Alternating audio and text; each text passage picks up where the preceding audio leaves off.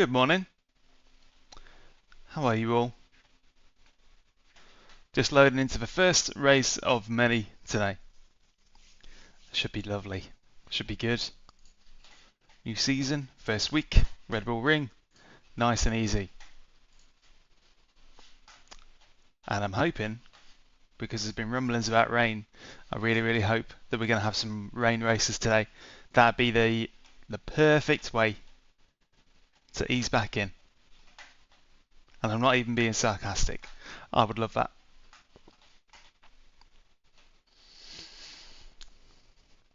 Oh really? Oh good. Okay. No 0% chance in this session. Man, what a shame. Anyway, thanks for joining. Obviously, it's been a little while, so do let me know if the sound levels are off or anything like that, and I will do my best to correct them. Pit lane speed limit is 80 kilometers per hour.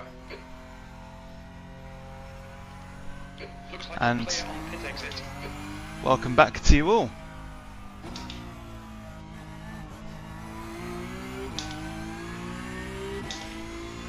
Hey Disturbed. Everything VRS. So I got VRS DirectForce Pro, DirectForce. I got a VRS pedals and wheelbase and wheel, and I gotta say, the pedals was what kind of led me to kind of poke VRS to try them out. But it's actually the wheelbase that's been a big surprise. The wheelbase has been a massive surprise. It's a real corker. Not that the Porsche Cup really shows it in its best light, but it's brilliant, really good. It's actually kind of it's stolen the limelight from the pedals a little bit.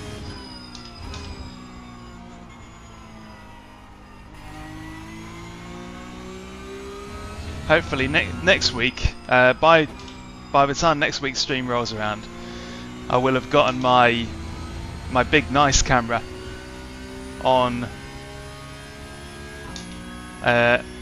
webcam duty. So rather than the Razer Keo camera that I currently use, I'll be using the big Sony camera, the one that I actually use to do my videos. I'm just waiting on a cable to do that. So next Tuesday the stream camera should look a bit nicer, and that frees up that little camera to do like equipment shots, something I've always been missing. Because to me, I've always just been a floating head and shoulders to you guys, ain't I? So I'm hoping to fix that. But yeah, do let me know if you can't hear me, or the game audio is too loud, or anything like that. Because it seems like every time I step away from the stream, something has changed. Okay, Daniel, we've got 2 laps. Let's get this done. And thank you very much for joining.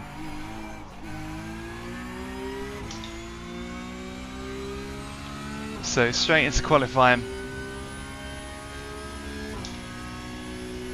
And this is the fixed setup side of the series. And that's interesting. That's really interesting. I'm in qualifying, but you can see other people's locations now on the track map. I don't know how long that's been the case for, but you can now see where other people are relative to me in qualifying. So I'm out there early. That's crazy. Cheers, David. The track temperature is falling. It's now 22 Celsius. Uh oh. I just got USB'd.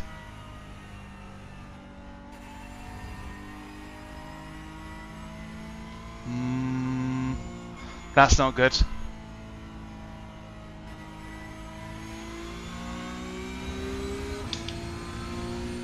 What could that be?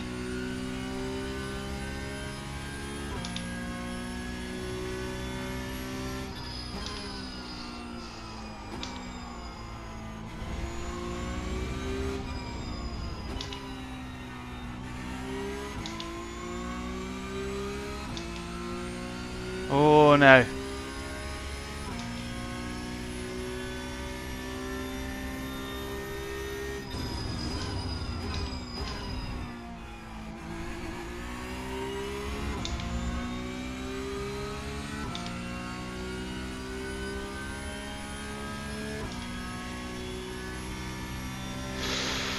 Ah, typical.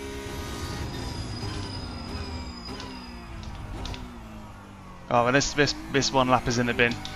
Just got a USB pen.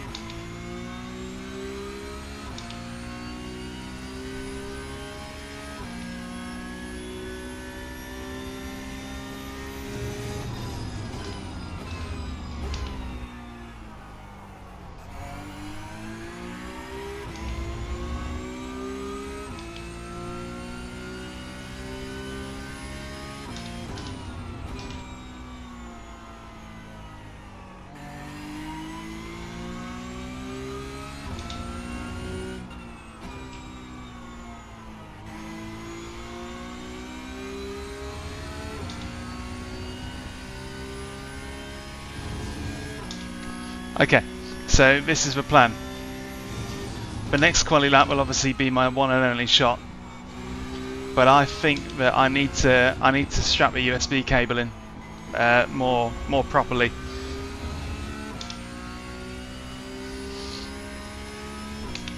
So as soon as I cross the line, I'll do that. I'll find a Velcro strip. Your lap time was 1:33.7. The leader has just done a 1:32.3. Here we go. The leader has just done a 1:32.3.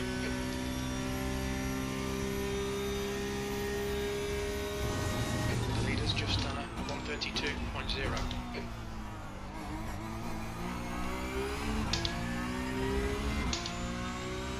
Sector 1's quick.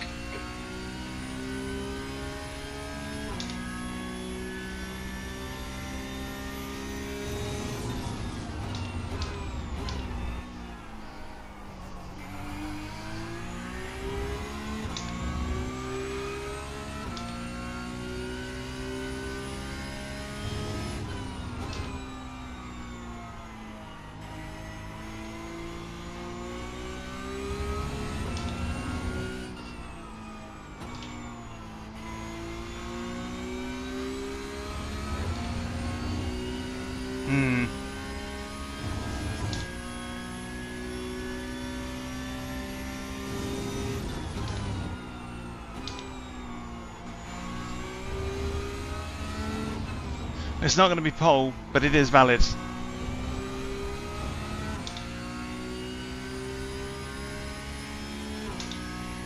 And that's all that matters. Right. Okay. So I'm just going to go on a hunt for a Velcro strip thing. One sec. Where did I put them? Ah, there it is. There it is.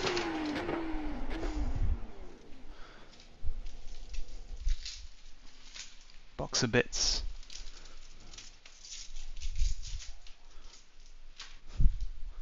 Okay, so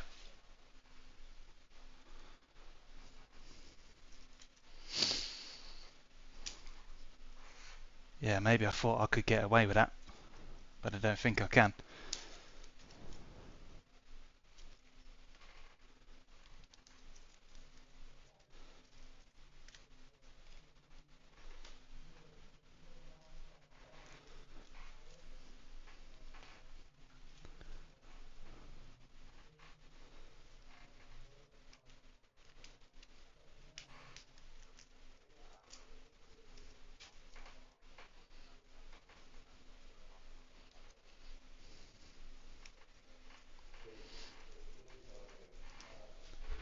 Pardon me, chaps. Nothing like some last minute hardware twiddling.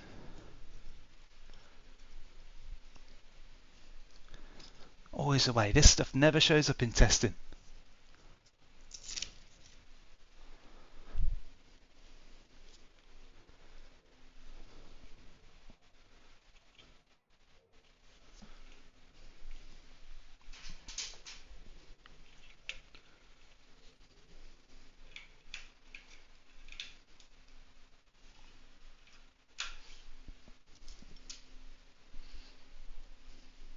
There we go.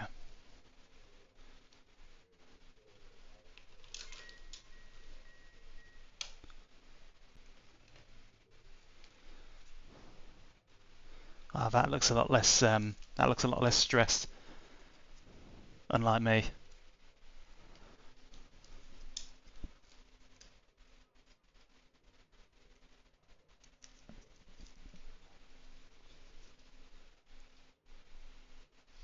There we go.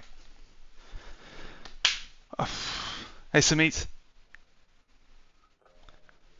Right. Okay. Fingers crossed it holds. That should be a lot less stressed than before.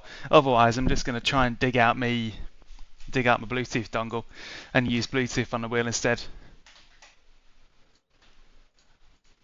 It'll be alright on the night. But yeah, Disturbed, I'm using the Pro Formula wheel. That's I mean, the end of the session, P9. Full video review is going to come out anyway.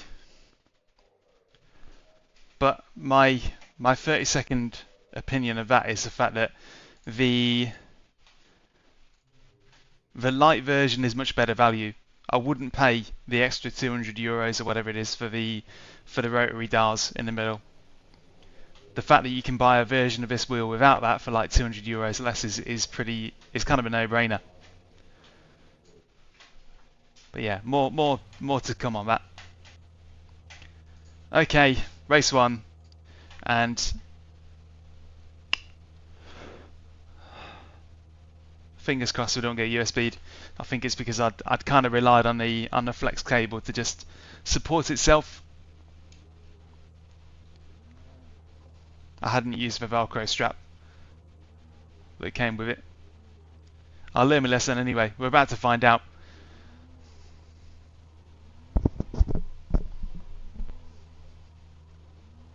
Oh yeah, the light version doesn't have clutch paddles, so don't worry, because I'm working on a video about that as well, about how to do launches without dual clutch paddles. Now, dual clutch paddles simply are not a necessity for me. They just aren't. They used to be. I don't want a wheel that doesn't have clutch paddles, but now I couldn't care less, because there's such good methods of launching within iRacing now that don't need any of that.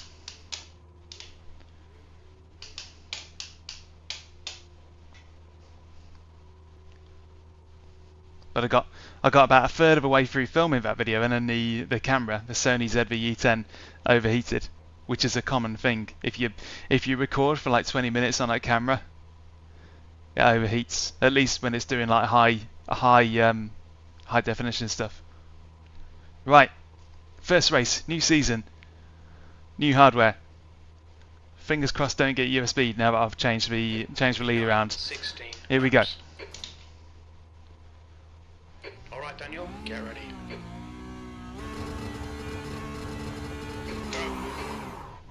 Go. What was that? Why did I not practice for launches? Car right. Never mind. Everything is going wrong. Clear right. Clear right. We're good. Clear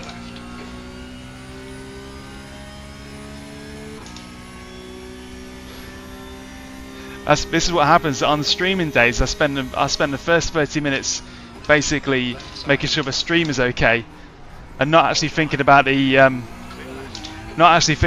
blooming driving. Good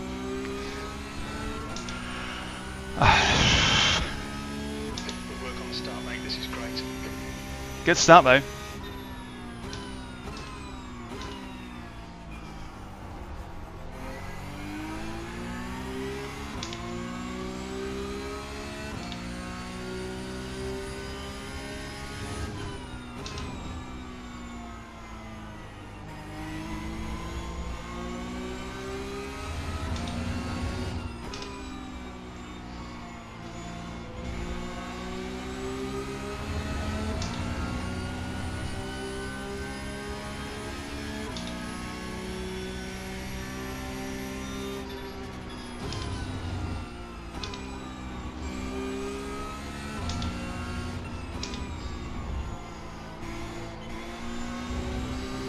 Whoa, I just missed out on that momentum a little bit there.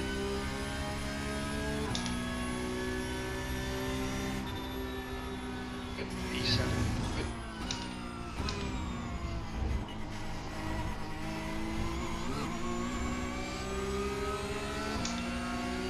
Car right. Still there.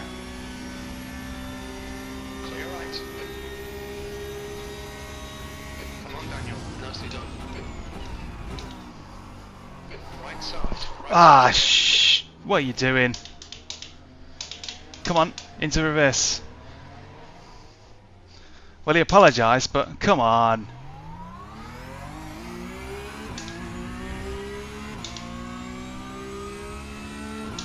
I need to slow down to get back to time. Never mind. At least we're not getting a Yellow flag.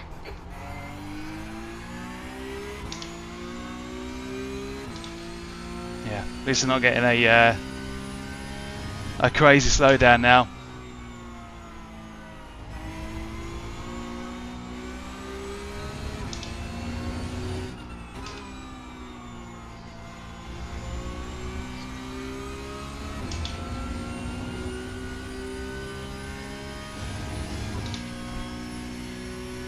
Big fight back. Let's go. The leader is just done 132.1.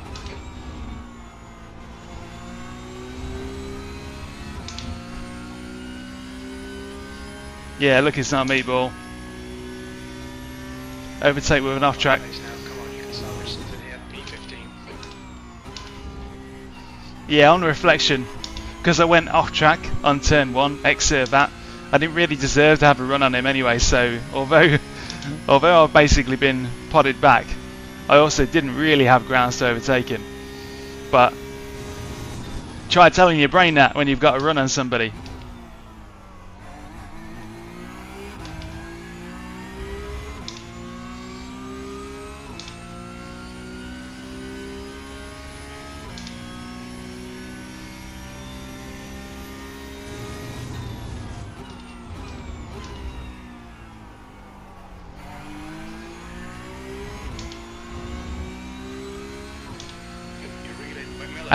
And it goes the same way. I could be just as vulnerable to somebody taking a tactical off track to get me back. So live by the sword, die by the sword, ain't it?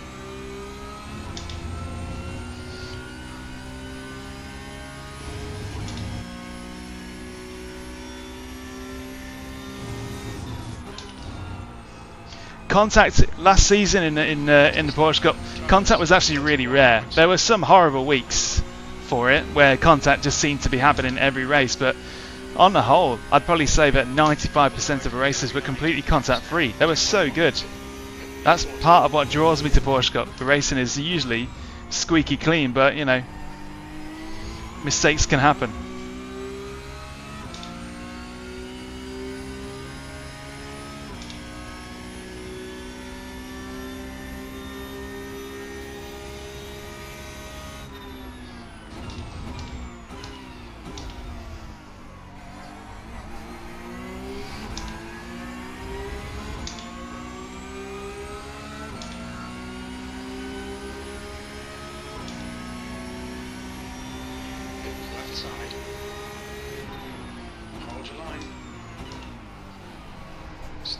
Whoa! Hey, he's hanging out there. Oh, oh, wait, I'm still here. I'm still here. Still there. Clear left. Okay, Daniel, the next car is McMillan. On your right, clear right. Car right, yellow flag. And this man has got spirit. Clear right. What a defense. Look at that.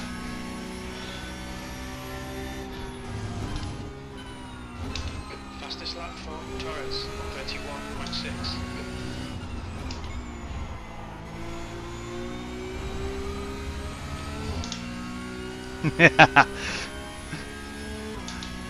Oh, I love it.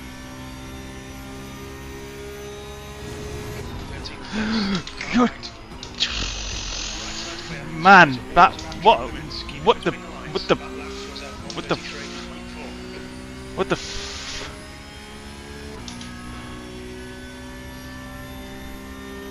whoa. Holy breaking point. Okay. Man, he is making me absolutely sweat for this. that 13th is not going to come without some serious. Oh no! Oh no! There you go. He's gone. The best part about that was that I was miles away from him. Whoa! Yeah, that turn 1 braking point caught me out completely caught me out, that did. But just happy not to have took him out. This will be fastest lap for Torres, 131.5. Ah, these off tracks. Stay between the lines, please, Daniel. Just give me some sand. Get behind us now, 0.9. V12.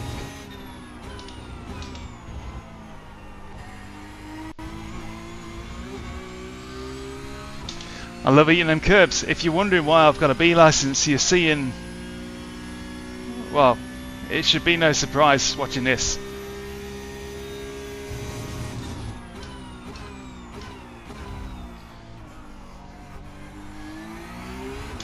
I love me some curbs.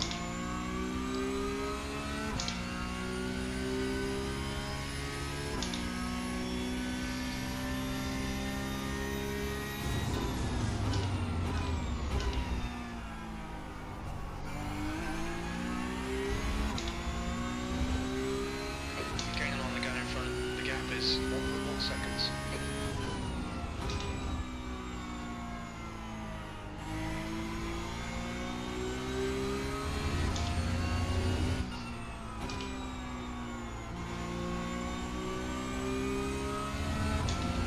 Definitely still searching for the groove right now, but I've got 10 more laps to find it.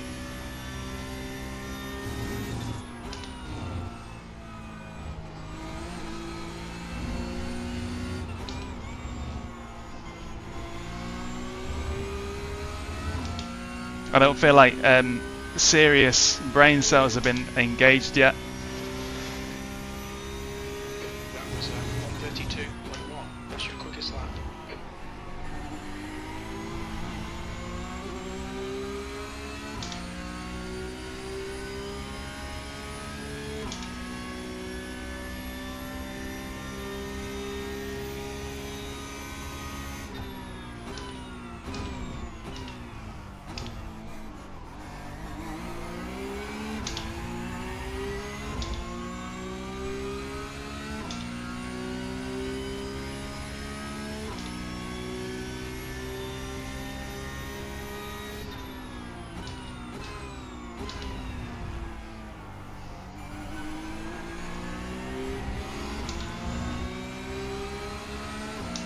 On your right, clear right. Car right. Right side's clear. Sweet, that's Ah!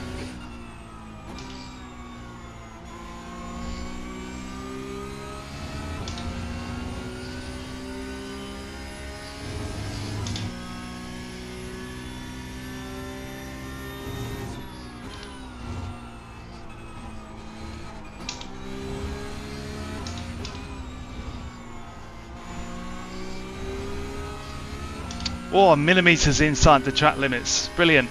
Didn't hoover up any more 1Xs. Okay, here we go. 5 cars in vision. 132.4.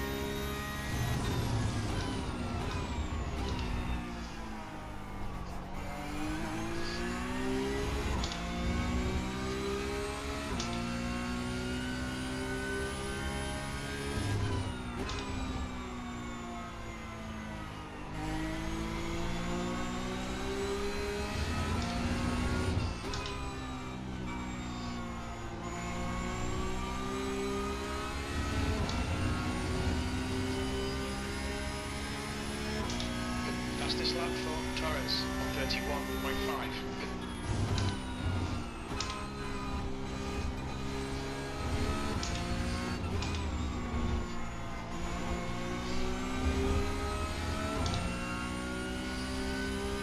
I call this the I don't know what I call it yet. Okay, Daniel, you're halfway home. Your fuel is fine. God. Okay, mate, we really think you should pass this car. Yeah, I call that move asleep at the wheel. Clear left. he's not even fighting that. Nice move, mate.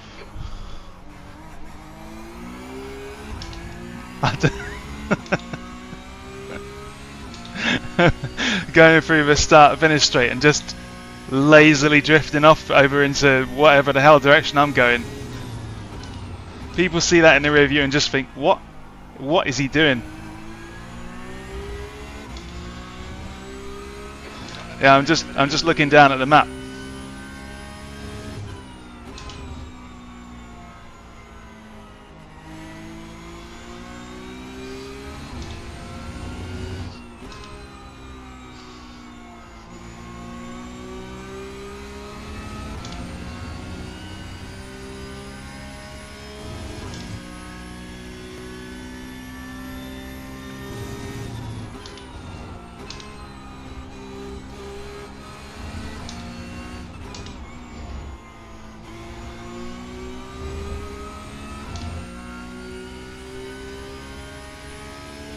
That was lovely. I enjoyed that.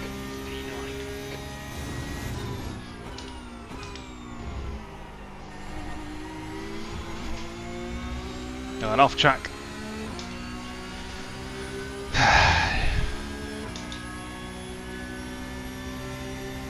Well, in the interest of Edison has just been disqualified. in the interest of fair play, I'm not going to attack him off the back of that corner because I had an off track there.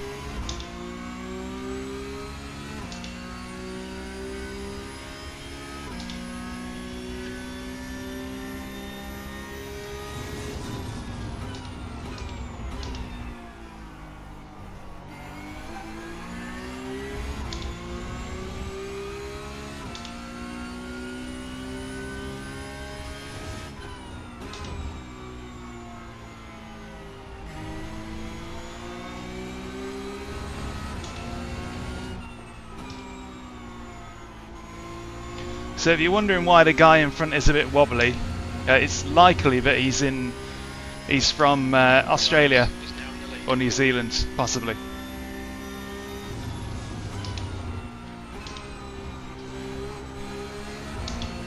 And Netcode has a harder time figuring out what he's actually doing when they're that far away.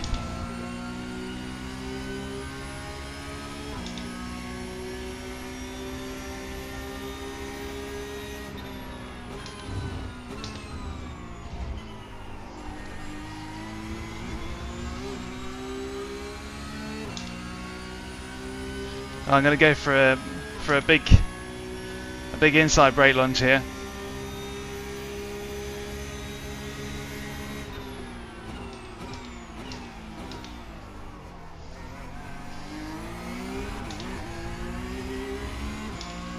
He had it covered.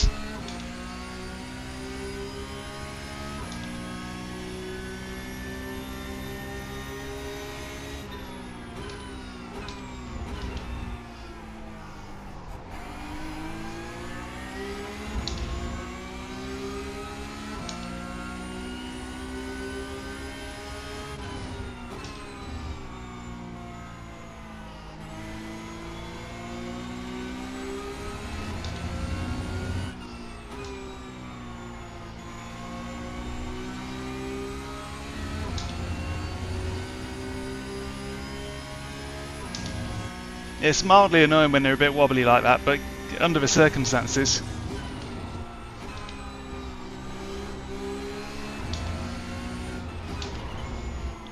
Little front lock up.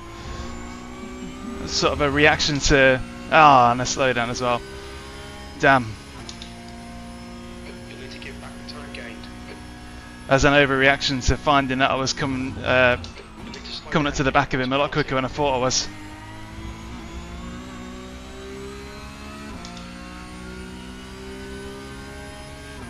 The gap in front has increased to 1.3.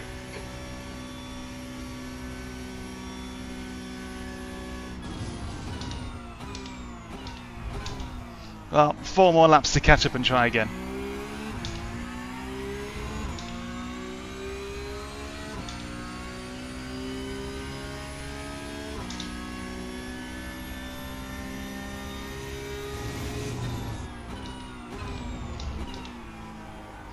Oh, a little lock up like that would have helped me out. I didn't exactly hit the apex myself, but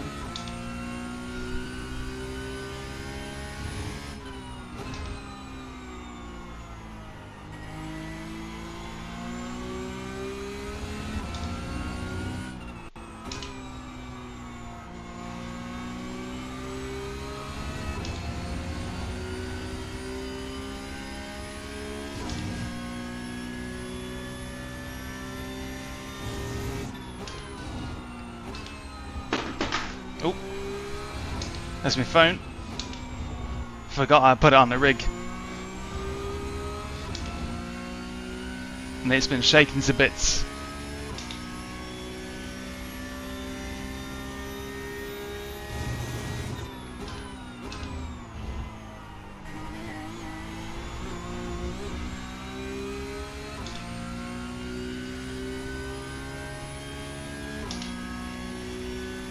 Yeah, there is such a thing as Australia and New Zealand region.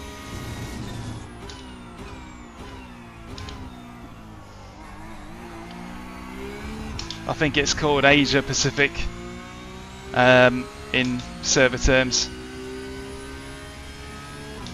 And at this time of day, you do get a lot of overlap with the Australians.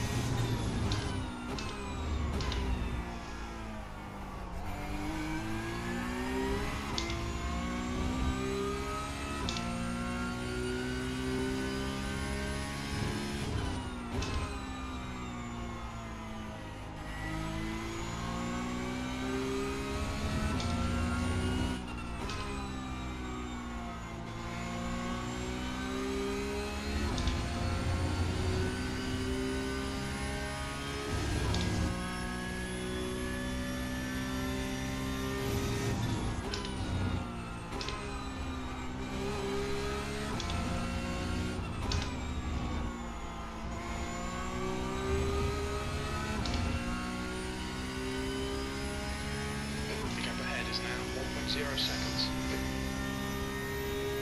That lap time was 1:31.6. Another off track. It doesn't need to be very far off to get an off track there. I would say that if you're a newbie to iRacing, then the MX-5 and Toyota GR races are good, but the force feedback that comes out of those cars is quite numb. So race in MX-5s and Toyota GRs, but give the Formula cars a try, so you at least know what you're going to be aspiring up to. The Formula Ford is fun, but it's also a really wacky kind of style of driving. It's so oversteer biased, it's unreal.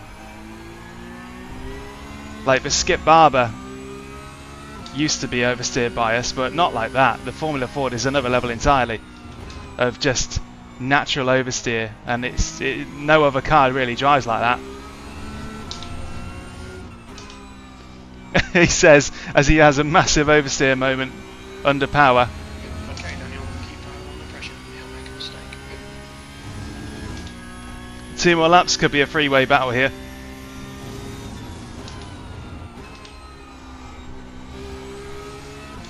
I reckon Josh is going to push it too much over.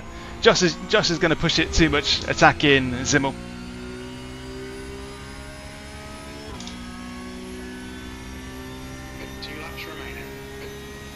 Here we go. Oh! Push, push, we can get this guy.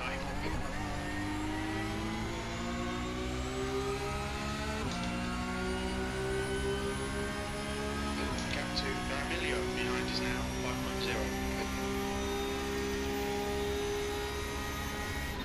Car left. He's still Okay, so what you might have noticed there is I purposefully didn't use the draft to pull alongside him. I didn't want to do that. I wanted to leave my options open and duck down the inside, which was possible. Another off track, man. We're up to 14x. I love eating that sand.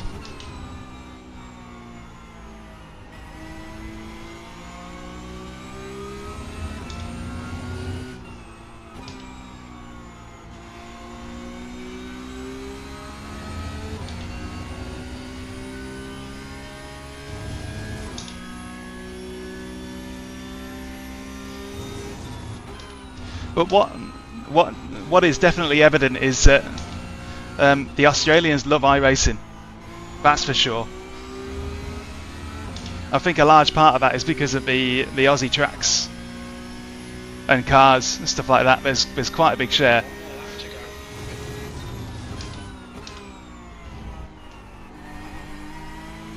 One lap to go. Smee is basically so that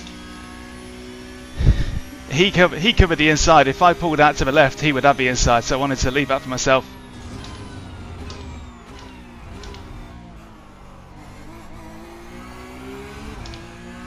Oh, a little bit understeer there. Oversteer. Come on, Josh. Make a mistake.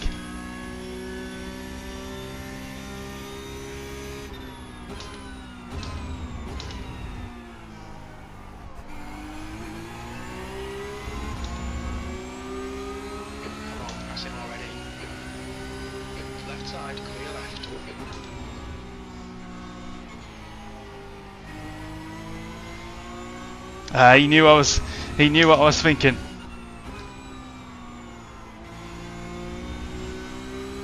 He knew what I was thinking and covered it. He did all the right moves.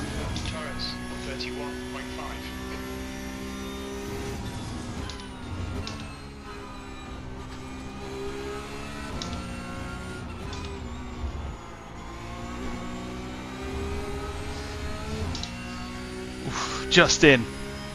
Yeah, Josh raced well there. Tough to get past the first time. I was trying to say something, but I've got my chat muted.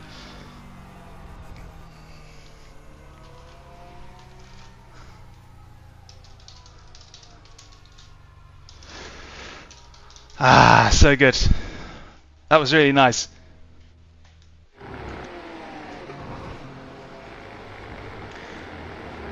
Daniel Tiki, as it just so happens, in the Porsche Cup, I've tended to actually prefer the fixed setup. But nowadays the fixed setups are actually pretty good in general. But the Porsche Cup tends to be a bit more understeery than some open setups that you get. But it's also easy. It's also kind of easy to tweak it out. There are some simple changes you can make. None that I can make here because the setup is fixed. But there are some things you can do to change the setup. So Lewis, what happened to Lewis and let's see what happened. Let's see what happened to me on that lap 1 or lap 2, I think. What happened? So, yeah, it was Nacho Munoz. See what it looked like from his point of view. What happened?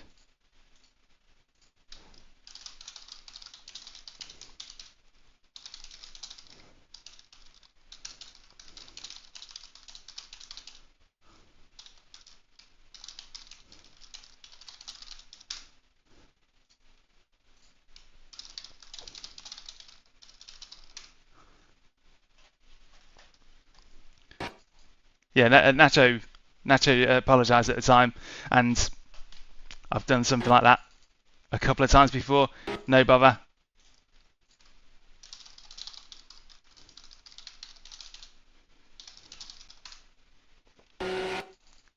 And like I say, he lost his braking point.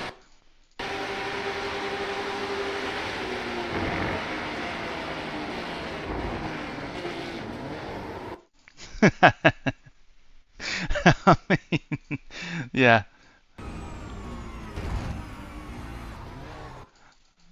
More like a blooming Coke can rolled under his brake pedal by the looks of it. He had it all under control, and then all of a sudden he's just kind of... It's like his foot slipped off the pedal. Hey Dan. So, right, so for example, and this is just a minor thing, I am far from a setup expert, but I do know how to sort of get it to be a little bit looser, a little bit tighter, and all that kind of stuff. So the Red Bull Ring fixed setup where I've just raced with, it does feel like it really doesn't want to turn in general. I'm finding that it's not got enough sort of looseness for me. So if I wanted to make it a little bit looser, then I would either soften the front ARB, or I would stiffen the rear ARB. And I can see that the wing is set to 10, which is quite high. And I don't think it needs a 10 wing. I think it's too glued in the mid-speed corners. It's too glued down. So there are three things you can do to make it looser, and the opposite is true if you want to make it safer. So you can either, to make it looser, you can either loosen the front ARB or tighten the rear ARB. You can reduce or raise the rear wing, obviously, but that has more effect at speed. You can lower the front ride height or raise the rear ride height. And that will basically, the more that the car leans on its nose, the more darty it's going to be. I don't have a clue what I'm doing when it comes to camber and tow. Not a clue. That's where my knowledge sort of falls off a cliff edge, and I should probably spend some time figuring that out. But also read the notes, because the person that sets this stuff up has left you a nice little trail of breadcrumbs. You can read this and it will give you a pretty good understanding of what works.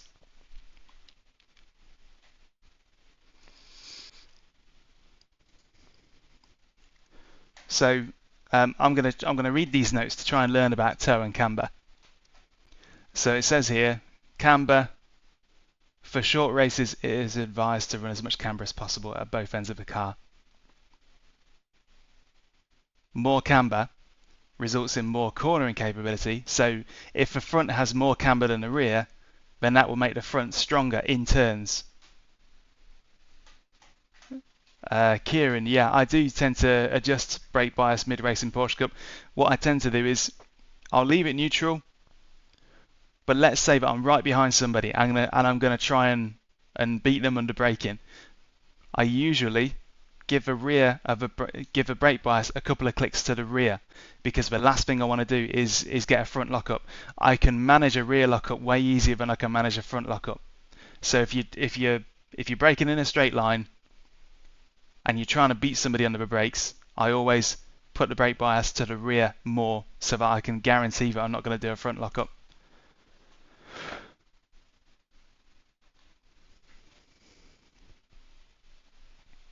So camber then, I'm learning something here.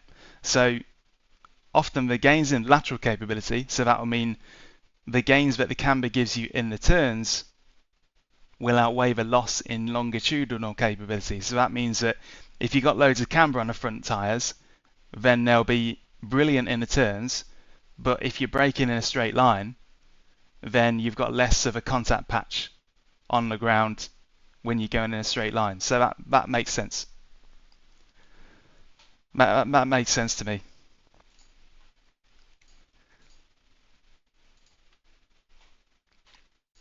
I don't quite yet understand how to apply it, but if I feel like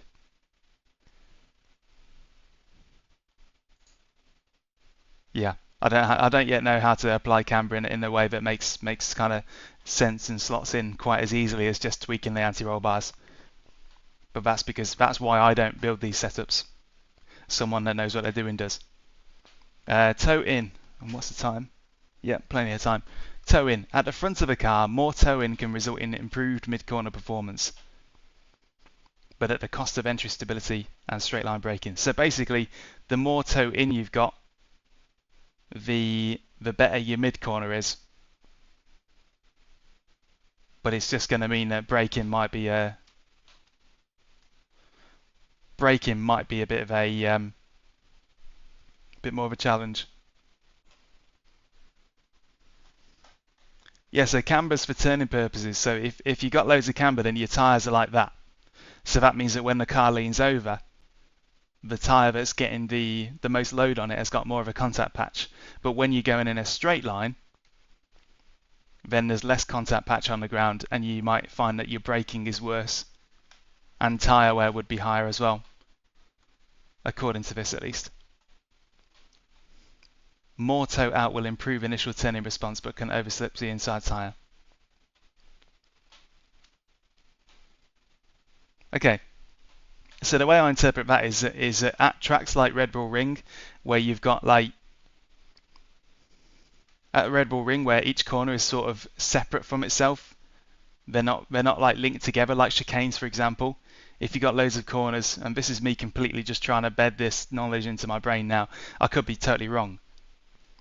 But if you've got more toe in, that would be good for tracks like Red Bull Ring, where we're at, where the corners tend to be one at a time with a big mid-corner segment to them.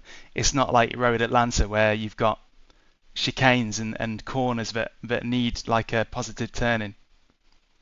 So corners where it feels like you kind of lean in the car in, like Red Bull Ring, toe in on the front helps out. But corners where you're just sort of darting from left to right like Road Atlanta, then toe out might be better. I think it's going to be a while before I really experiment with that. But my point here is that you can read the notes in iRacing's setup bits, especially the fixed ones, and they seem to have done a really good job, and I happen to like the fixed setup quite a bit. So what else happened? How did we get past this guy? He messed it up.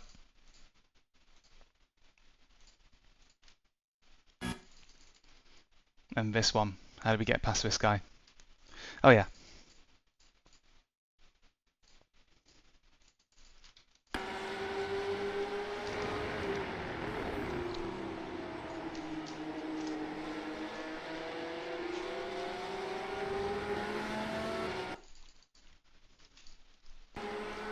Yeah, it really does seem like the fixed setups in iRacing are of much better quality than they used to be.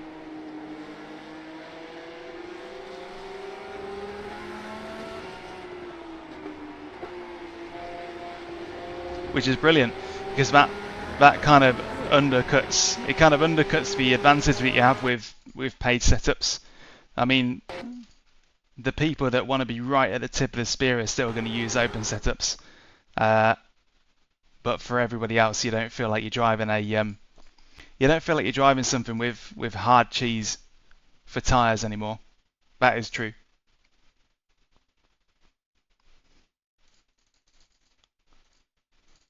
Yeah, so this is what I was doing here.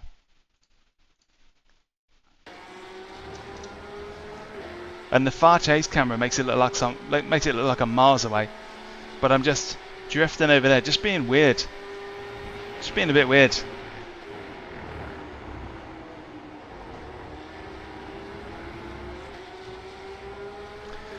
Oh yeah, standing starts. So we need to do a couple of practices for standing starts then. Yeah, I want to save that replay. Right, so I'm gonna pop into practice and just practice a couple of standing starts. Good suggestion, Kieran. Definitely.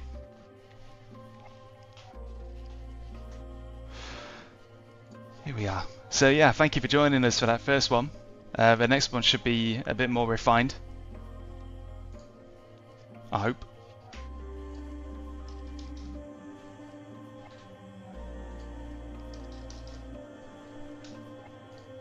So I'm just loading into the Porsche Cup practice server now, so we can figure out what's going on with the standing starts.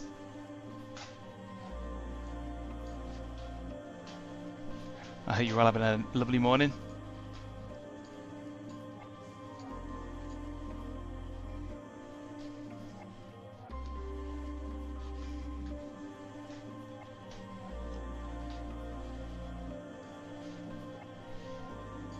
There we go.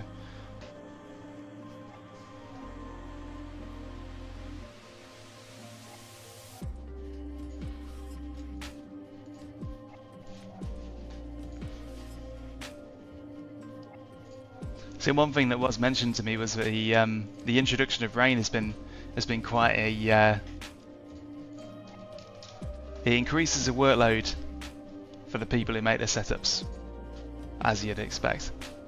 Oh yeah, weather. I'm really hoping we get a wet race at some point. New fastest lap for winter 141.7.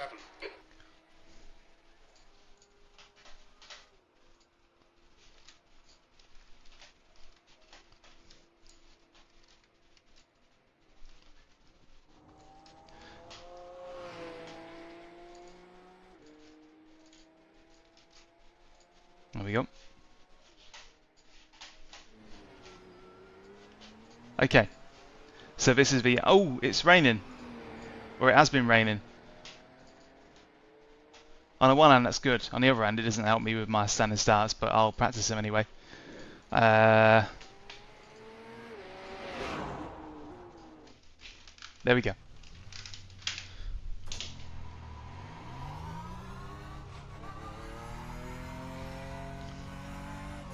I still remember week 1 from last season, Snetterton. Oh, that was good fun.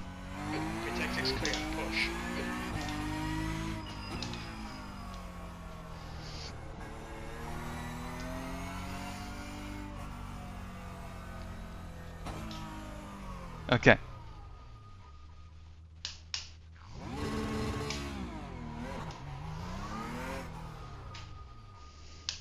Now you can't do a million. Can't do a million standing starts, otherwise the clutch will wear out, but you know, there we go.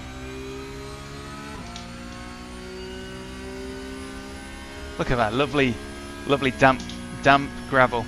Not gravel. Whee!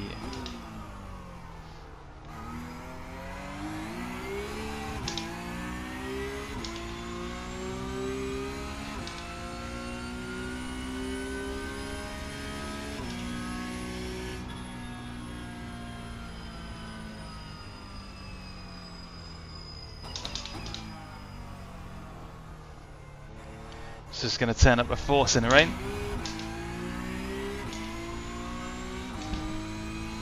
Yes, Patrick, and this is a video that I was working on before production just sort of hit some delays a couple of days ago. But I'm going to be going through each of this. There's three methods of standing starts that I now know of, depending on what kind of hardware you've got available to you. So if you've got dual clutch paddles on your wheel, and I don't have a wheel handy. This VRS base, this particular one doesn't have a quick release section on it, so I can't undo it and show you.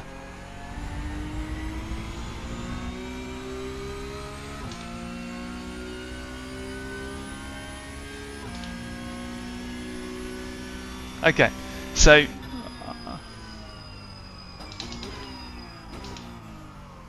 sorry, talking and driving. So I want to go into this a bit more in detail in the full video that I'm working on. I'm hoping it'll be the next one that comes out. But because you've got a Moser GS V2 in your Moser, okay. Let's go back to the pits and try again. Okay, so in your Moser GS V2 and any steering wheel that has dual clutch paddles, so you've got your shifter paddles at the top there, and you'll have to imagine that there's a steering wheel here. You've got your shifter paddles in the middle and dual clutch paddles underneath it. So they're the ones that feel like spring levers. They're not clickies, they're levers, they go down. So the first thing you're going to want to do is in your Moser Pithouse software, and if you've got another brand, like VRS for example, there's another section of the settings for the steering wheel in there. But in Pit House, there's a section that allows you to set what the dual clutch pedals do. And there'll be an option there for dual clutch pedals, I believe. But once you click that, there'll be an option to set your bite point. And I would say that a bite point of around 44% is where you want to be. So that'll be the first thing you want to do. Go into your motor settings, go into the steering wheel settings, and set your clutch bite point to 44%. And then, and like I say, I'll cover this all in a video. Once you've done that, go to your pedals options within iRacing, because you're going to have to assign the clutch pedals to your clutch. So I'm pressing my throttle pedal, pressing my brake pedal as per normal, but when it comes to the clutch, that's when you need to press your dual clutch pedals down on your wheel, and it will detect them as a clutch. So what I'm now doing, I wish I could show you, but what I'm now doing is I am pulling the left clutch pedal down now, and it goes up to 44%. And now I'm pulling the other clutch pedal as well as, and it goes to 100%. So that's why they're called dual clutch pedals, because they're actually used at the same time. So let's pretend I'm on the grid. I'm on the grid, I've shifted into first, and I have got both of the dual clutch pedals pressed in. So I've got my hands squeezing those levers all the way down. Ooh. So I've got the dual clutch levers all the way down. When the green light goes out, or when the red light goes out in iRacing's case, I release one of the dual clutch pedals and it drops that down to the clutch bite point. So when I release that first dual clutch pedal, it drops it down to the bite point that I have set. And then as the car moves away and sort of the grip is laid down onto the track, I then fade the rest of the clutch out and go full throttle forwards. So to repeat, I'm on the grid, I shift into first, I'm waiting for the lights to go out. The lights go out, I drop the clutch to 44%, and then I release it the rest of the way once the car is going. And if you pay attention to the race start and these practice launches that I'm about to do, take a look at the clutch graph in the telemetry. That's the blue line and the blue chart. 44 doesn't apply to all cars, and it can change between tracks and cars and conditions. Like 44% might be way off for a wet track starting up a hill, but that's what you do the practices for. So I'm going to do a practice start now. That's what I'm looking to do right now. So I'm going to go to the end of the pit lane where I can be seen, and I'm going to do a practice start right here. This is what you see F1 drivers doing at the end of the pit lanes in their free practice sessions. So one clutch pedal down and you'll see the 44, you'll see the blue clutch graph is going up to 44, and now I've got the other dual clutch pedal all the way down. So now my clutch is fully engaged. This is equivalent to having your clutch pedal pressed. Oh, is the race started? Okay, better I think the race is about to start. I better make this snappy. So this is now a pretend race launch.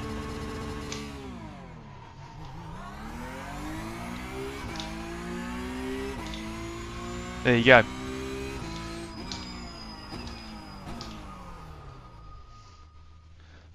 I'll do more in the warm-up for this race. But that's essentially how you do it.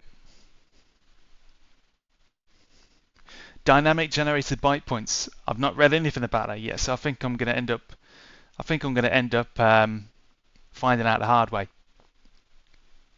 So Patrick, the reason why you set the bite point in your wheel settings is because it's a predetermined point.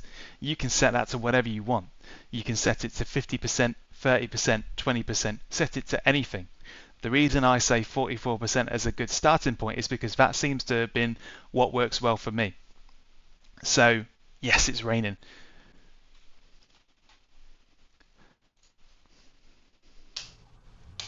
So if you look at that blue bar now in the input telemetry, I've got both the dual clutch pedals pressed down. Now I've released the right clutch pedal, and you see how it instantly snaps down to 44%. I'm not doing anything manual there, that's already predetermined in the software. I've dialed that bite point in and set it in advance. Now I would be slowly releasing the left clutch pedal. So, waiting for the lights to go out. Lights go out, release the first clutch pedal, and as the car moves away, feed the rest of the clutch in. That's basically it. So let's do a practice start at the end of a pit lane. All clear, push now. Throttle, trial and error is best. It seems to me that basically 100% throttle is good, and then you've got to essentially kind of back off a little bit to allow the tyres to grip up. I'll do a practice start now just to make sure I'm on the right track. So 100%. Too much.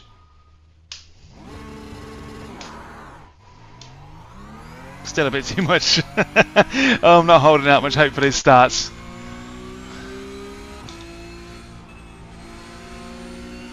It may well be that I scuff my starts, but that's where the practice element comes in. So I spent a long time explaining the fundamentals about it, but you do still need to practice it and find your own perfect combination. All I'm telling you is how you find it and how you're supposed to do it. Theory is one thing, execution is quite another. That's why you get fat football coaches.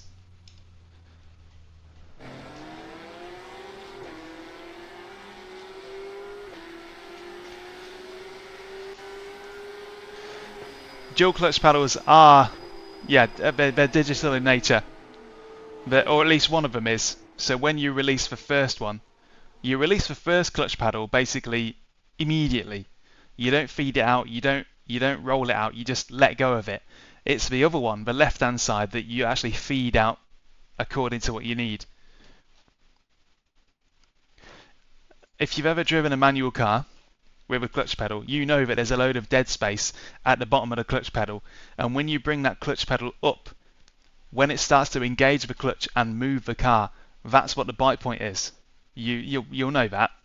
So what we're doing is basically assigning the bite point in advance, which is something that race cars can do that you wouldn't do in a normal car.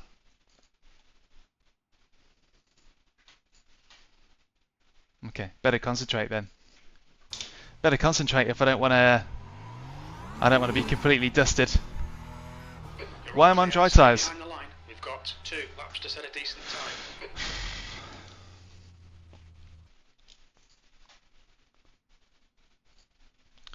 I've still got shivers from that one time. Q1 wet. Yeah, there we go.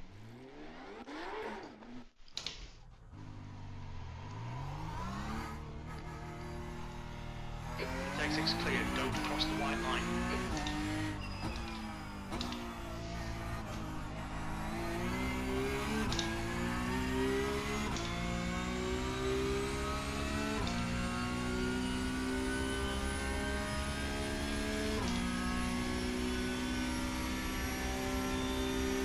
Here we go then, let's test out this track. What's it like? Is it well rubbered in? Sort of. It's not mega slick.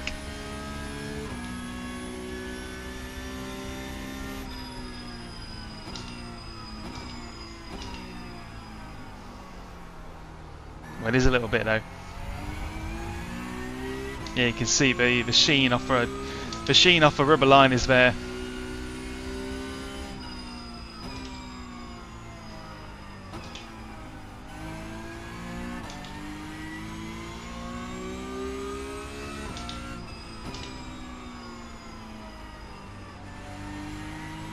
There'll be some experimentation to be done to figure out where the fastest line is here.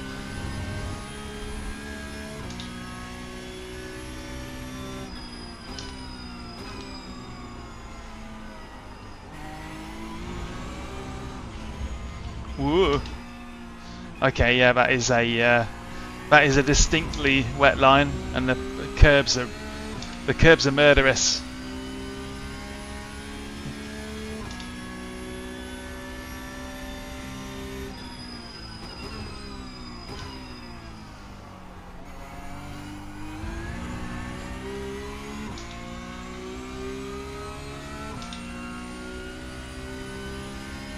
No worries, Patrick. Best of luck.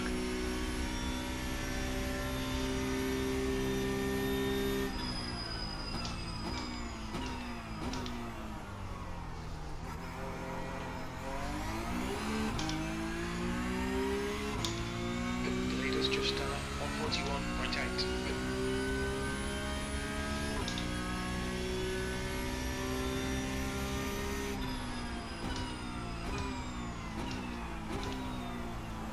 The leader's just 141.5.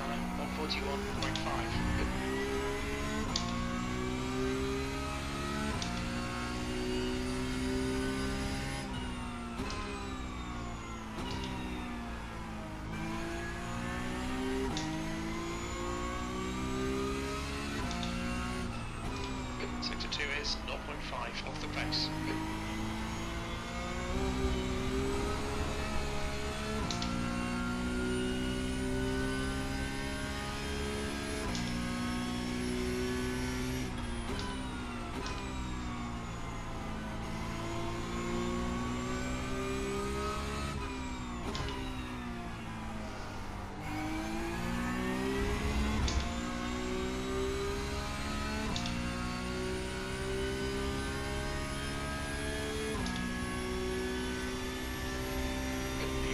You're currently 1.2 seconds off the pace. That lap time was 142.6. Looks like it's sort of like a kind of a hybrid between the dry line and the wet line going on here.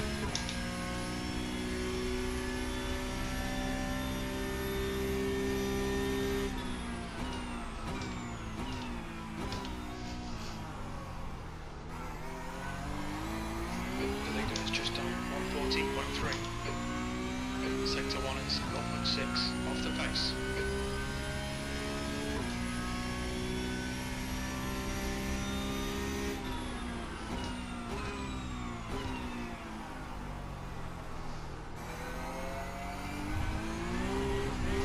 I don't want to be going on the curbs.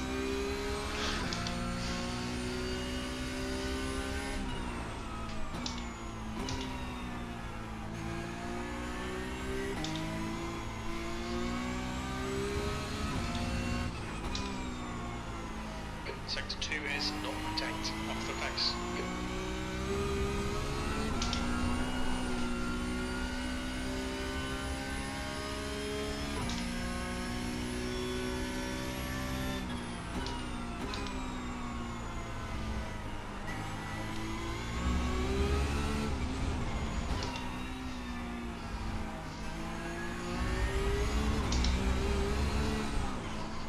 Yeah, shit. There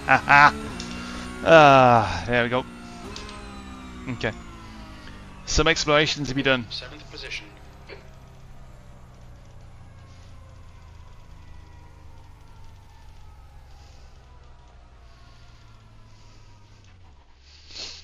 Can definitely do better. Just need to find the right combo.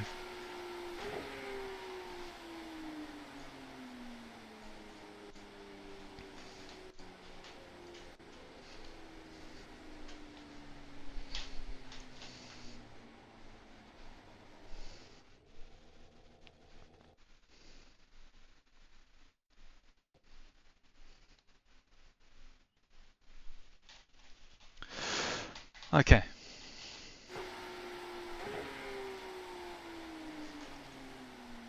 So the lap delta bar, if you haven't messed with the keys, it's tab, as Chris says. But otherwise, it's in the second tab of your options, next splits delta display. And I'm going to change the black box, next black box, that way, and that way.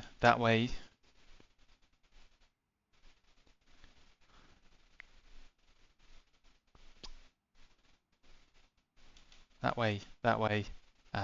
That's the end Okay. of the session. P8. All right.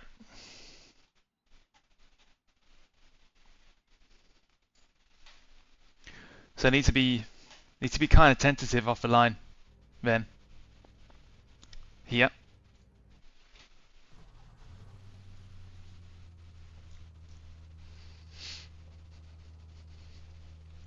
I certainly do need to move up.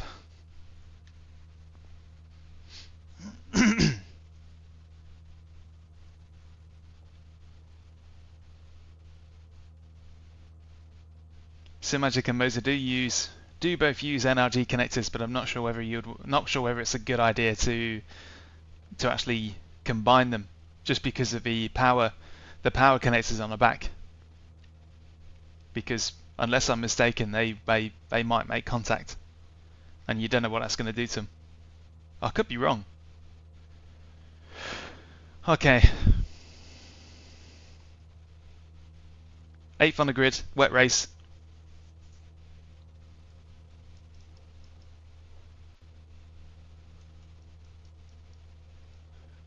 There's no rain, but the ground is dry, and everybody's going to be on wet tyres at the minute.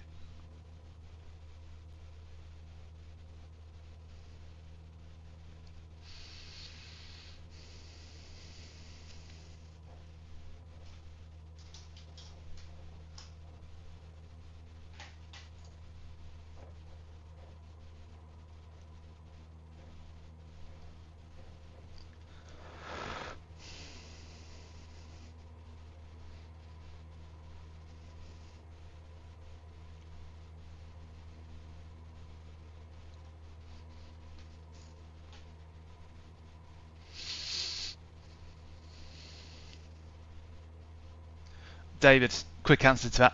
Without a doubt. Without a doubt. 18 Celsius. 8th place. You'll love it. Okay, get ready. Green, green, green.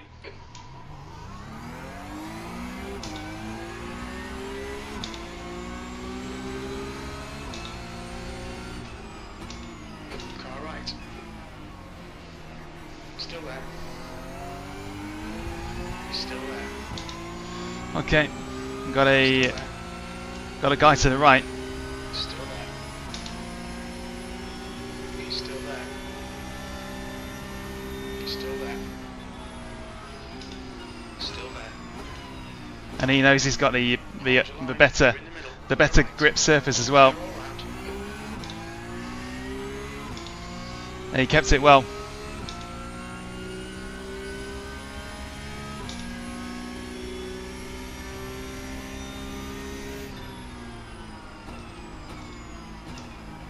Car left. Hold your line. Still there. Yes, there we go. Oh, I love wet racing. It's so good.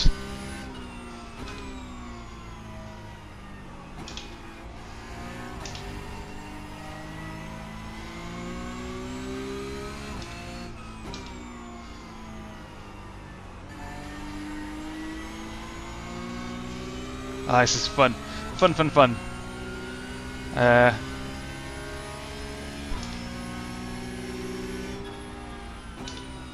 Apart from that, no thank you.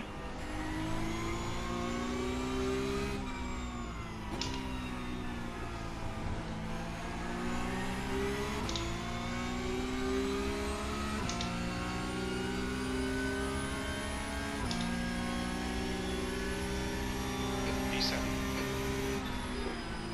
Left side. Clear left. Left side. Whoa! That was close. That was too close.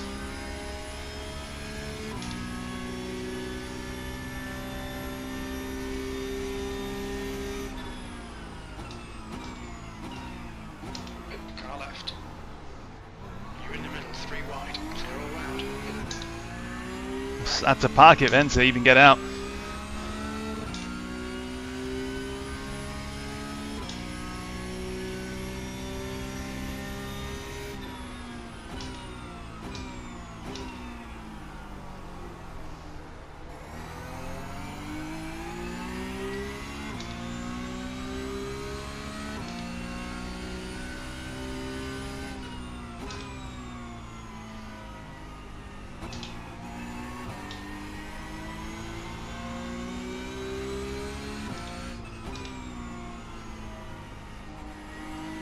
Seems like the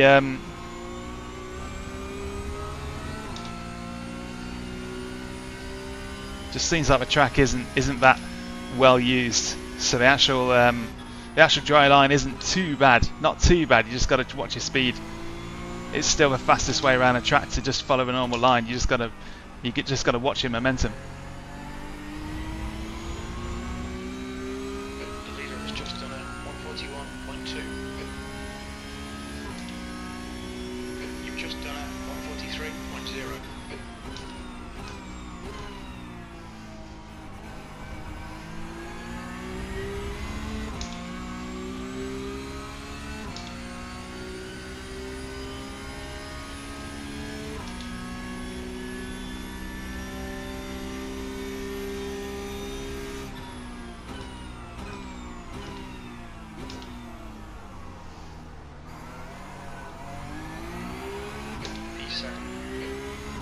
Under attack. Under attack from Marcus Kayak.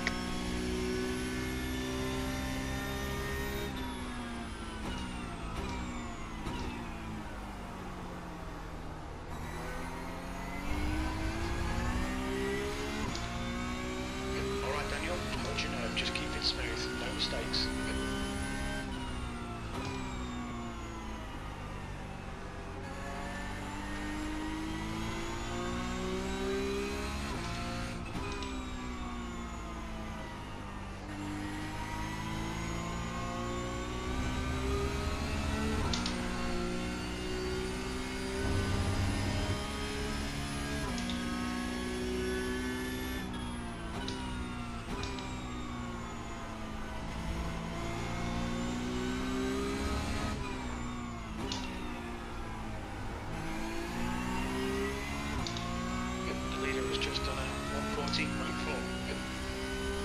Your reeling winter in the gap is 0.5.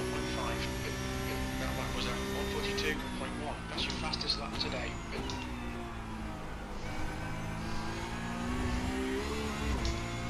More eyes off. Car right. Clear right.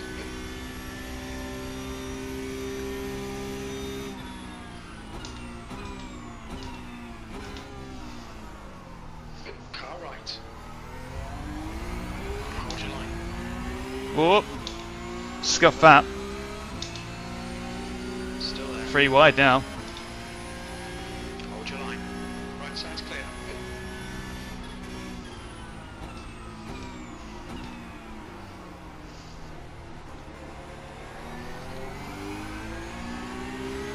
Car left. Still there. Oh my goodness. Still there. Still there. Clear left.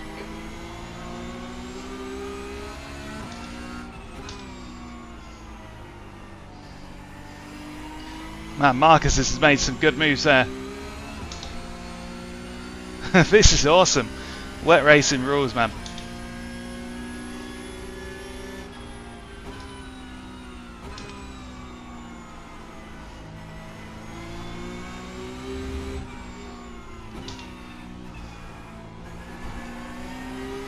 He got onto the curbing then, in between the second to last and last corner. Hold your line. Clear left. V6. You're a second off the pace in sector 1. Car left. He's still there. Clear left. Left side. Is that the first time anybody's ever had a nose overlap and actually survived? Wowee.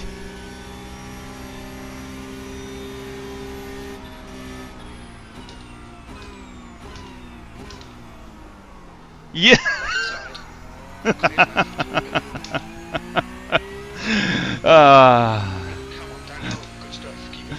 I shouldn't laugh. I shouldn't laugh, but it's just funny.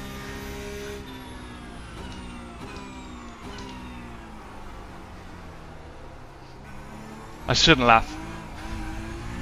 And the guys off behind me as well. Everybody's doing it. Everybody's doing it. It's all a rage.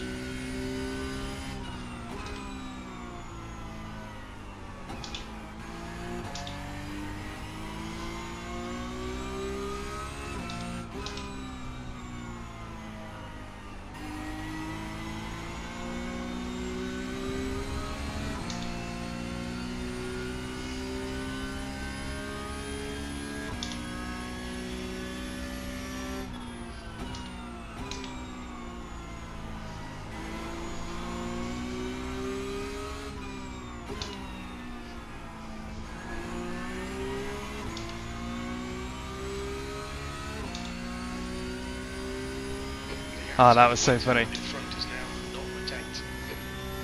There's some fighting going on up ahead.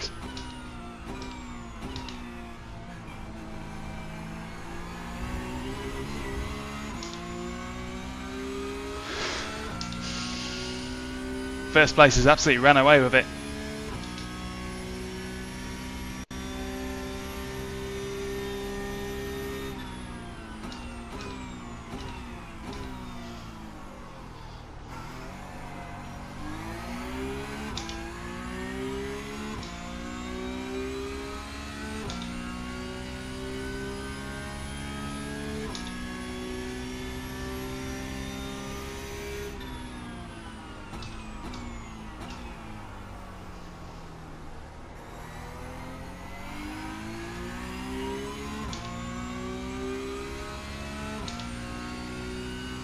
Ten more laps of this.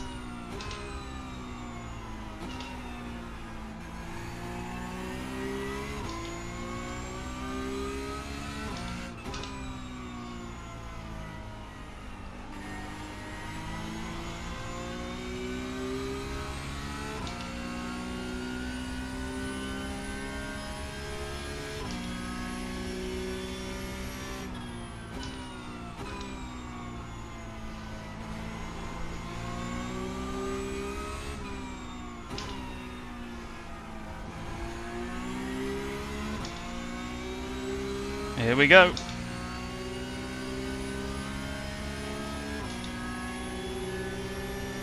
was 141, clear left.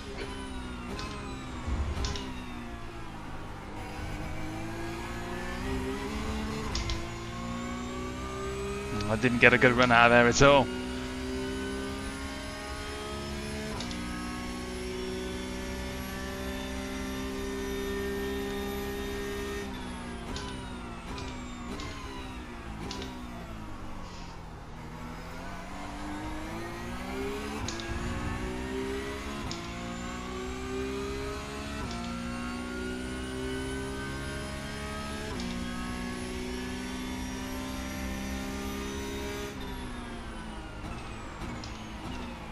Left side.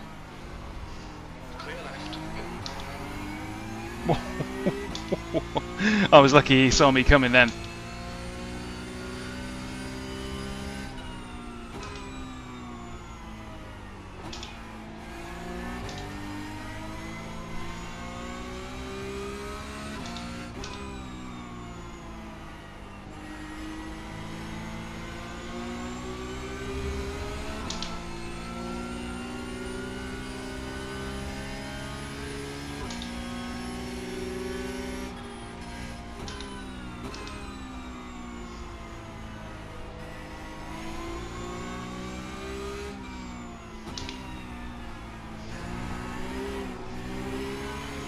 I had a good run. But I can't drive through him. Okay, Daniel, stay close. Wait for him to make a mistake. Car left. Still there. Hold your line. He's still there. Here we go. Here we go. Here we go. Clear left. Make him do all Oh, the work. please fight each other. Please fight each other. That was great.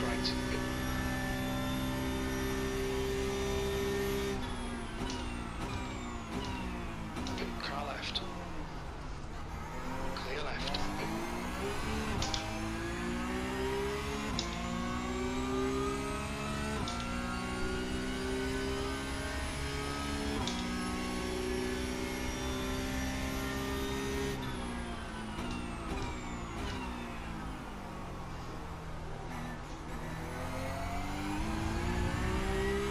Car right. Still there. He's still there. Hold your line. Still there. Oh my words. Still there. Still there. Oh. Like that.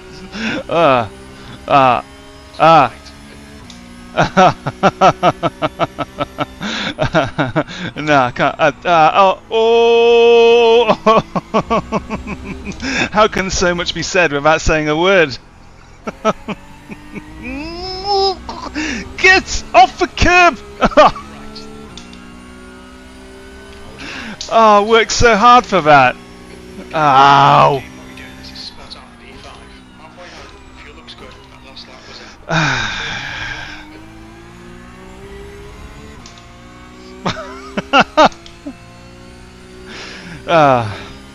Fair play. Well done.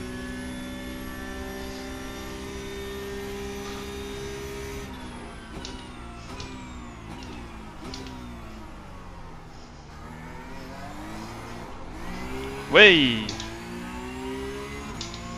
We'll get him, we'll get him, we'll get him. Got 7 more laps here.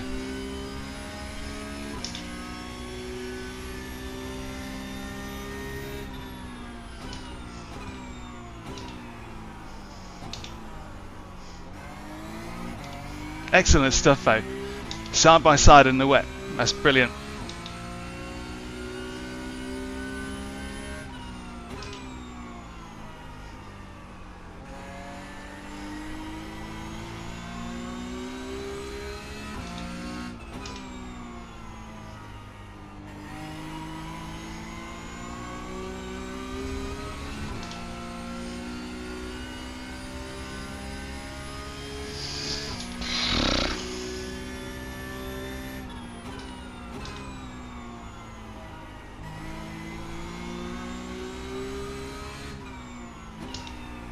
yellow flag. Caution.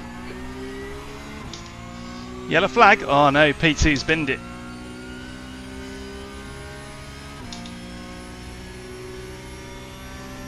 Your last lap time was at 1:41.7.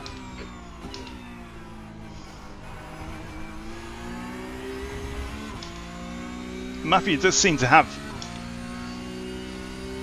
he seems to have the fundamentals. He did qualify ahead of me.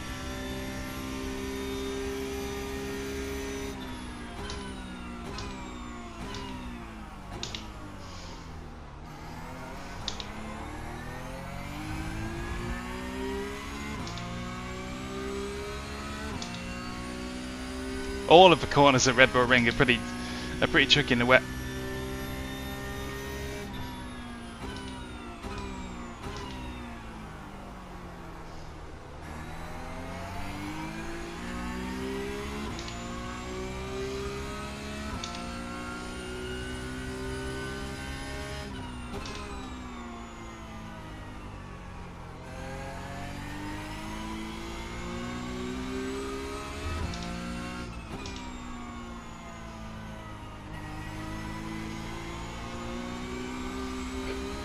Send it already.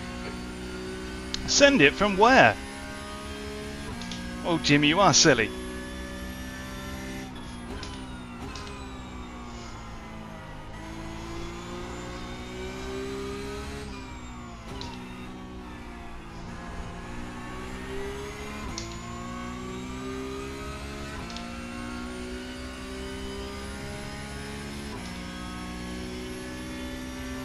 What's your quickest lap in this session?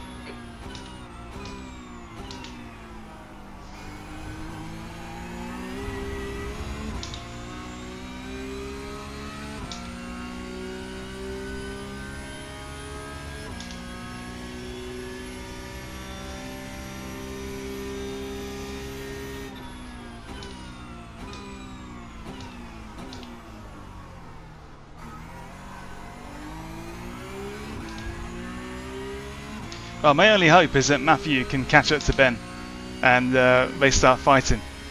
Because I think on pure pace alone, Matthew's got it.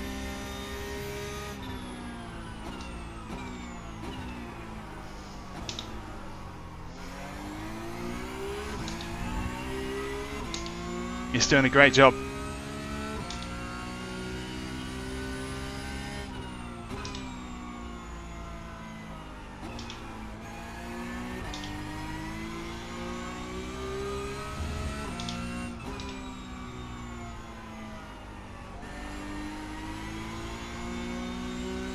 The gap in front is now 0.9. I've still got 5 laps of this.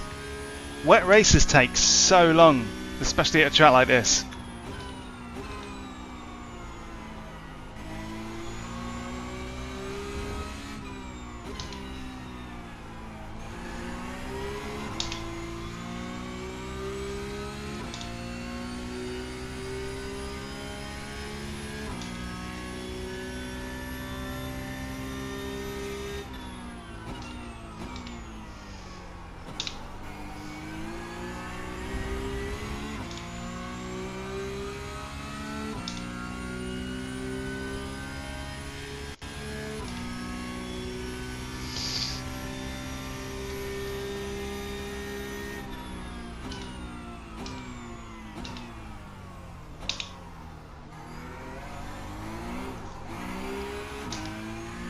or risking it there.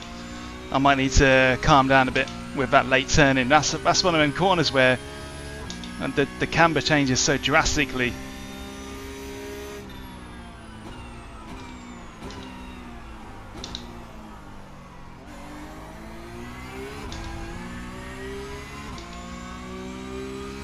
Just scoping out the normal racing line to see how it's like out there. Not ready yet.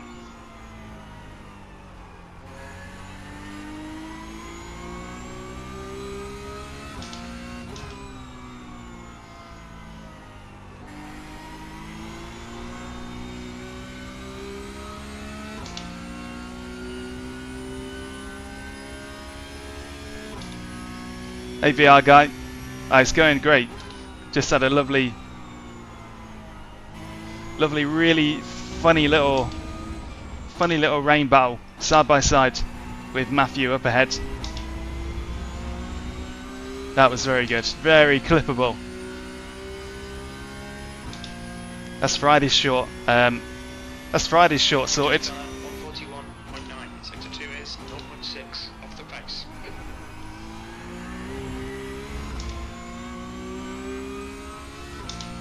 Hey Jaxa, no, welcome, thank you very much. Keep up the good work. P5.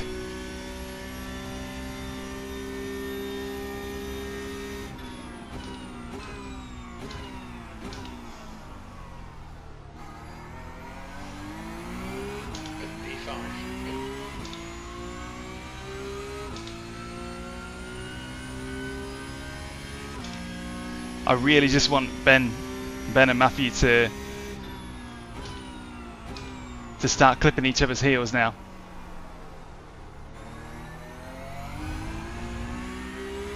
The sun is coming out slightly, and I don't think there's actually technically any rain coming out, but it's not, a dry line is not going to appear, not before the end of this race.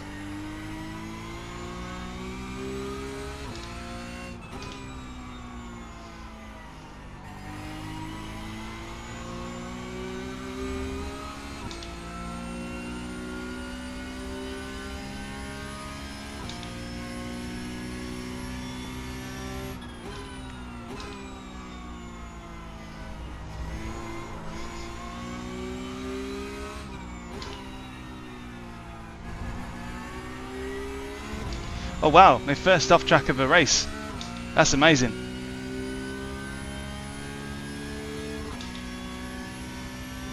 You've just done a 141.7.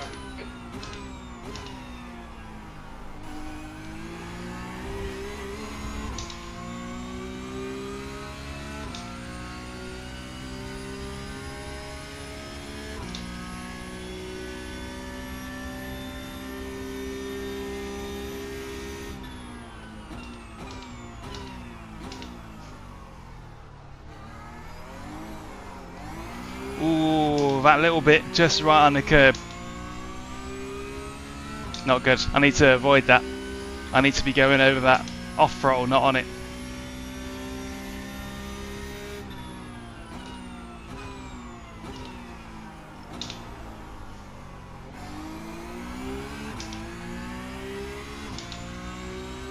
The gap to Winter behind is now 1.6 seconds.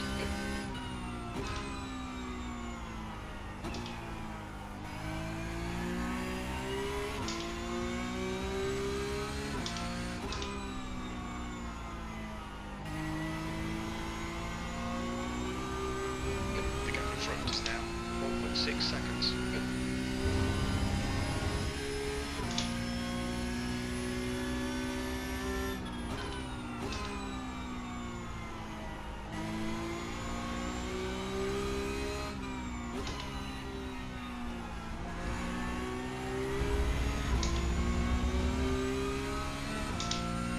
Whoa.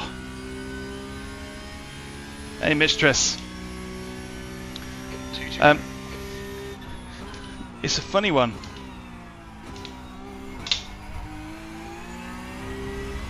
The first that I ever learned about racing in the rain was due to just going to rental karting in the wet. You know, I'm talking your average arrive and drive outdoor kart circuit. because they've all got slick tyres that are like really hard. You soon get a kind of like an idea as to what the wet line and dry line really is, and it's so true to life from my experiences. The tactics that you would use to go fast in a rental car in the rain, those same principles are at play here. A little bit different when you're on throttle because there's no power. There's no power in a rental car, but there is some here. But the philosophy is the same.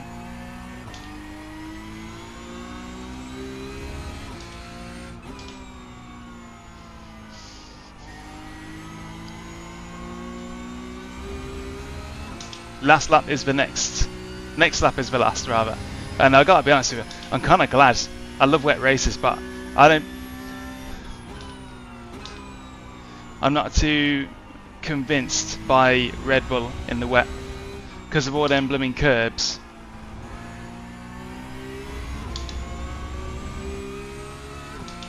Some tracks are really good in the wet, like Snetterton was amazing.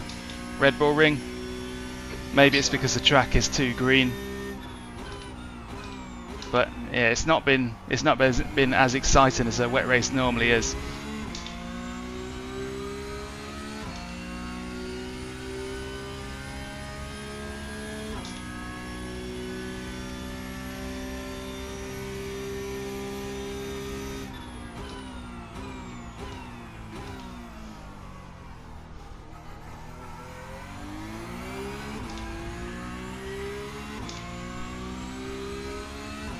Call me crazy, but I actually prefer it in the dry. I think Red Bull is that kind of track.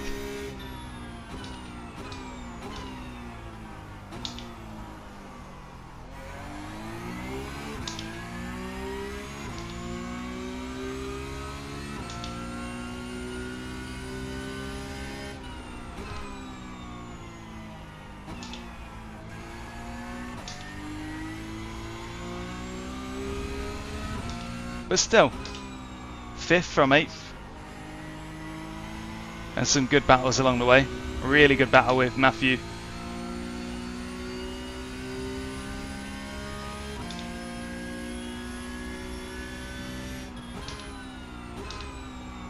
Yeah, Benjamin's done superbly. Excellent driving from him. Yeah, credit to Matthew. What a clean sort of. That was a clean tango between us two. I want to go and look at that. Okay, that was amazing. Well done, mate.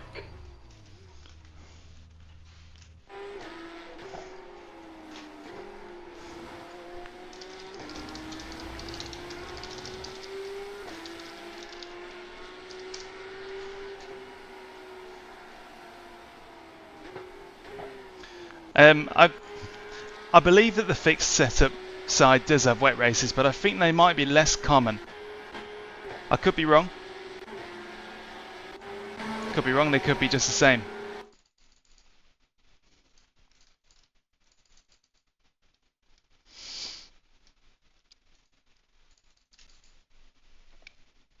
Yeah, that was it.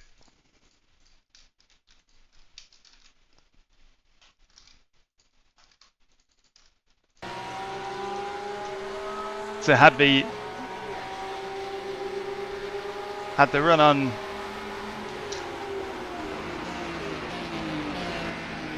Jan. Fix is only driver this week. That makes sense. Fix tends to be the sort of the more friendly side of Porsche.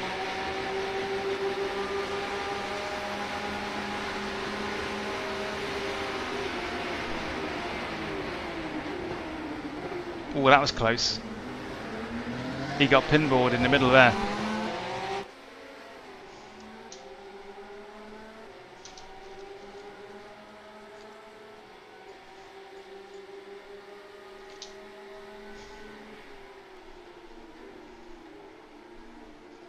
The Matthew gets the cut back. I get onto the curb a tiny bit. Gets the cut back. Side by side through here. I thought that would have done him. but he held it really, really well on the outside. Found some good grip and a run. Mildly off track, but we don't worry about that. Glass houses and all that.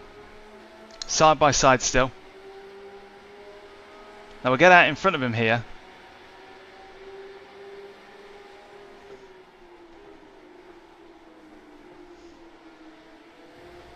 Oh, you big tree. Right, that last corner. Get out onto the curb in there. Destroys my run. And Matthew can take the place back. And what did that look like? From his point of view.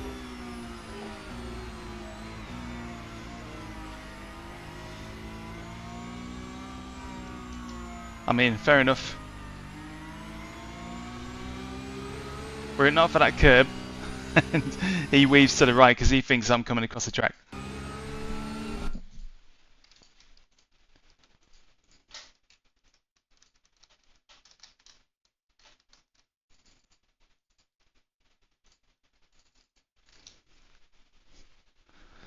Do do do do do do do do do do do.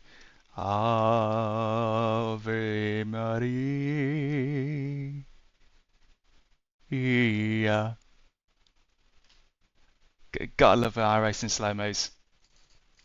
iRacing's camera tools are probably one of the biggest reasons. One of the biggest reasons that iRacing has been my tool of choice.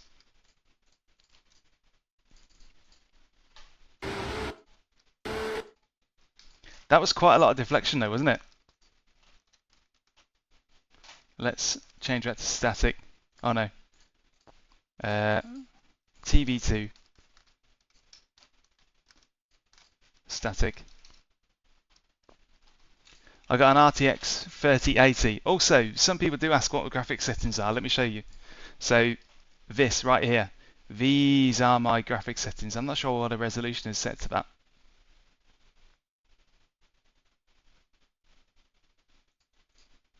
No idea.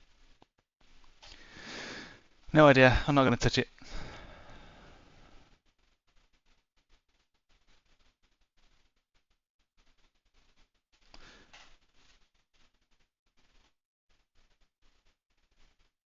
But yeah, those are my graphics settings, so you can see them there. If there's something wrong with it, I don't know. They work for me. I haven't touched them.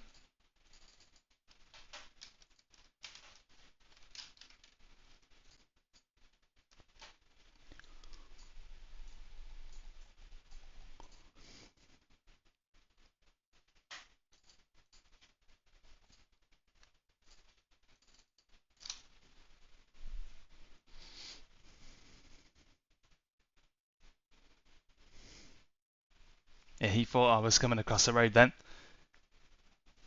Lovely.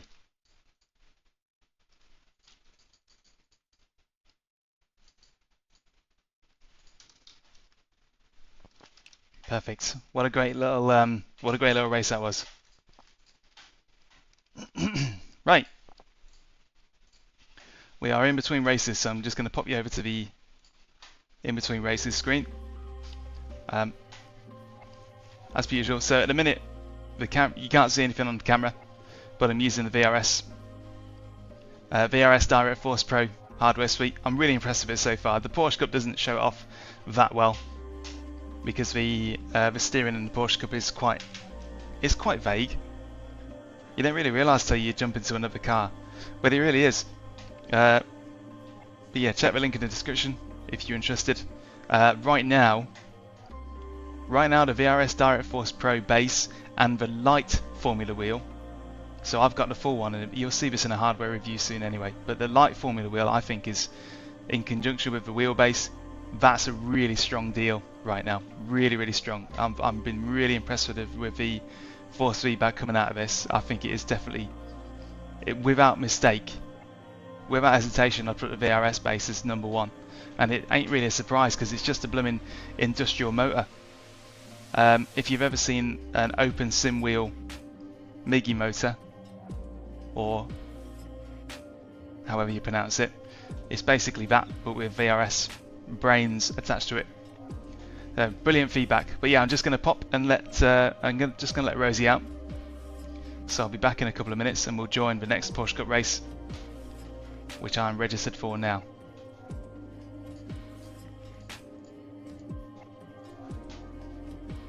And I'll be back with you in a few minutes.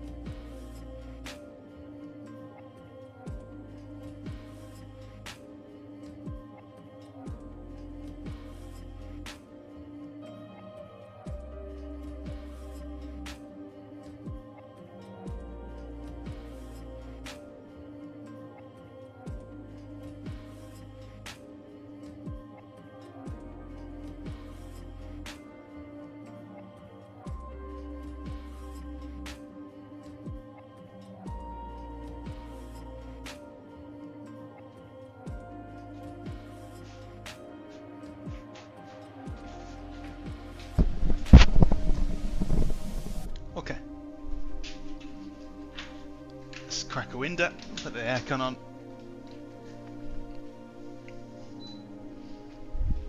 And back to it.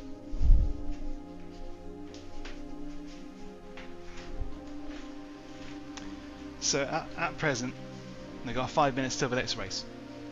But at present, I'll bring the camera down so you can see. So we've got the VRS Formula wheel on at the minute with the VRS wheelbase. This has been a massive surprise for me. I didn't expect it to be quite so, well, it's really hard to describe, but it's so fluid and responsive. It definitely is my rank number 1 at the minute. The Invicta base bit has come off to make room for this. That was brilliant. This is even better somehow, and it's because it's such a chunky little industrial motor. It just kind of feels more pro, if that makes sense. Even though you've got like a little light just down there, you can see the butt kicker amp. The DirectForce Pro control box is just concealed under the pedal bit at the minute. But there's a little controller unit there that you need in addition to the wheelbase. That's what makes it feel, or that's what gives you the impression from the website pictures, that it's a little bit kind of sprawly, maybe a little bit old-fashioned, but I can't argue with the results. It's been brilliant. GT3 car, even GT3s feel so good with that. So that's kind of why I'm like, Porsche Cup doesn't show it off as best as possible to me, because when I was getting used to the base, tried all sorts of little cars and I was just like, okay, this is good. So that was a real surprise, because I was basically focused on the pedals. The pedals were the reason. They were the reason I started talking to VRS to see if they would allow me to review the hardware. The pedals have got a good reputation. The reputation precedes them. They're great, but the wheelbase has been a big surprise. The Formula wheel, it might look a bit kooky, but it ain't that bad. It's actually pretty decent as a general kind of hardware item, but there is a light version of this wheel that comes without these dials in the middle. You don't need these dials. I don't need them either. And that's like significantly cheaper. So if you don't have a burning need for these dials in the middle, the light wheel doesn't come with them and is much cheaper. It also doesn't come with the dual clutch pedals here, so it is just shifter pedals. But in honesty, there are methods of launching the car using a clutch pedal. You don't really need dual clutch pedals. They're not a burning requirement anymore to me, because of iRacing's sort of integrated launch trigger and stuff like that. So perfect stuff. But I've been impressed so far.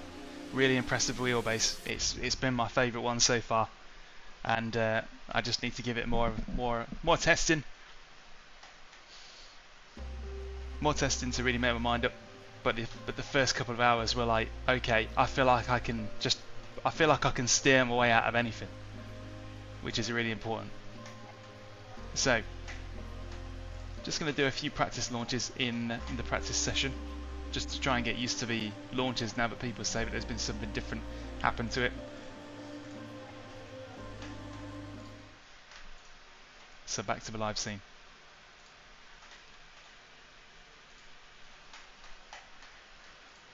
But yeah, super duper impressive with the VRS wheelbase. Having come from an Invicta, which is like top of the line stuff, I didn't expect to really feel any differently about it. But the settings in the config tool, they definitely give me a nice kind of feeling.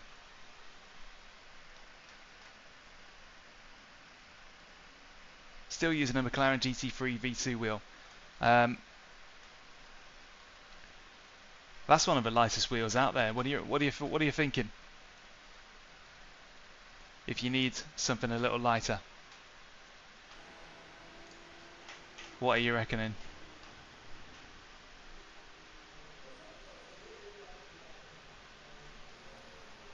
Fastest lap for Ooms, 1:33. Okay.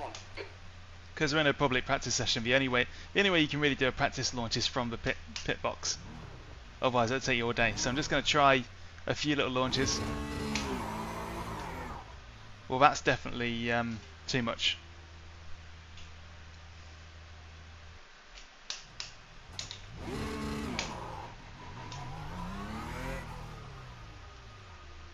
It's not quite enough. So I definitely need to adjust my bite point. So I'm just going into the VRS settings now in the background and changing the bite point. Let's try 50.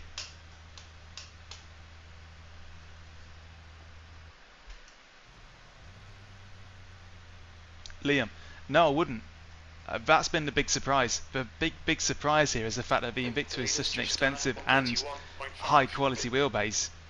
The feedback on getting from the VRS I feel like it fits me much better. It's a minuscule difference in reality, but you just know it when you sort of get to a point where even subtle changes in the feedback make a difference.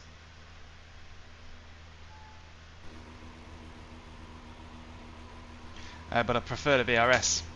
Between the two of them, I prefer it because I prefer a certain flavour, and I also like the feeling that there's zero filtering. Zero filtering.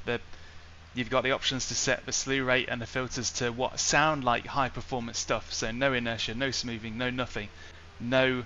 It seems really raw and unfiltered, and the fact that it's like a big beefy industrial motor. It gives you that kind of feeling. You really feel like you're using pro kit, if that makes sense. And I know that there'll be some folks that recognise that as a MIGI motor. You know, that's something that people used to do with open sim wheel, but I don't know a lot about that. So I just look at it. I look at the package as it is now, and the price it is now. The price it is now. It's a very, very strong deal. I expected most of my kind of attention to be on the pedals because they're what you hear about the most. The pedals are brilliant, but the wheelbase is actually the star of the show for me. Hey Matthew, yeah, that was a nice little battle. You should go back and look at it.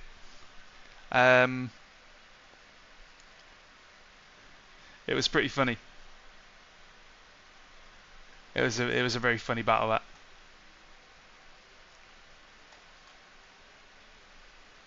Yeah, Alfie, I think your sentiment there is what I'm kind of. That's what I'm feeling.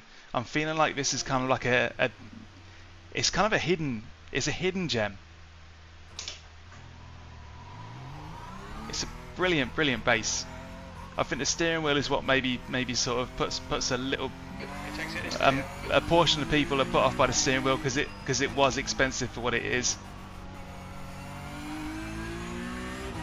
But the light wheel makes a much more compelling deal than that, and you don't have to use that steering wheel. You can use anything with a connection to Bluetooth or USB or whatnot. Car right. Hold your line. He's still there.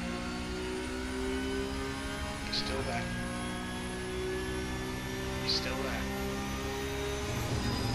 Still there. Right side's clear. I would certainly say that the Acertec Invictas, I feel like I prefer them more. So the DirectForce Pro pedals are good, but I prefer the almost direct one-to-one translation of pressure to power that the Invictus gave me. So I am slightly sore about losing them.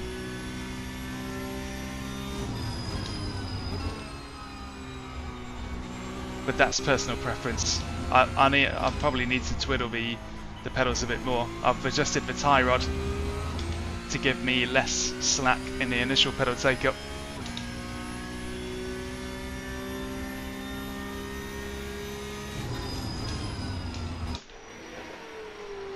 Now I've never tried a Simagic bass. But personally the VRS bass already feels like number one to me. And considering I've come from the Invicta. then it must be doing something right.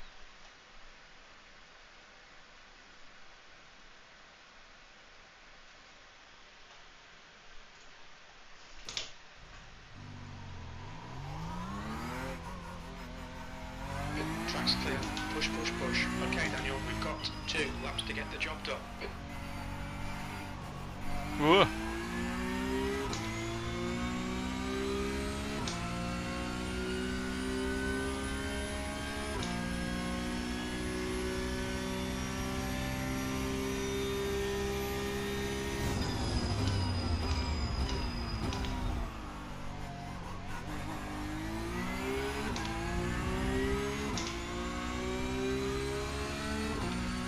Hey Kieran, I'm sure I will, but it'll be some time away. Most likely it'll be some time away. I think it's been covered really well so far. So if the 3.0 FFB algorithm kind of comes up in conversation, it's going to be the ham that's wrapped around a pill of some other kind. Like if I get my hands on the R16 or R21, for example, because it would still be nice to try that. The R12 is the highest level Moser base that I've ever used, and they've got the R16 and R12, but kind of just sitting there.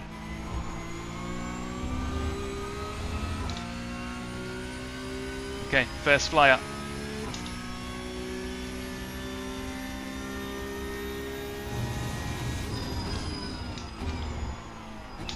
Wow, my mark's completely off.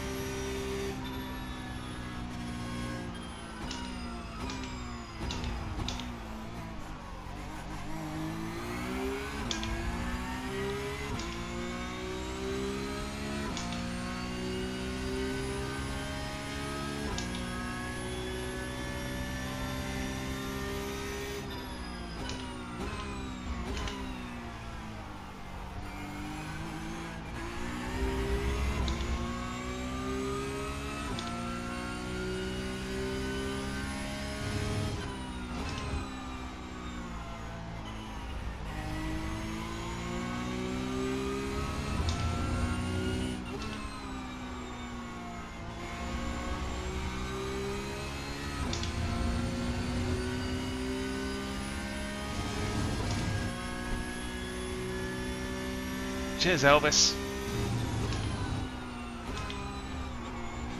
The leader is just done 131.9. Right, serious flyer, serious attempts.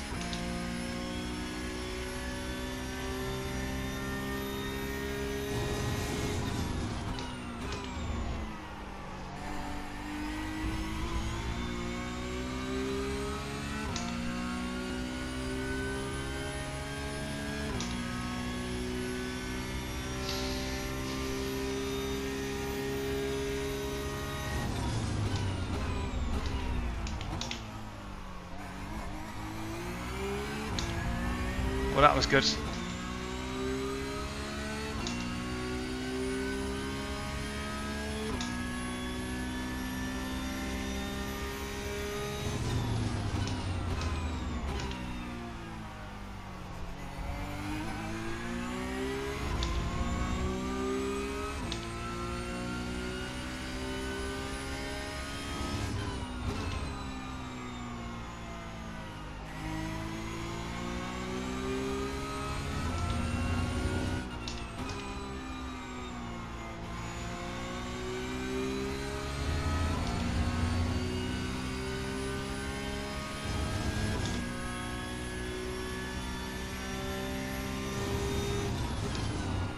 The leader has just done 131.6.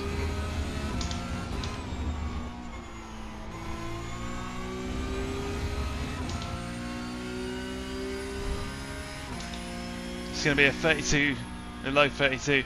Wow, okay. Definitely some room for improvement.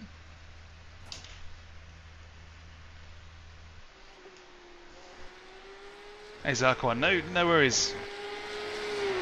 That's great. I'm really glad it's helped. That's exactly why I put them out there. Because if you're struggling and you just don't know where to start, then copying the settings that I deemed okay is a good way to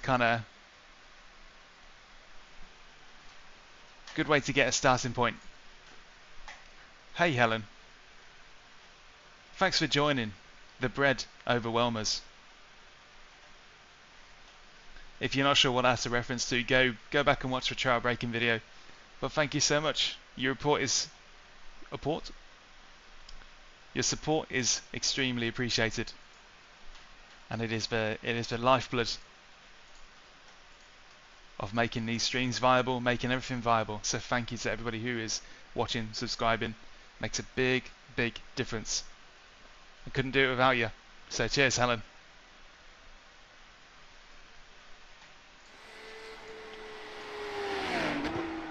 10th on the grid. 10th on the grid. Strong grid. Because I am car number 9. I'm car number 9, so basically iRacing thinks that I should finish 9th. So we're in the right ballpark, but that's how strong the grid is. Hi Vivo. Good morning. It is just still morning. Only just. At least here anyway.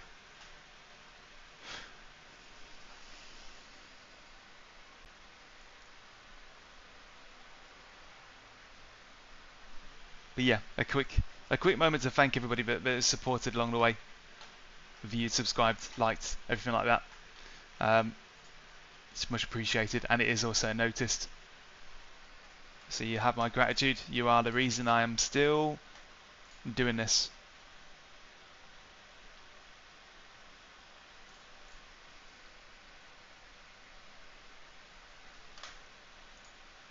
So I am the lone UK and I participant in this grid. Looks like the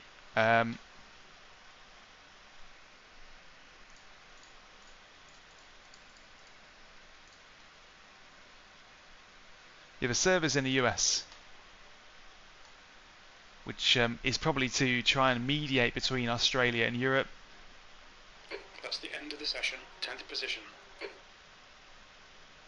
Because otherwise, if the server was in Europe, then the Australian guys would be really struggling. That's the theory anyway. I might be wrong.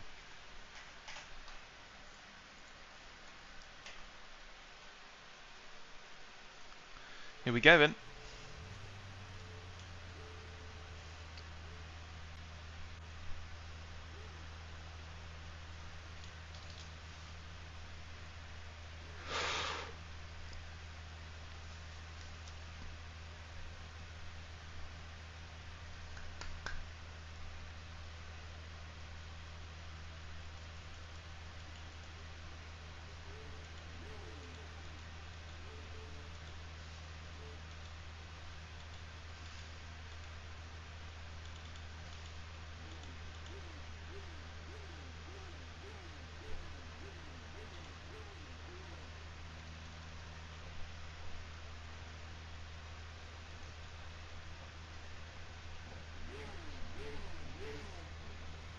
I love the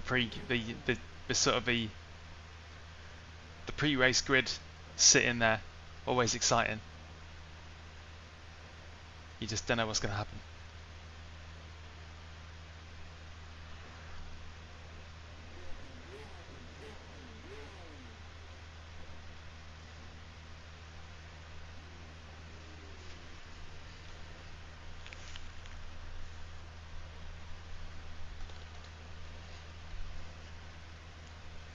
Always so tense. That's what makes it fun. Standing starts even more so. Like standing starts are just so good. It'd be nice to transition over to Formula at some point. 22 Celsius, P10.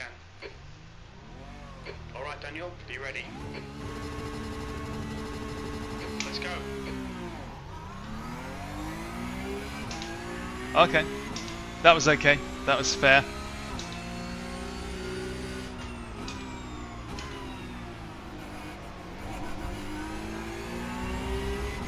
Wow, that was a lot of curb eaten by that guy.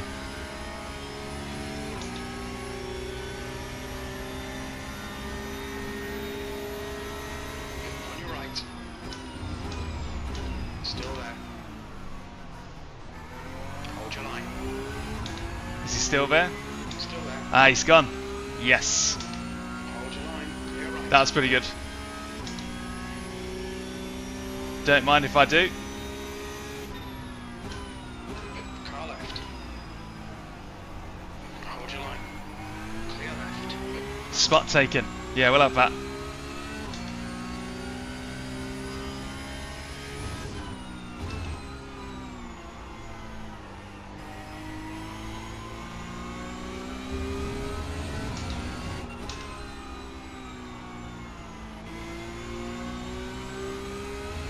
Good start.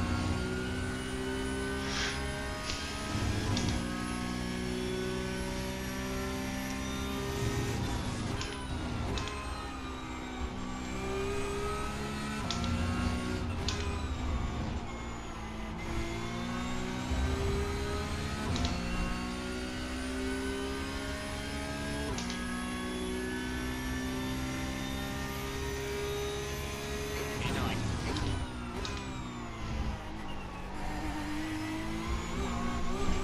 Oh, whoa, whoa, whoa, whoa, whoa. See, that's what I'm talking about. That's what I'm talking about. That incredible feedback. Clear left. Feels like I can steer out of any problem. Whatever I've got, whatever challenge is being thrown at me, I just feel unspinnable almost. This wheelbase is definitely speaking to me.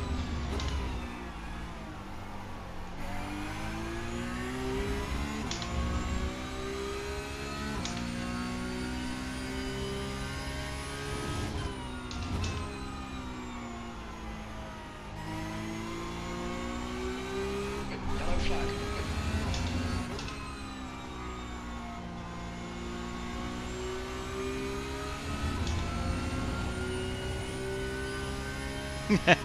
Yeah, you'll notice that I just had a little moment there just after saying that. It's not going to get me.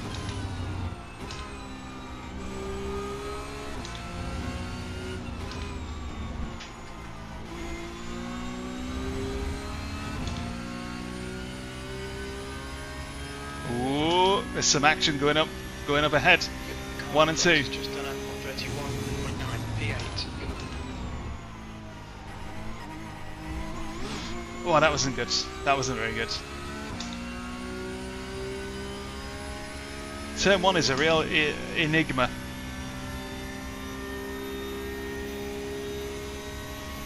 Augustin is leading the race.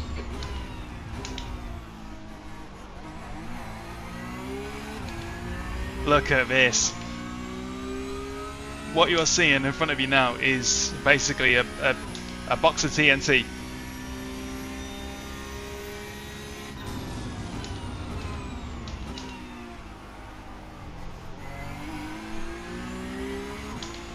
It's just waiting to go off. The gap behind is now 1.0.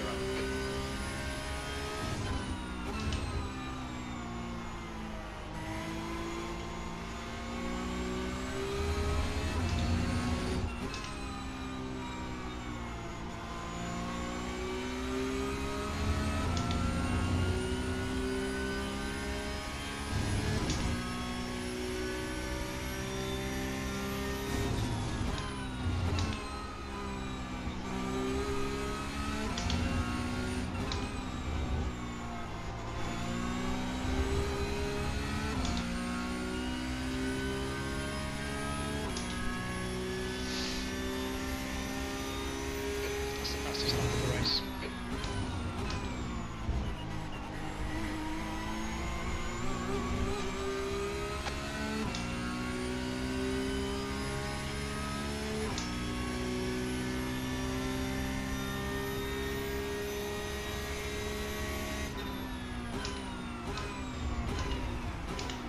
Whoa! Whoa, whoa, whoa!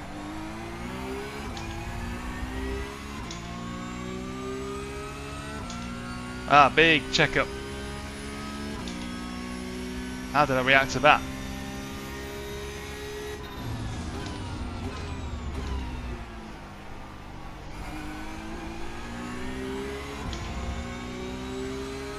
Okay, Daniel, keep under pressure. He'll make a mistake.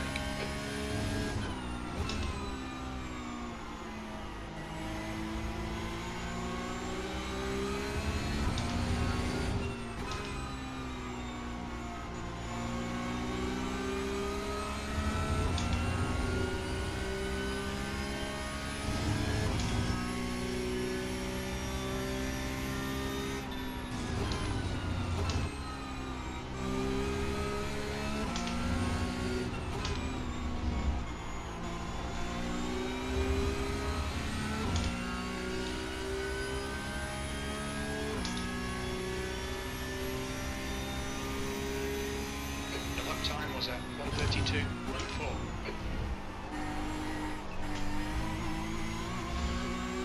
Oh,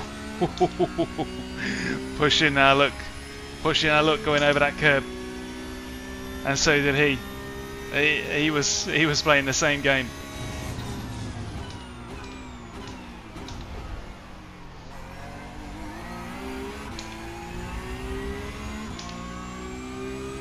There's definitely fertile ground there to make a move. Not just yet, but the moment will present itself.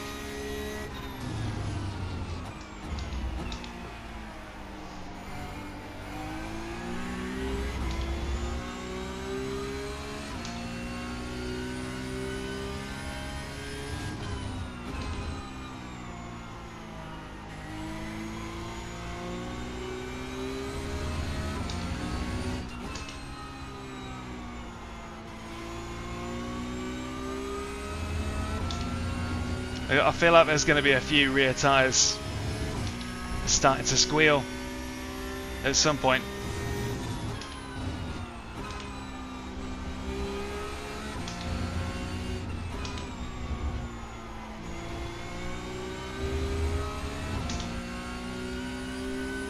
I want to make sure it's not going to be mine. Time behind this guy. Get your elbows out. Get round him. He 8. The guy behind has just done a 1:31.2.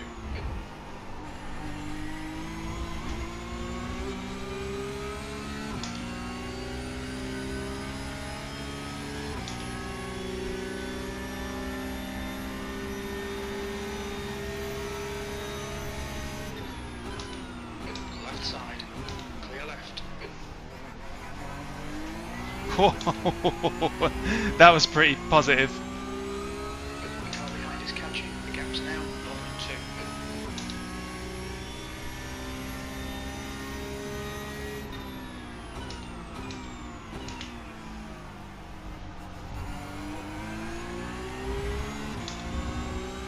Right side. Still there. He's still there. He's still there. Clear right.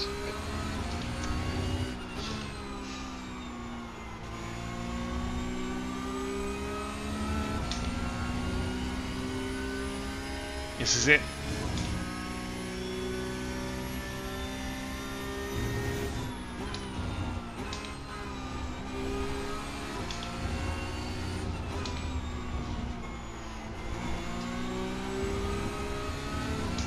But Marcus won't have the benefit of that slipstream this time around.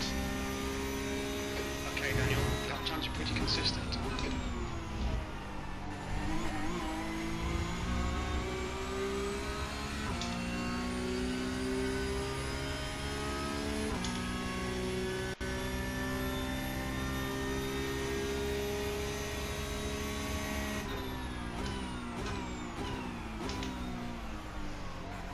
Oh dear. Right. If my microphone stops working, it's because my headset is low on battery. So I may be leaving you for a while. Because when it goes out of battery, it only gives you about like 5 minutes warning. Still there. I'll also be operating without sound. On your right. Right side's clear. Still got the butt kicker though, so I won't be completely senseless. But it's it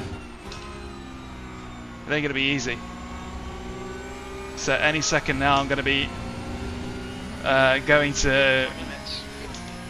sign language.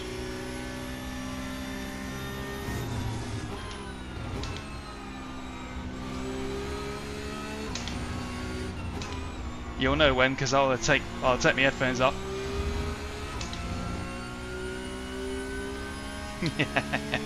Yeah, but subtitles on the engine, please.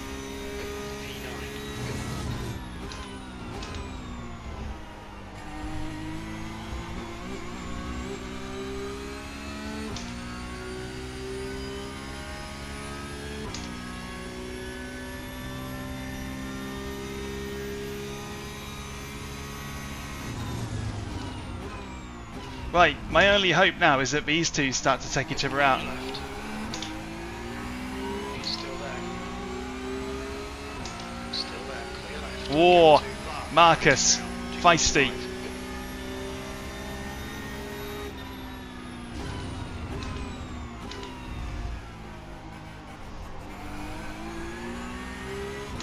I remember Marcus from Hungaroring. Quick guy, very quick.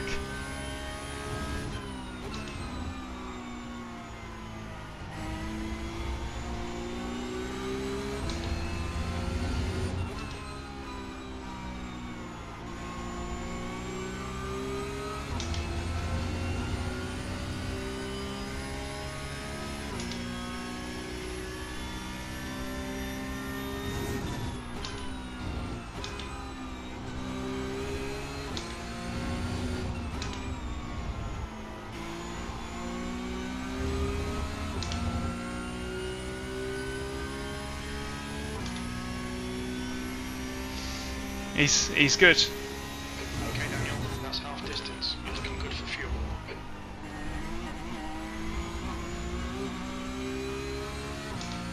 I mean, I'm in 9th, and I'm car 9, so it's almost like destiny.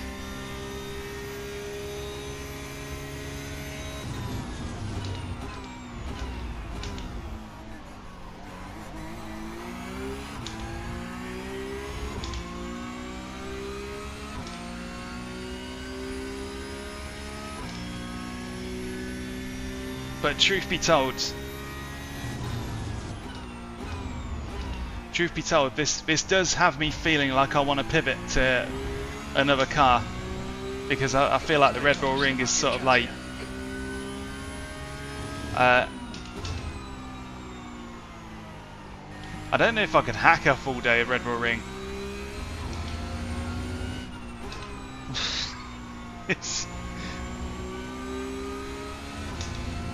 It's a good track and all, but yeah,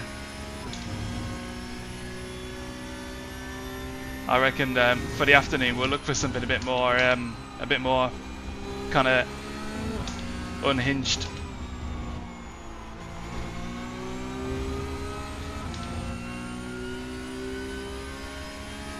Yeah, I might give an F4 a go, something like that. Just need something that sequences nicely. 31.6. Good lap. That's your best in the session. The car in front of lap time is at 1:31.5.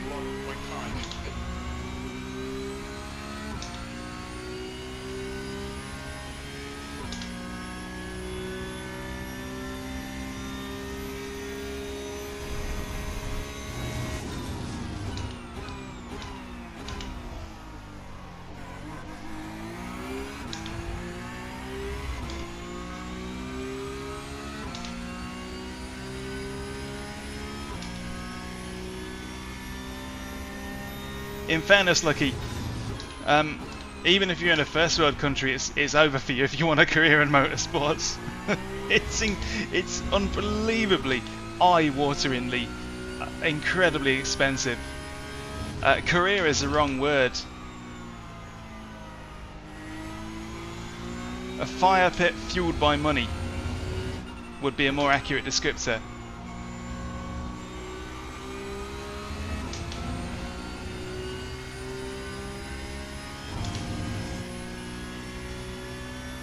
That's why we got sim racing.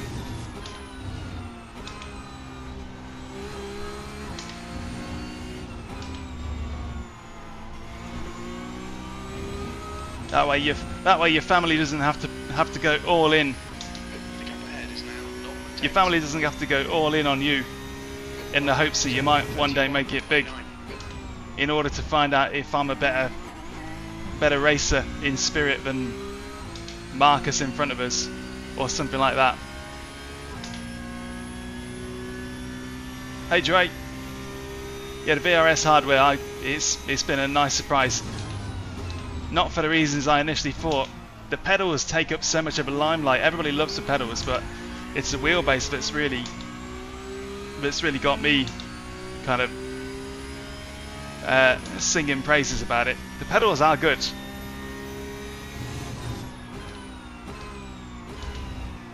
but they do remind me an awful lot of Hoisingveld Sprints, which are around the same price, to be fair.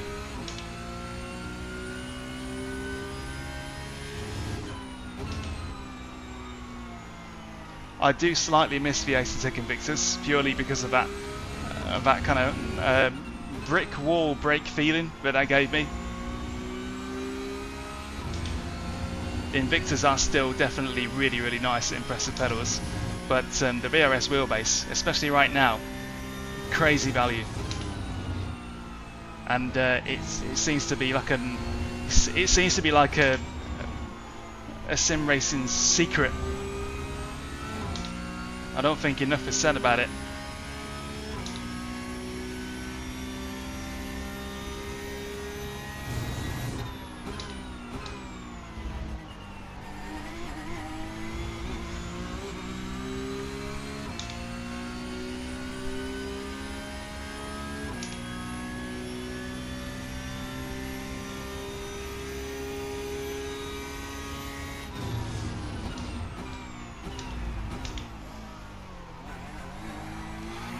Wow, this headset battery has lasted a long time.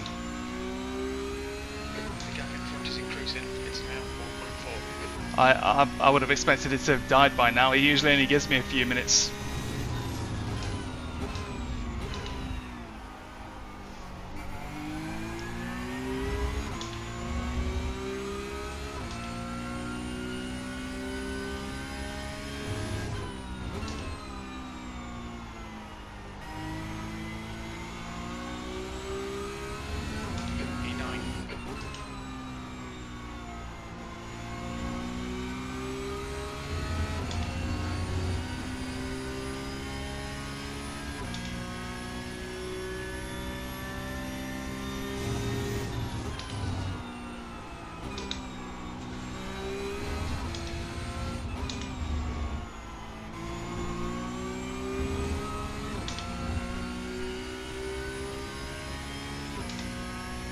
Hey Chris, welcome back. You've just done a 132.0.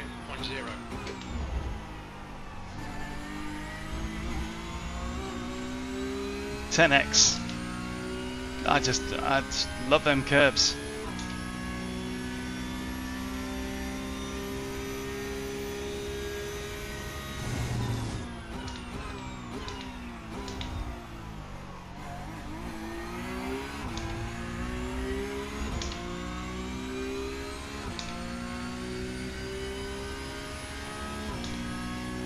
I'm kind of in no man's land right now. I end up here quite a bit. Not quite quick enough to trouble the tail end of a lead pack.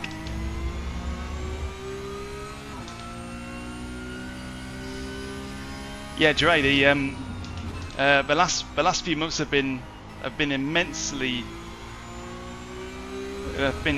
for subscriber growth, but they're going to be majority of short subscribers. And there's a lot more numbers on the short side. So that's been a good thing. And making a shorter day, because on YouTube Shorts I'll put it on there, but I'll also put it on TikTok and Instagram as well at the same time, 9:30 every day. And that's been the case for the last roughly 60 days, maybe 70 days. There's been one short go out per day without fail, and I don't intend to stop doing that. Quick and consistency. Keep on coming. The ones that have been the most successful have been the ones that have been kind of tailor-made to it, that show off racecraft or explain why something happens. So I'm enjoying doing that because it keeps the brain running at a good speed in between the bigger projects. So long form videos, they do tend to, they take you at least, at minimum, the long form videos take you a day, and that's at the very least. And that's if you just happen to be firing on all cylinders. Usually a long form video will take a couple of weeks.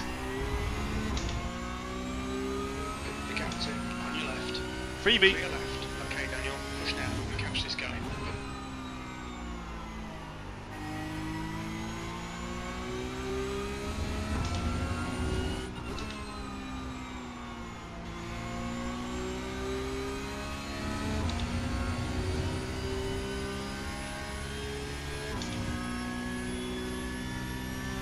Dre, do I think the wheel rim is on the pricey side? I think the full one is. You know, the one with the one with the dials and the switches in the middle of the wheel. It's a bit much.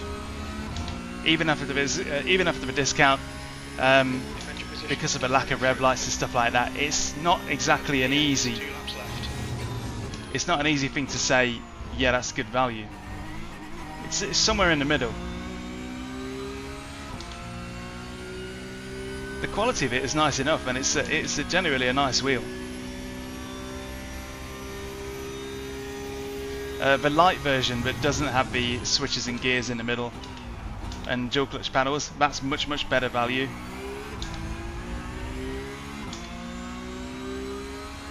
Because I could do without the switches in the middle. There's enough buttons and switch gear on the outsides just to get me by. So it's like, where did I use this example recently?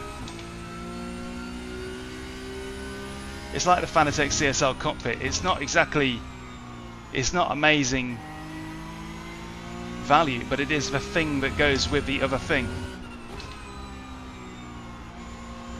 And at least you know it's compatible and all that kind of stuff.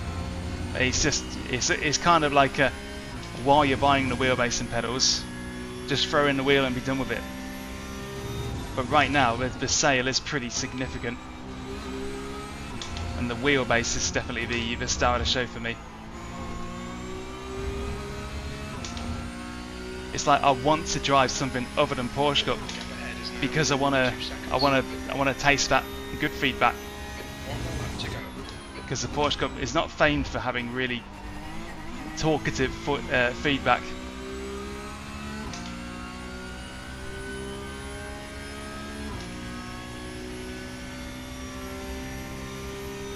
Yeah, that I don't think you'll ever hear or find anybody that doesn't love the wheelbase and pedals, at least from what I'm seeing. The VRS steering wheel is made in the Netherlands, so it's kind of like it makes sense why it costs a lot for what it is. But it all comes down to whether you value that. You might value something that's made in Europe rather than made in, you know, China. Same thing with Turn Racing. You'll remember them. I did a couple of videos on Turn Racing's equipment, and I used it for a while. One of the unique selling points about Turn Racing is that it's made in the USA. That's important to some people. If you have a choice to buy something that's sort of domestically built, a lot of people will take that. So maybe they're not making enough noise about the fact that it's made in the Netherlands. Husingveld has been built in the Netherlands as well. There we go. Nice. 8th place. That's the end of the race. Well done, mate. The settings I'm currently using are essentially as unfiltered as possible. So the smoothing is on performance 1, and the slew rate is on, oh no, the filtering is on performance 1, No, hang on. The filtering is on responsive one, and the slew rate is on performance. There we go then. Quite a unremarkable race, that one. I don't think there was really anything... I don't think anything happened. Did anything actually happen there? Really?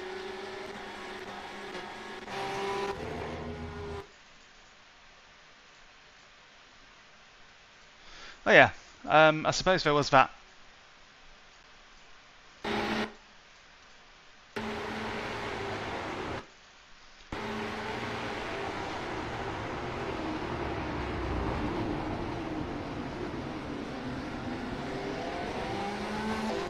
Yeah, that was okay.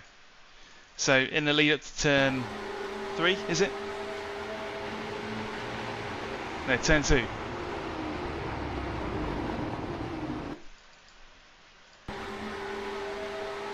So in the lead up to turn 2, I'm right behind him, and the amount of time between me moving out from behind him and him starting to get on the brakes is pretty slim, like just there. And I did a short about this. I did a short about this exact thing being done to me. So by kind of pushing them to do that, it makes them worry about when you're going to brake. When are you going to brake? The car behind me is not going to brake, so that it delays their braking as well. Hey Bruce, once you get used to the pedals, you'll see your pace and consistency improve a lot. I would say that's definitely true if I was coming from something that was below them. No doubt about it. I think the pedals are like, they give me that same feeling that the Hussenfeld Sprints gave me, where I just thought, okay, cool, we're actually on something really pro here. The Acertec Invictus that I've just come from, I think I gelled well with the braking feel of that. But I can amend the VRS pedals and just give them a good shot, because I've already adjusted some things. I've changed it from the softer blue spring to the harder red spring. I've also extended the tie rod to get rid of that initial slack in the pedal. Maybe I need to do that more. Maybe I need to tilt the pedal towards me a bit. That might do the job. Hey, is it? Thank you. Welcome to Bread Overwhelmers. I'm not going to change the name of the members club for one reason, because I'm about to, well, I say about to, I'm working on a video about the launch procedures that I know of, the 3 launch procedures. One when you've got a wheel without any clutches and no clutch pedal, one where you've got just a clutch pedal and no clutch paddles, and one where you've got dual clutch paddles. Bread, the physical item of bread is going to be used in that video, because it isn't a video of mine if I haven't used bread to explain something. So maybe I'll clip that bit.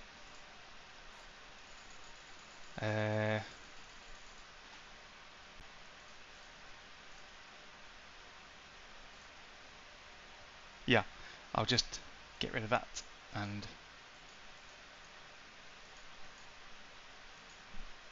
yeah, I'll save that. But thank you, is it? Gluten intolerance? Okay. My wife is celiac, which basically means that she can't eat any wheat. Which, as you can probably imagine, being a bread and wheat and pizza and flour fanatic that I am, it means I've got to be like lab environment.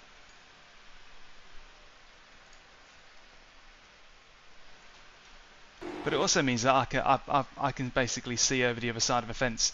Gluten-free pasta is decent. The bread, not so much. Tacos, you can still have those. Yeah, tacos, you can still have those. They're great. Okay, I'm just going to change the battery in the headset because it's been beeping at me. I think it mistakenly thinks it's out of battery. One sec.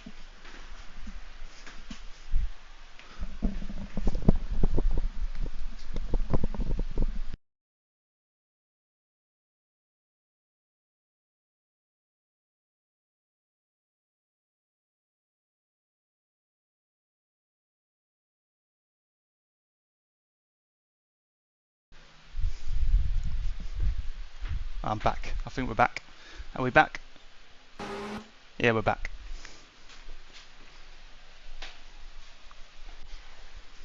Okay. So, gonna find something else to race, because I think that the love affair between me and the Porsche Cup might be fizzling out. I don't want to say that out loud, but it might be. So we need to find something else to drive.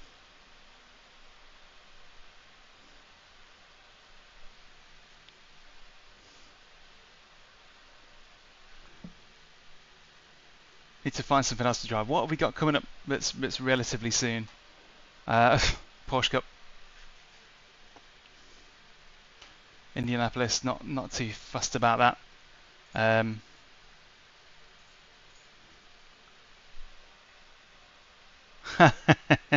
Oh, is it?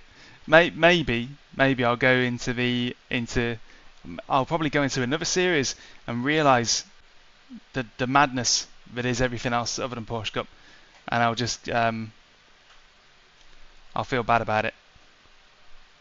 But what can we race? We need something that's soon.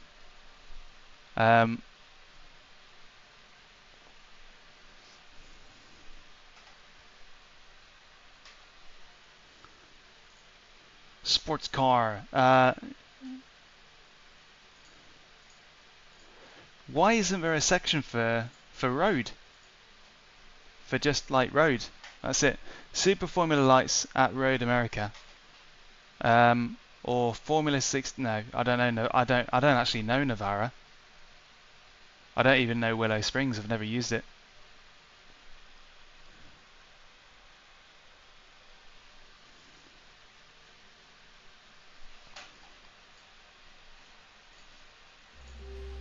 Sorry, let me put you on that for a sec.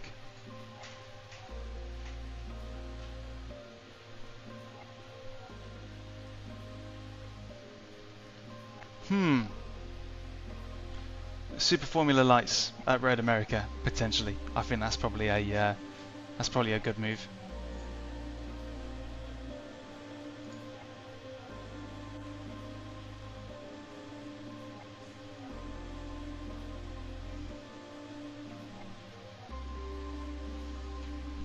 Or Indianapolis in the Porsche prototype. Yeah, let's do that. Let's do that. Okay. Yeah, I've made my choice. Gonna do Indianapolis in the Porsche prototype. Assuming that the entries look good.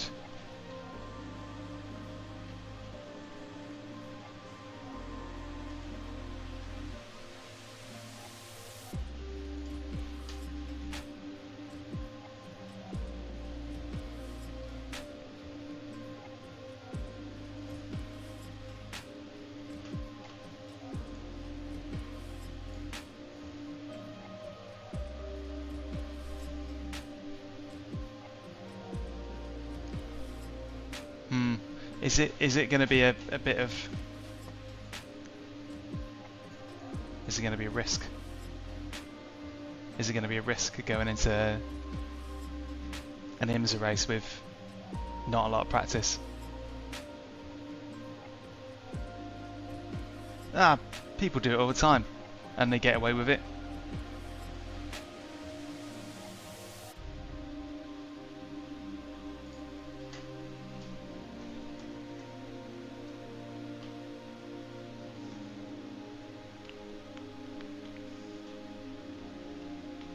And it's for fixed series and all. Okay, I'm just going to check the entry list first.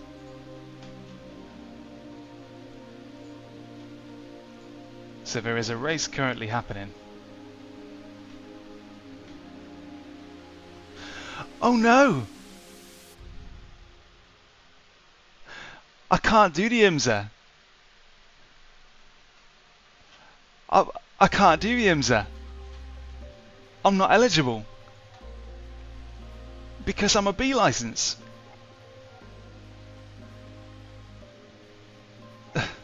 Well, that settles that then.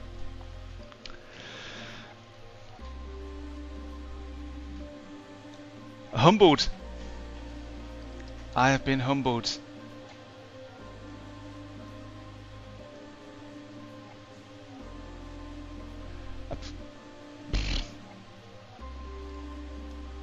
That's crazy.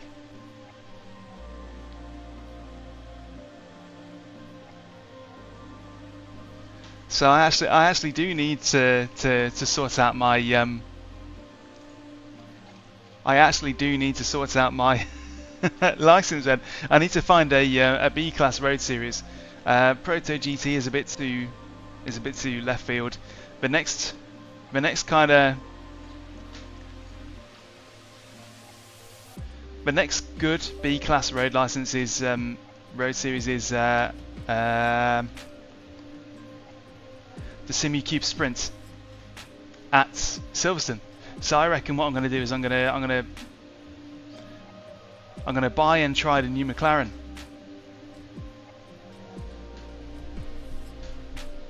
Because I've not tried that yet. And I do like it. So where's the shop? Give me the shop. There we go. Okay, so I'm gonna basically join and practice the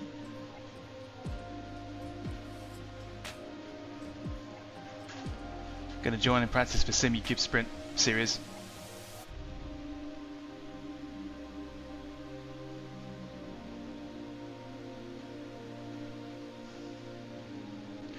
For me, the GT3 that spoke to me most naturally was the 488.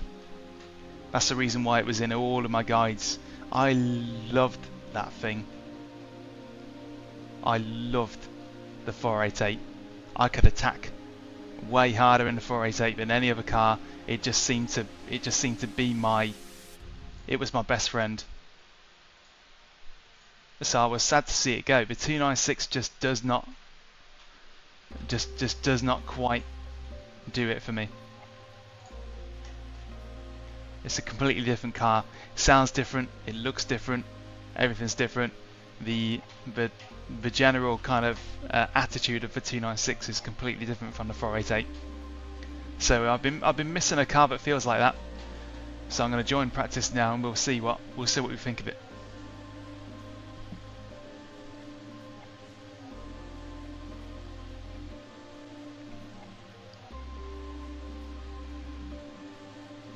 The 488. That's been my favourite for a long time. I was very sad to see it go. The McLaren does have a bit of a 488 wispiness to it. It's got that kind of highly strung V8. Highly strung V8. The 296. The problem with the 296 is it feels really heavy. I find that the 296 feels heavy. Whereas the 488, one of the best things about it was the fact that it felt light. It felt really light on its feet.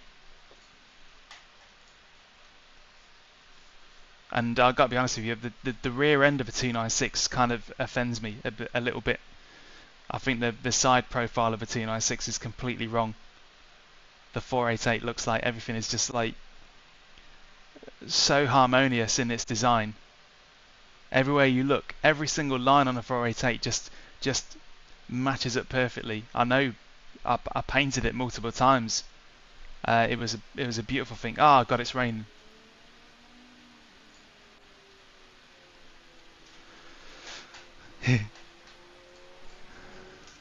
Okay.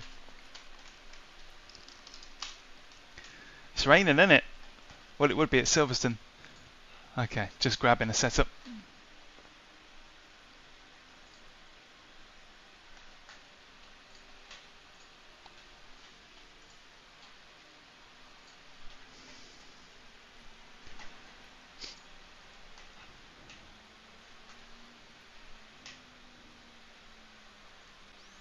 Simucube Sprint, McLaren. Okay, so the person who makes the setups for the McLaren is Tristan Iglesias. They don't have one yet, by the looks of it.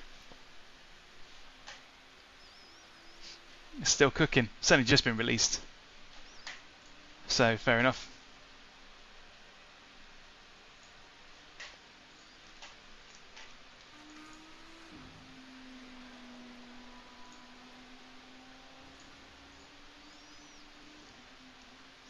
Well, we'll give it a go on the fixed setup.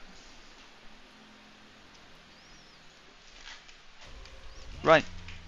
First drive of the McLaren in the pouring rain. Pit lane speed limit is 80 kilometers per hour. There's a car behind. Take care, rejoin him.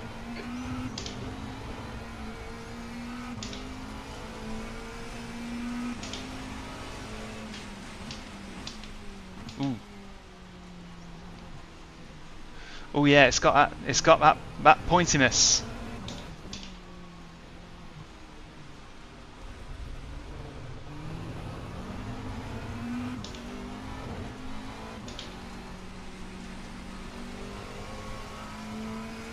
Am I on wet tyres or dry tyres? I can't be on. Yeah, there's no way I'm on dries. Yeah, I'm on wets. I'm on wets, but just not ready to go yet.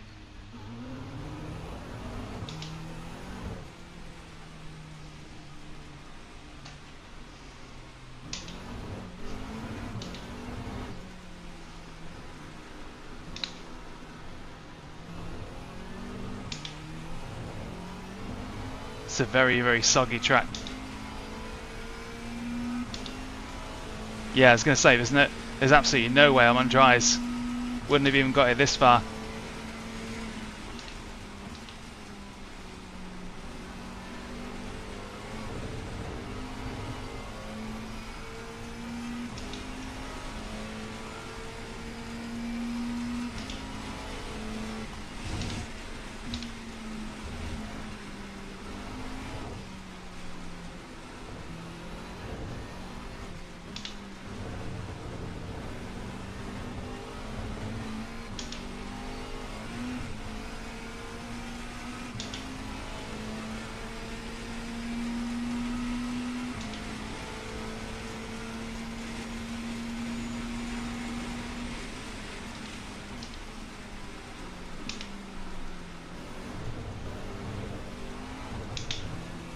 That's what I'm talking about.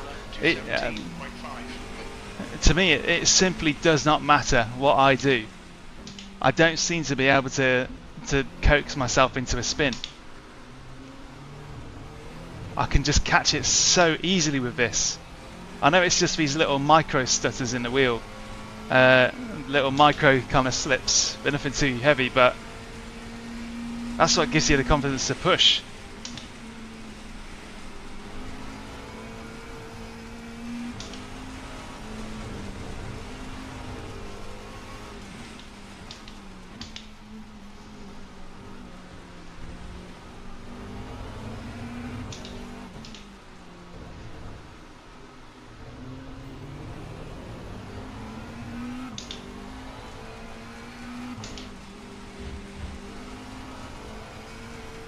Wow.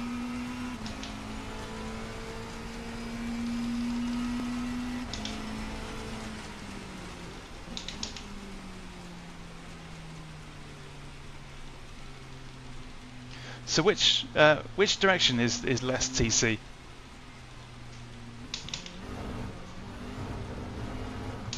That's more TC. So it must be the lower the TC, the less it is. Okay. Because the traction control is cutting in a lot.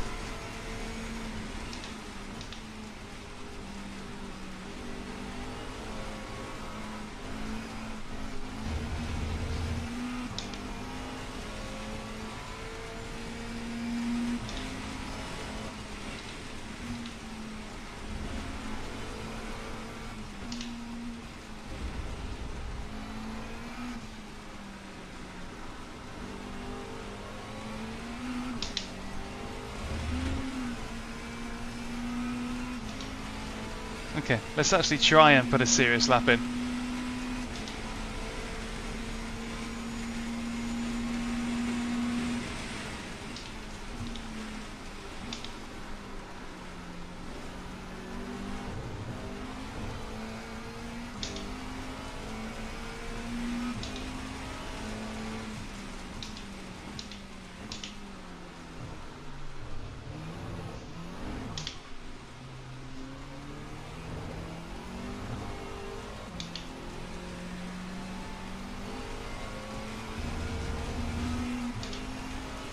Here we go. P11.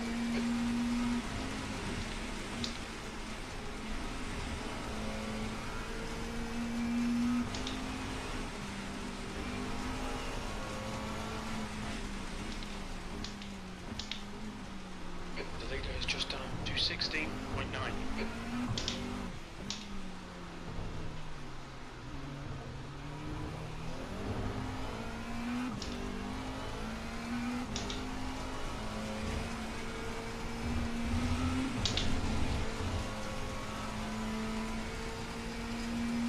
Loving it.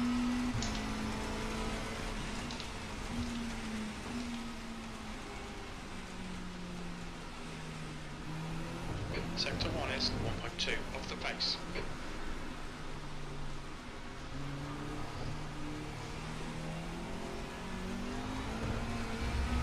Yeah, that was all over the place, that was.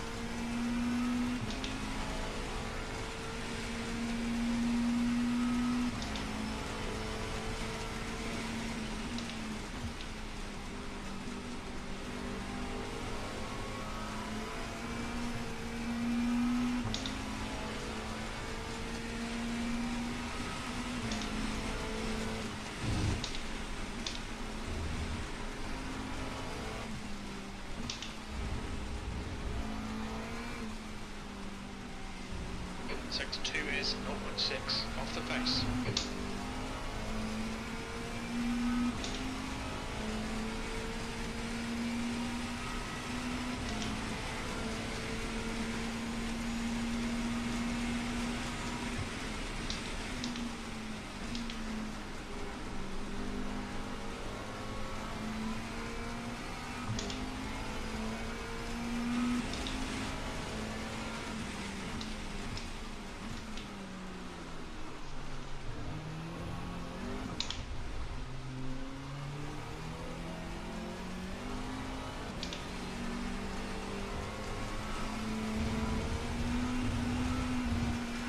Seventh position. That lap time was 2:19.3.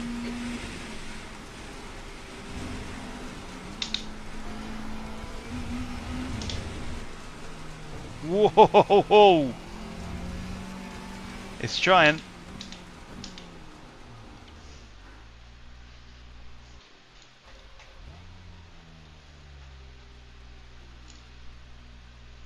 Hope I didn't stop on the racing line there.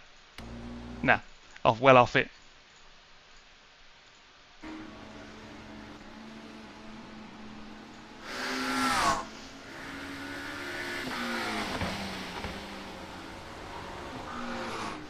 Convincing sound.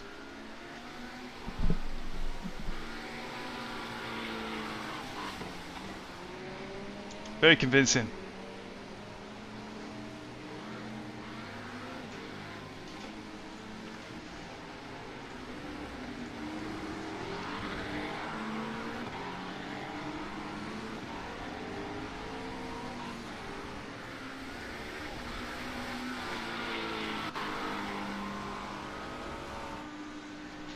But I just get that feeling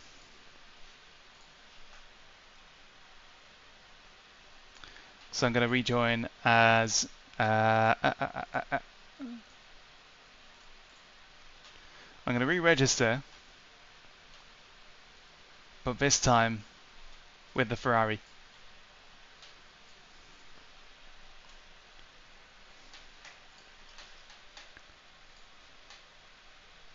Not least for the reason that at least I can get a proper wet setup if it's going to be wet. And of all the GT3s, the 296 is probably other than the Mercedes.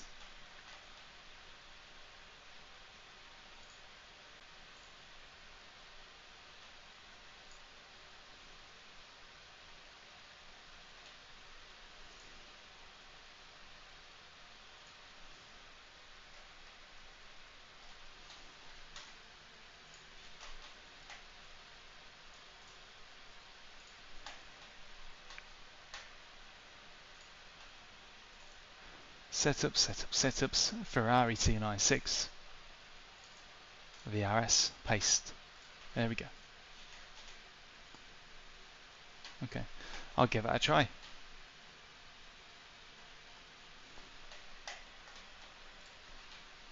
Jumping back in now.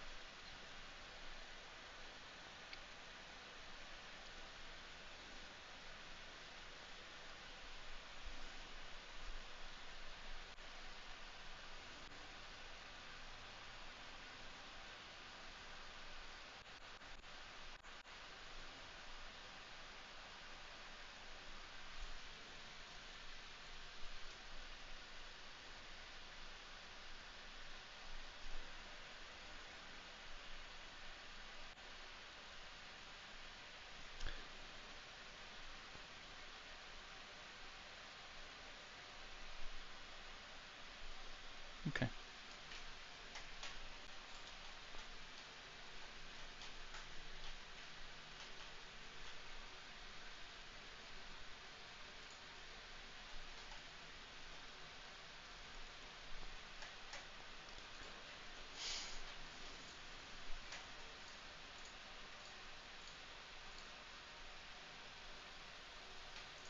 And we're back. And it's raining. I think it's just going to be fully raining. Just in general.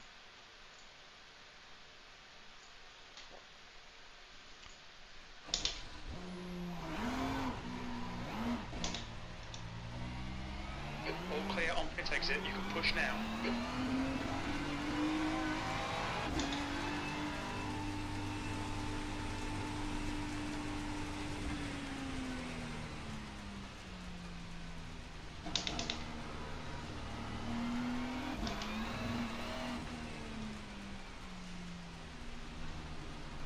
Whoa, got to turn down that force feedback.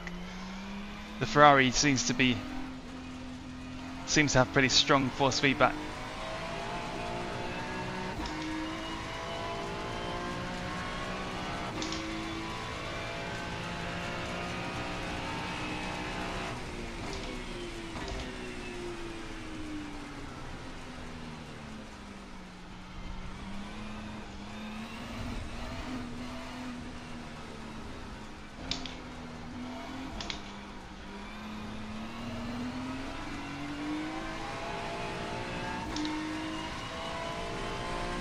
Is this a mistake? Am I going to end up being bored to tears?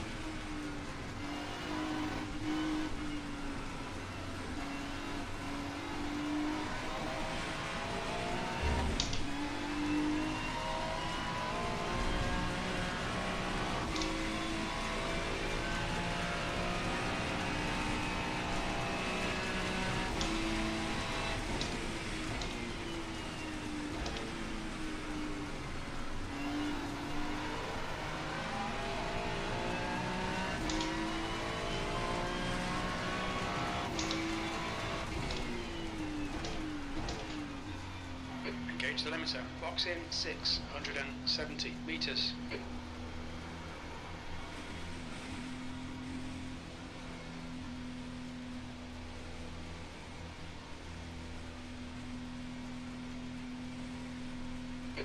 Meters, 50 meters. Well, we'll give it a good try. Your exit looks clear. Stay behind the line.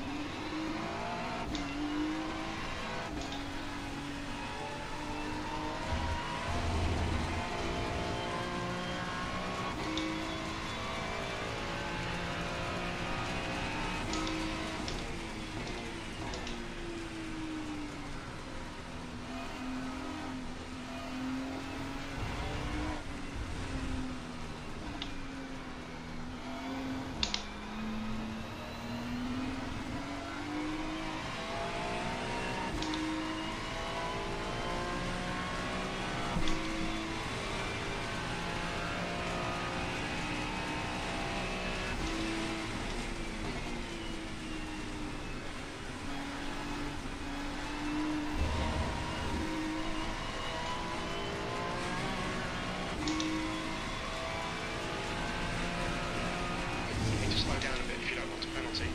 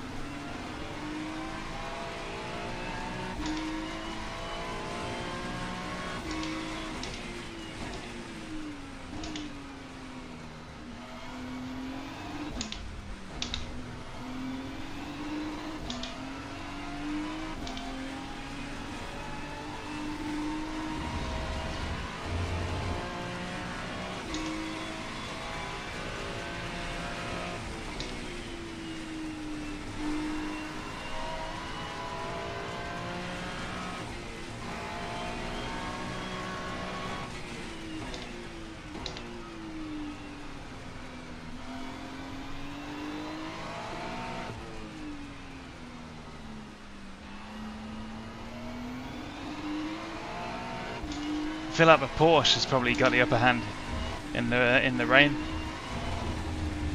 Car right, to your right. The white line on the telemetry is steering, but because you don't really do much steering, you'll see it climb and fall. It just means the steering is being turned.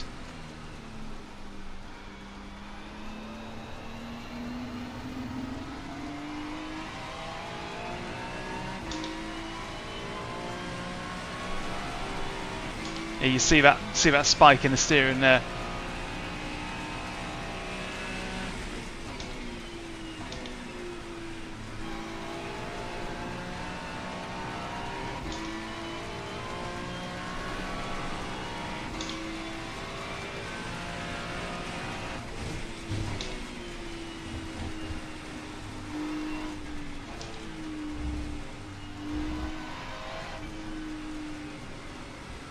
The leader's just 222.5.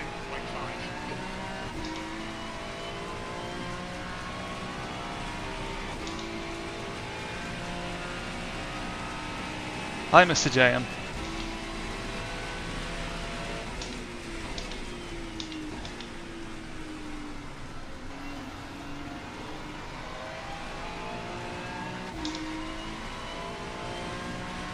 Yeah, just gave it a little spin just before here. Seems good, but there's not yet any VRS setups for it, so I've decided to go with Old Faithful.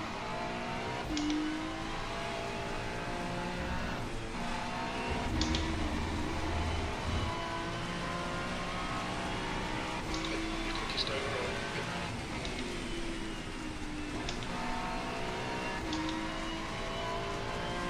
And so far, it's actually feeling pretty decent.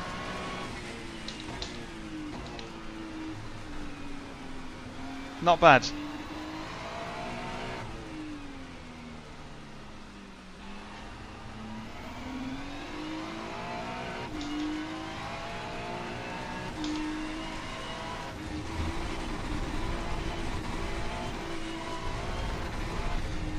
Whoa. Yep. Just an efficient line. Whey! Ho ho ho ho! Jeez.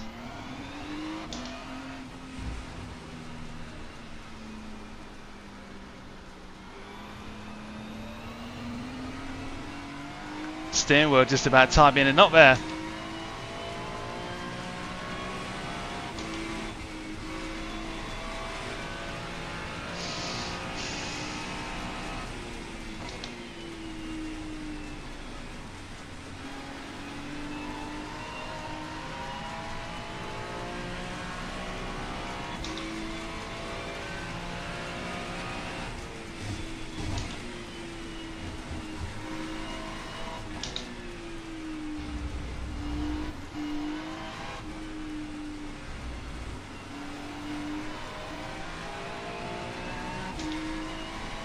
Right.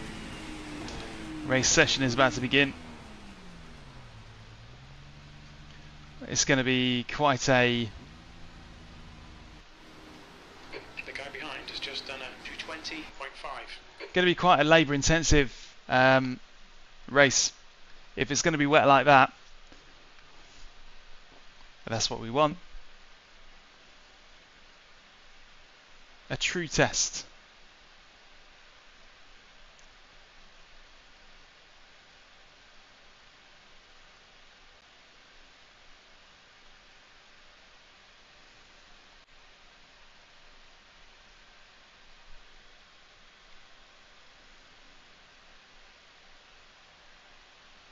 And a little bit of a detox from the Porsche. I think maybe Red Bull Ring isn't the most scintillating track, is it?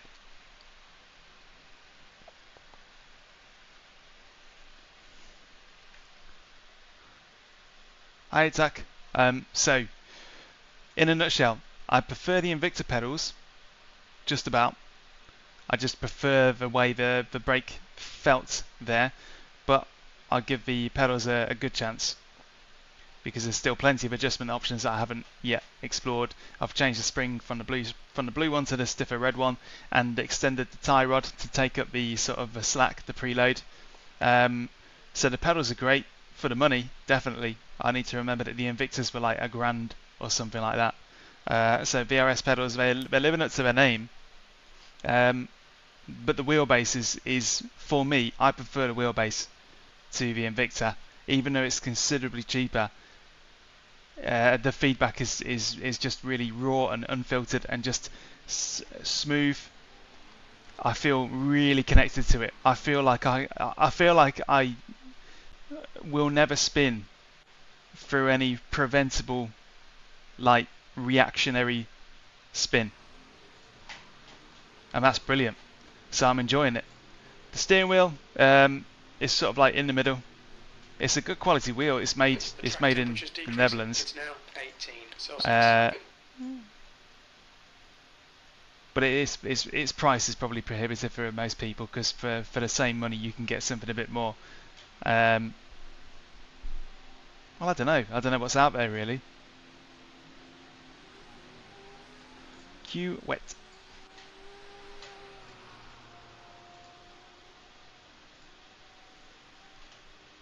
But yeah, overall, I'm really impressed with the wheelbase. Very, very impressed with the wheelbase. The pedals, they're as expected. They've got a great reputation. The wheel the wheel's better than you might think. It does give you that kind of quality feel, but it needs some stickers. It needs some visual flair to kind of like set it apart, you know. But a full video about the hardware will be coming down the track soon. It takes it looks clear. You've got 2 laps to get the job done, mate. Yeah, the VRS pedals they tend to take up all the spotlight. The pedals have got a great reputation, and that was the initial reason I reached out to VRS to see if they would allow me to review them, you know, and support that endeavour by supplying the hardware. Ooh. Cool. Okay, the track is very green.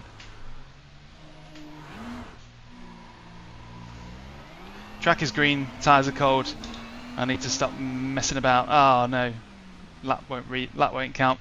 I need to get a shifty on. I'm not going to be able to get two flying laps in at this rate. The pit exit's clear. Woo, woo, woo, woo. Okay, tyres are cold. Treat them with respect. If I'm quick, I'm going to be able to get around.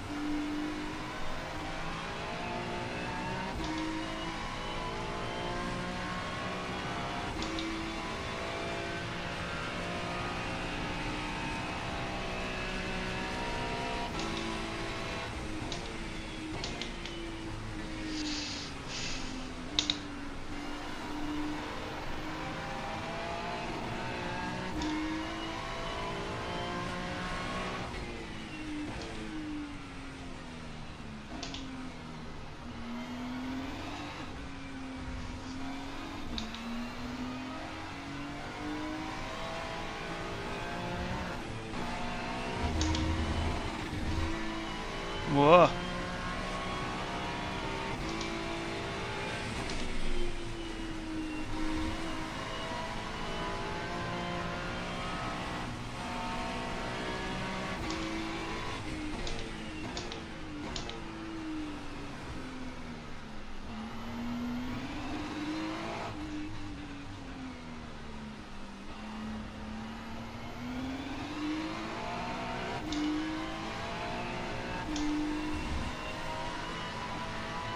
Okay, so far so good.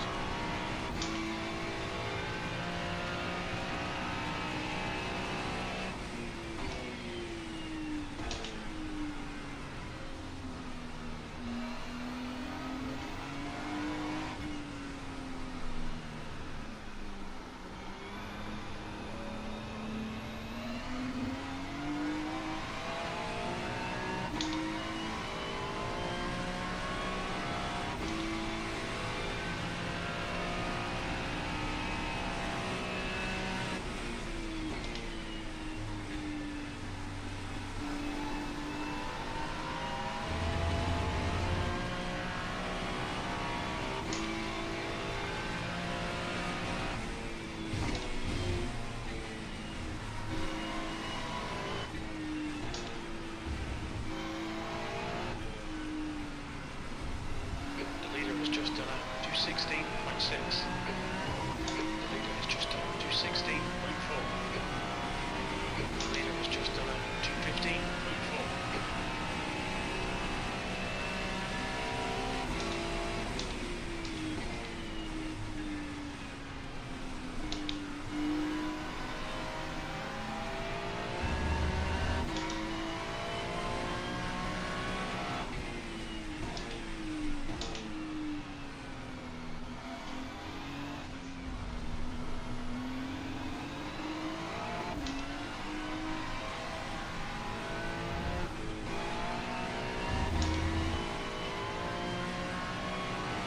Sixth place. That puts you 1.2 seconds off the pace.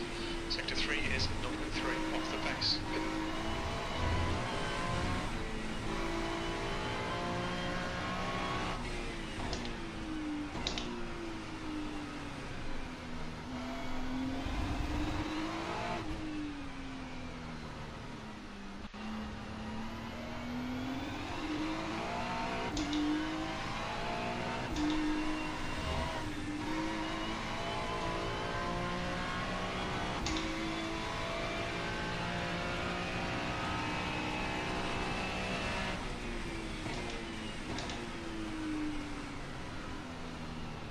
Sector 1 is... Oh, this second lap is not going to be an improvement. I'll tell you that for one.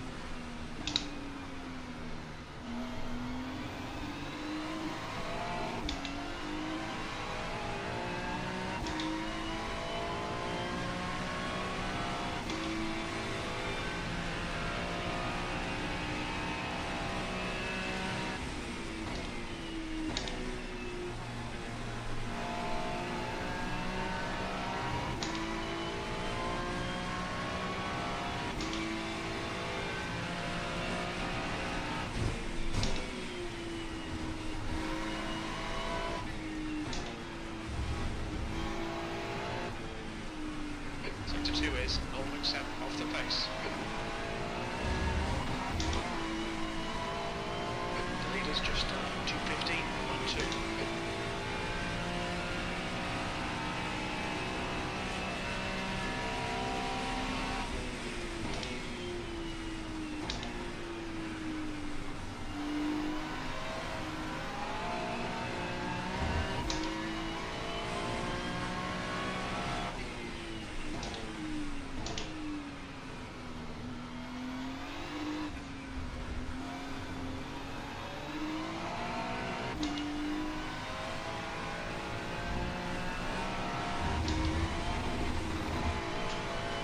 Whoa.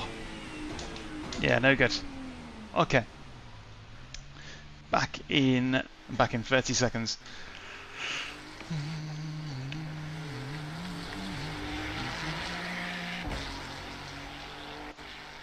That's the end of the session. P9.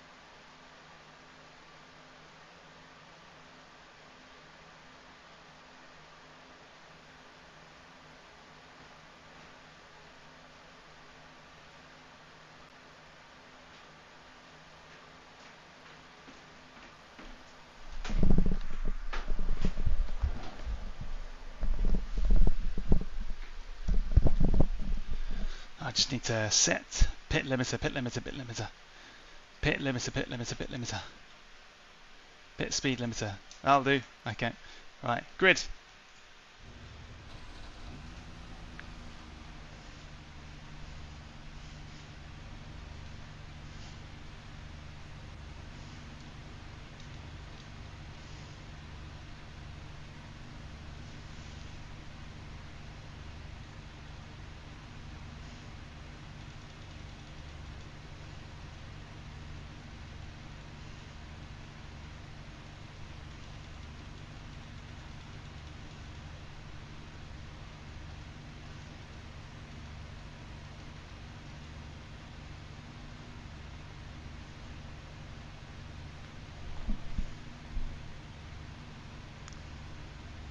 Wonderful.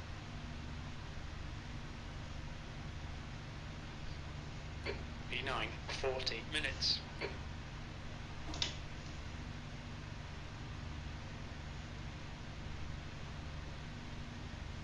Follow car number 23 in the left lane.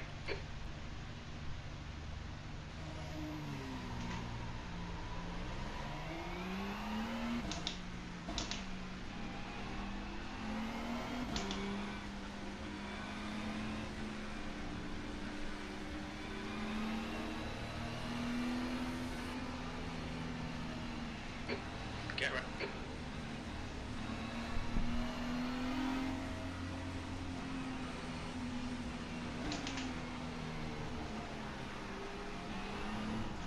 Oh God. Go,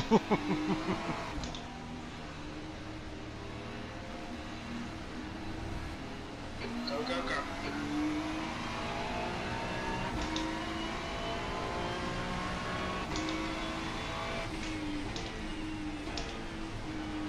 Car left. Clear left. I actually had to check I was on wet tyres then. Hold your line. Car left. Clear left. Car left. Hold your line. Hold your line. Still there.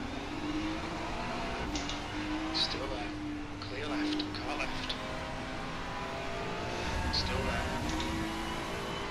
Oh, Still there. man, this is rainy. Still there. It's definitely wet. Hold your line.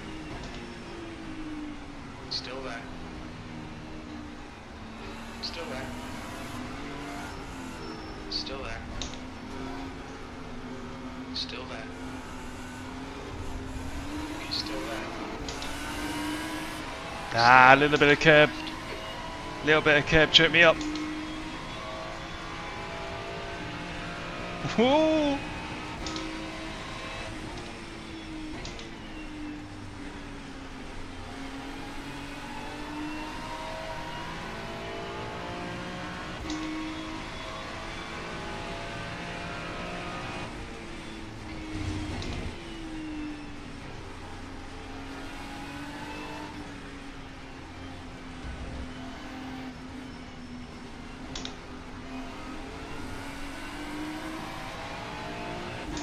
That is quite something.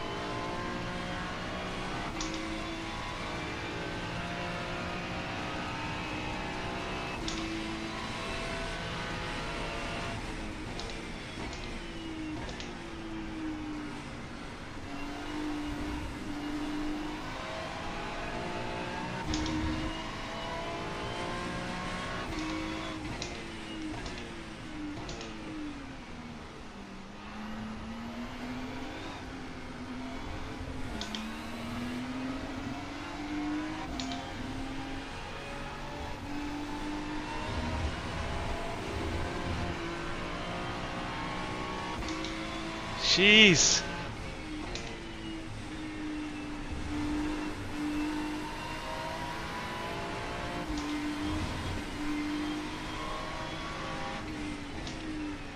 Car right. Still there. Right side's clear. Car right. Clear right.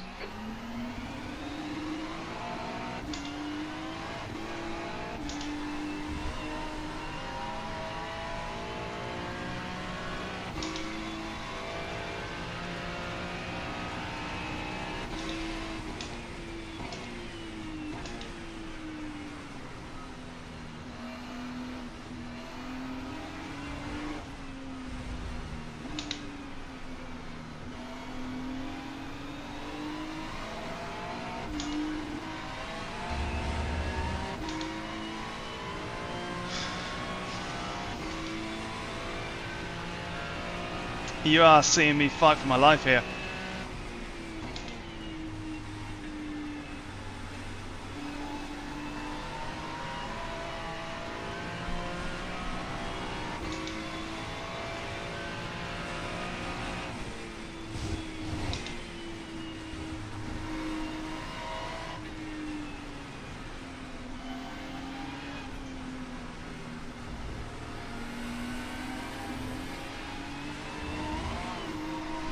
It's just them little traction losses that are screwing me up.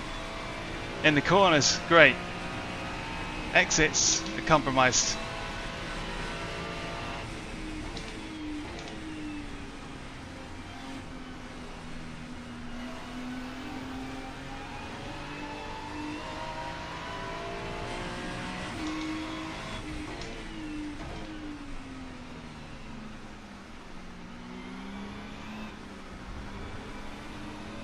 The leader has just done 2:15.5.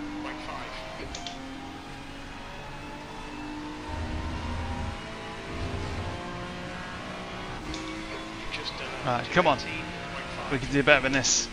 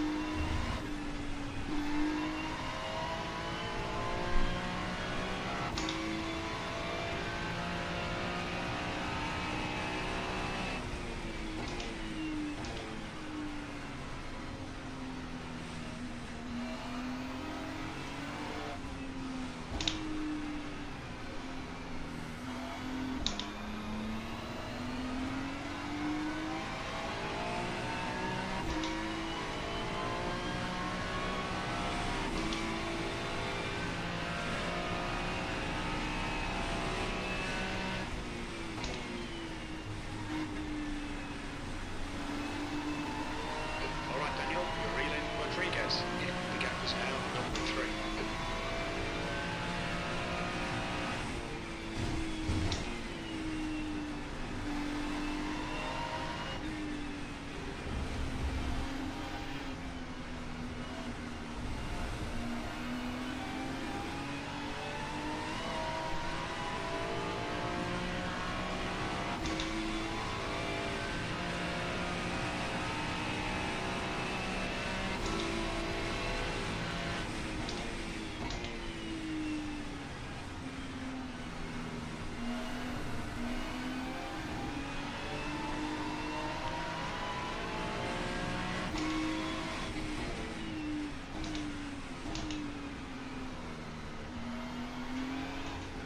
The leader has just done a 2:15.3.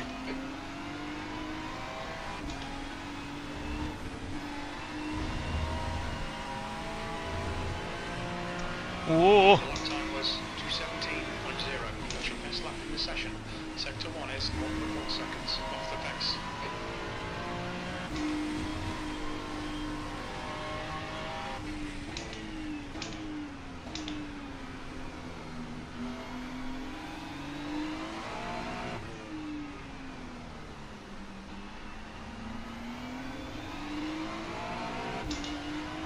That's one down.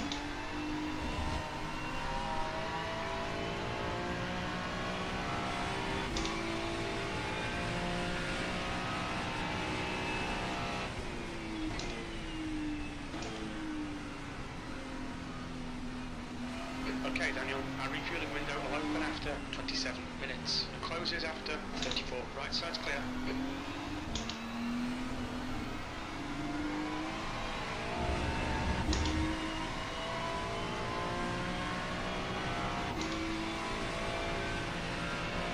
This is torrential.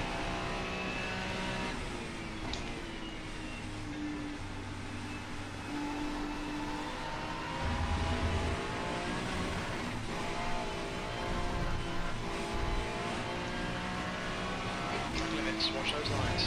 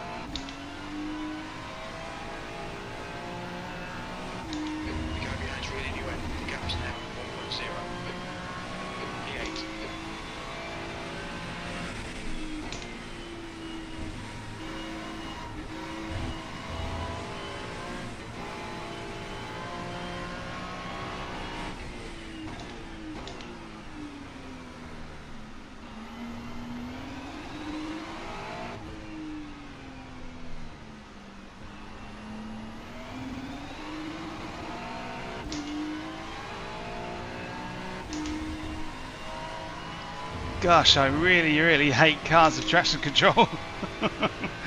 Ah, something about it.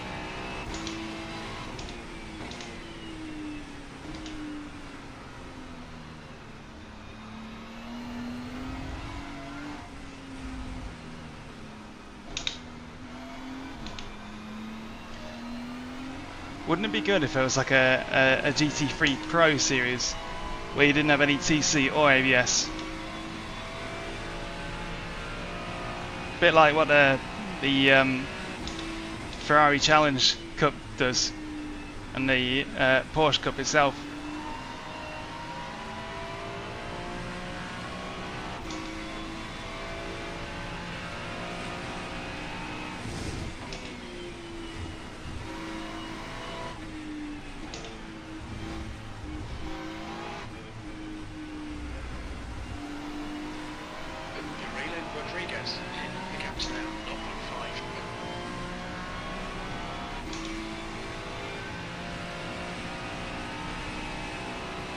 Yeah, GTE, that's basically the closest we've got to it.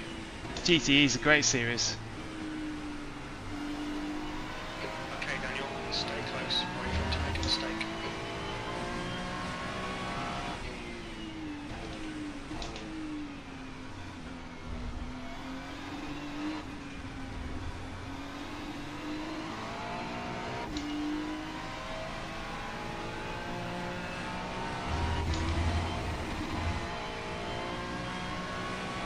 Good luck.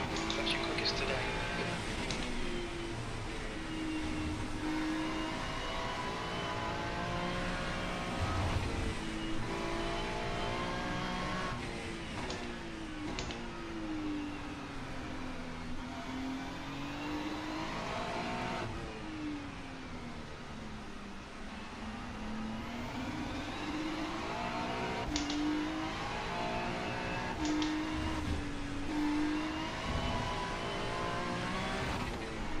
Well,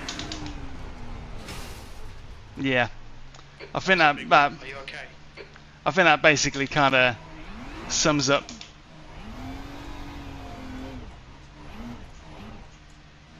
Hi.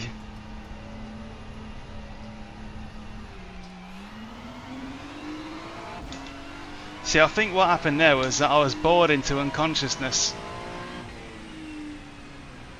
Not gonna lie, GT3 has managed to make rain dull.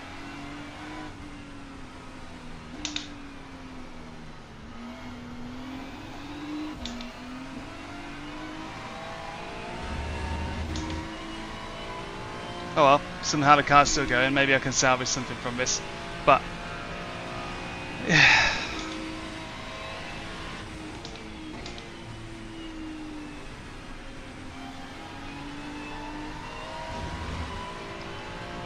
now I understand why some people don't like rain.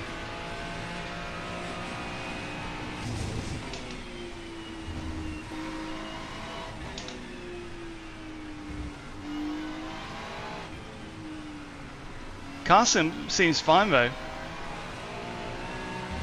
Somehow. Yeah, welcome Dave. Look what happens. The leader's just 2:15.1.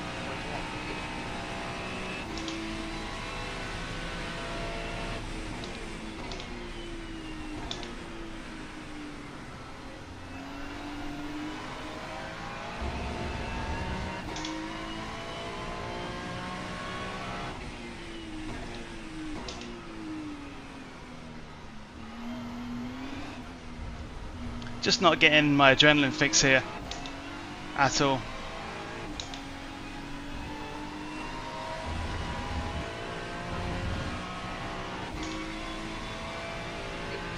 Place. Maximise every lap. Let's salvage what we can. Driving like a absolute driving like a pig.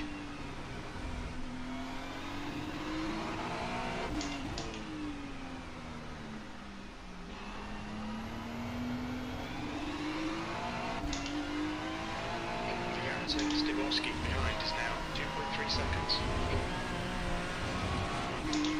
Like in my mind, it's like I know not to like put my foot down on the painted curb, but I just wanted some excitement. That's how it feels. I'm seeking out curbs just to feel alive.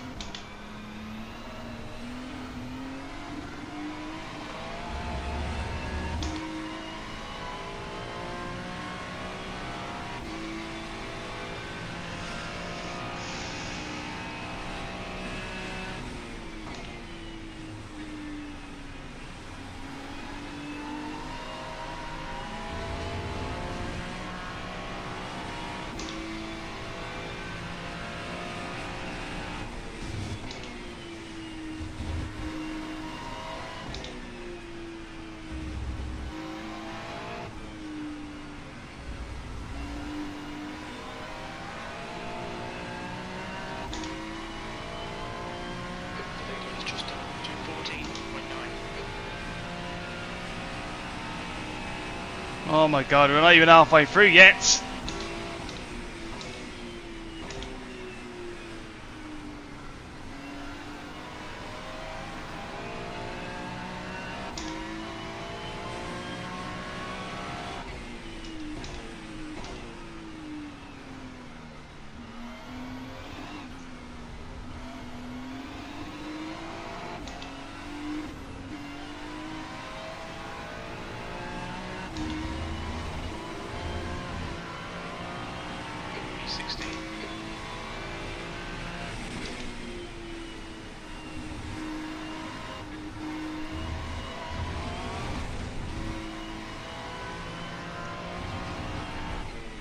Driving a Ferrari has never felt this devoid of mental passion.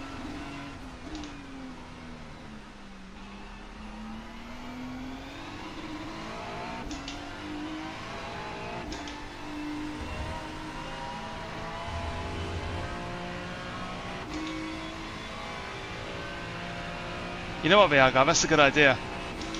That's a pretty good idea right there.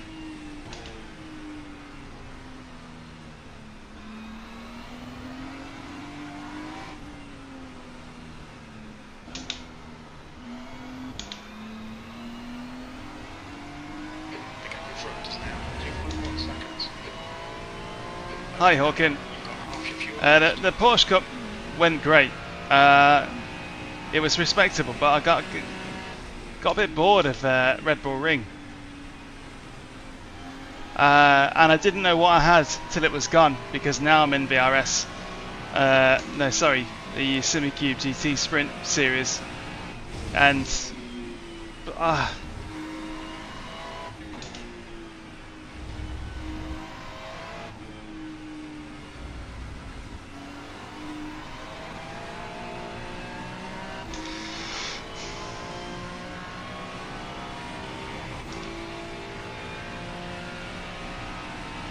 let's see how long I can survive without ABS or TC.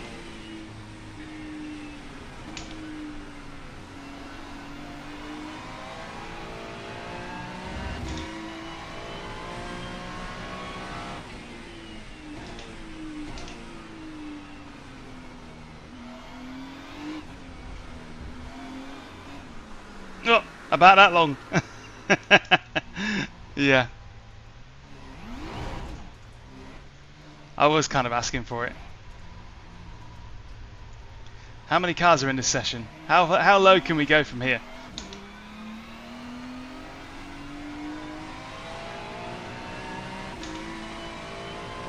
Not much lower. All the risk is gone. All the risk is gone. I can just have a good time now. See if I can do this with no driver aids.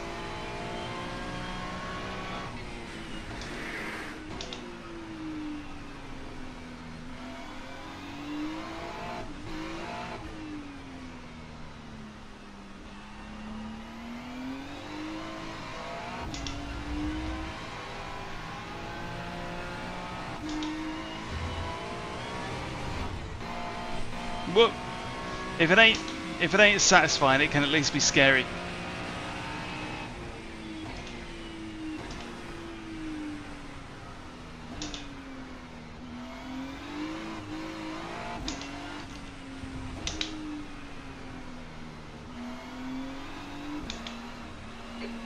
minutes remaining. You've got 20 minutes left. The gap behind has now decreased to 7.1 seconds. We're at the halfway point. It should be around 15 minutes of fuel remaining.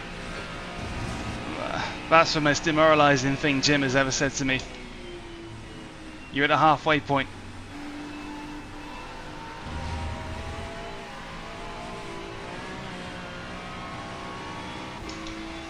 Yeah, it was raining in the open, not as wet as this.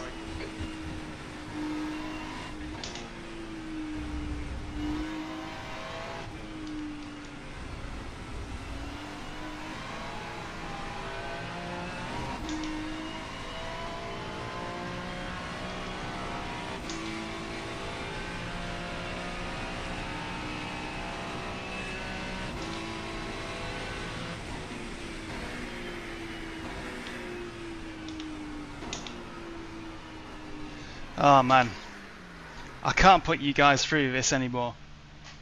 All right, And Daniel, me. we'll pull you to the end. God.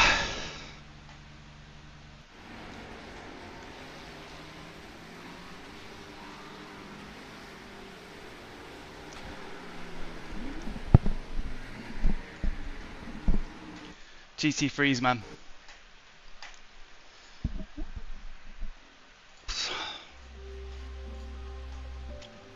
Sorry, but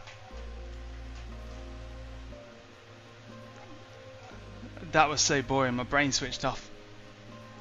Yeah.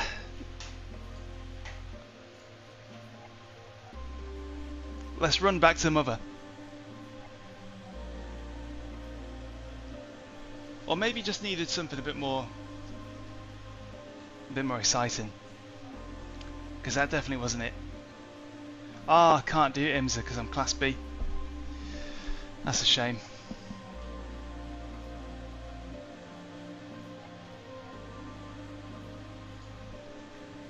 Let's do Porsche Cup.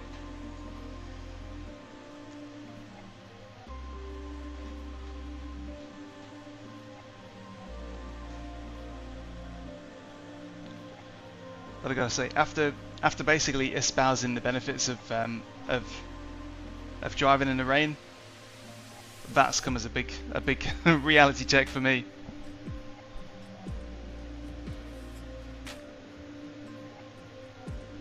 Turns out rain is just rubbish sometimes.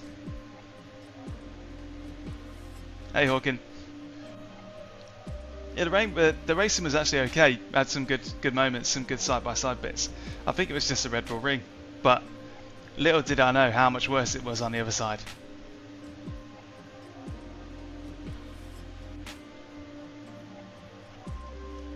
So I think yeah,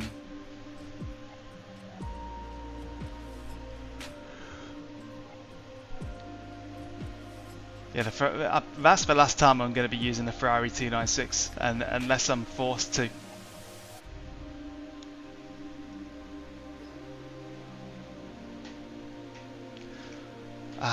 Fresh Porsche Cup back again. Just done a 132.0.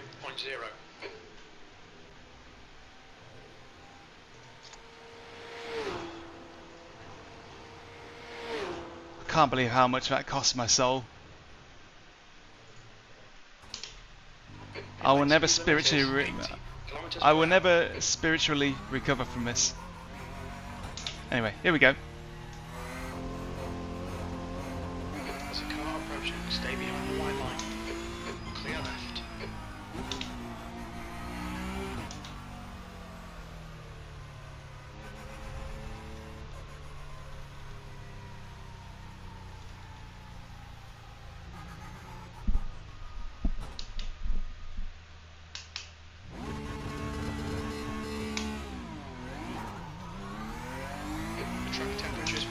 It's now 22 Celsius. Yeah, what was I thinking?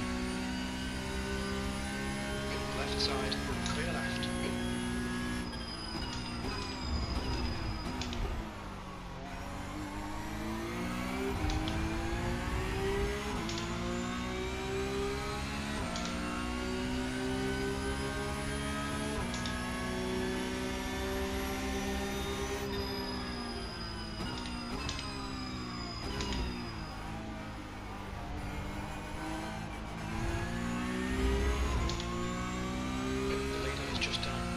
Yeah, Right down to I preferred the old Ferrari all day long. The Ferrari 488 felt great to me. The 296 is just like,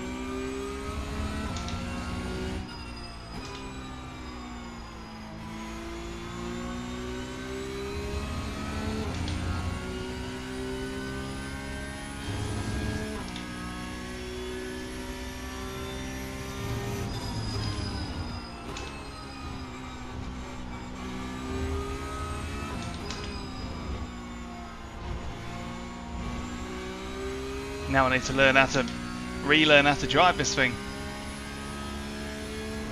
you need to slow down a bit if you don't want a penalty.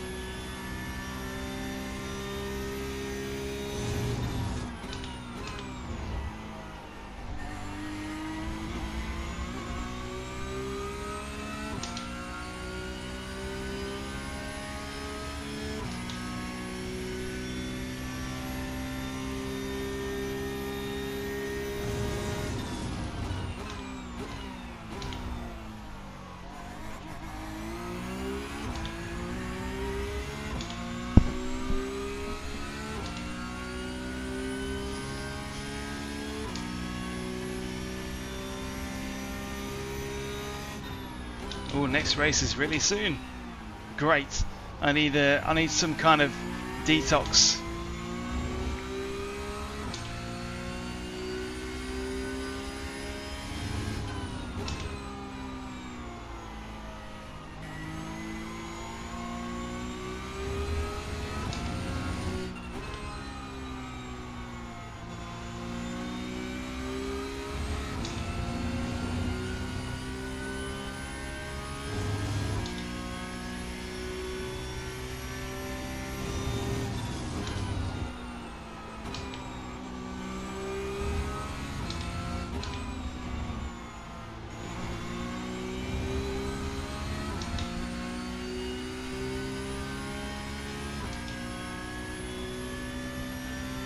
P6.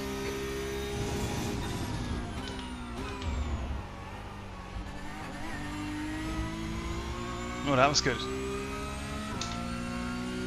82 registered for Porsche Cup as well.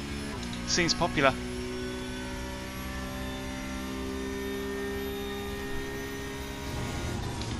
The leader has just done a 131.5.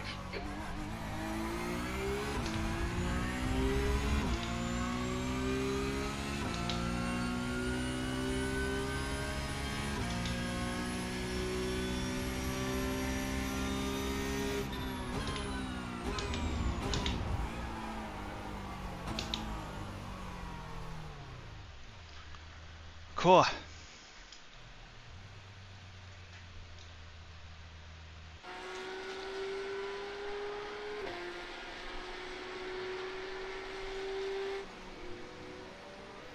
Man, I think this will be the last one.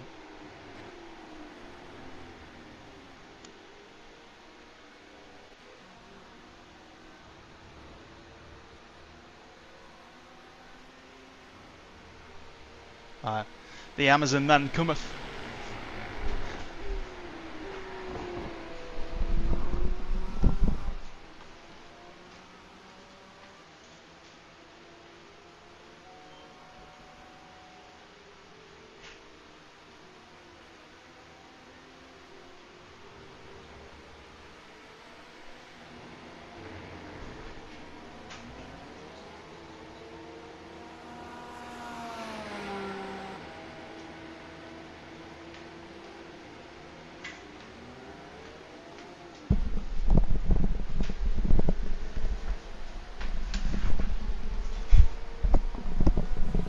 Oh, race time. Yay. Okay, yeah, this will be the last race of the stream. I've been demoralized by GC3. And it's made me want a nice long cup of tea and sit down. It ain't that bad, but there is truth in every joke, and I don't know, but blah. Anyway, what just arrived is the camera that's going to allow me to set up my proper camera as a webcam for the next stream next week. So at least there's that. That's good news.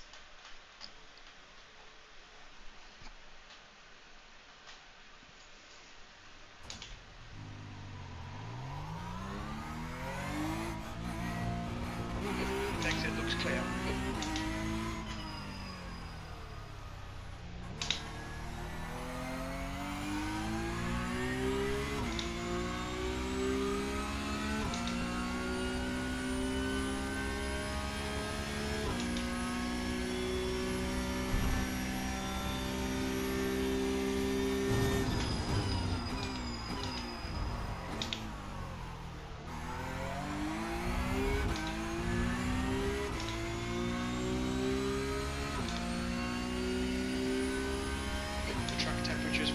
It's now 21 Celsius.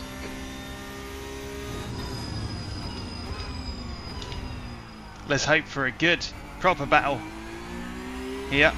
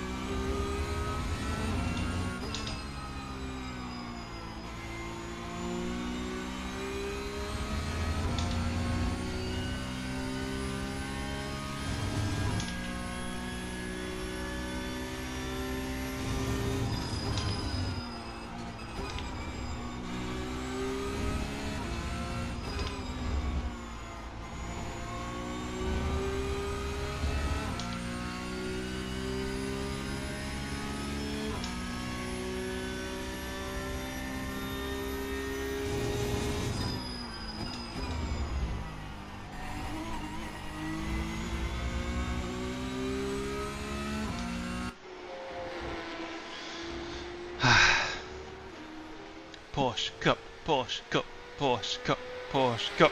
Man, I didn't know how good I had it. I didn't know how good I had it. Any tips for if your tyres still feel cold when doing your 2 quality laps? Well, I don't truly know what the best kind of approach is, but Your exit is clear. Watch the white line. Okay, you're about to see how I warm the tyres up in the quality lap. Usually I just drive like I'm kind of trying to be an idiot, if you see what I mean. So full throttle, full speed, but a bit of weaving, braking hard,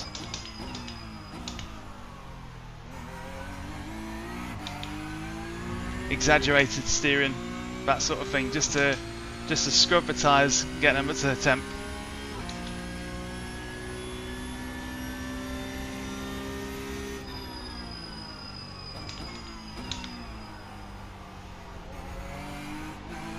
Especially the fronts. For me, the front tyres get underused.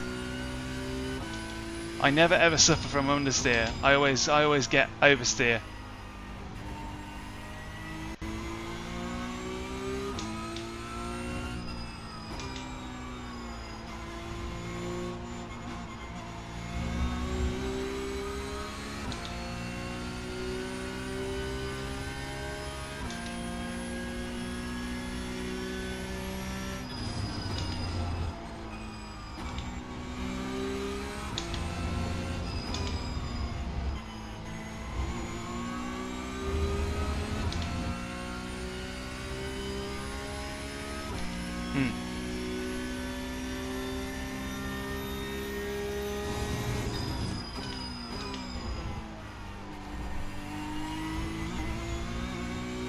Oh, that was an inch or two away from being invalid.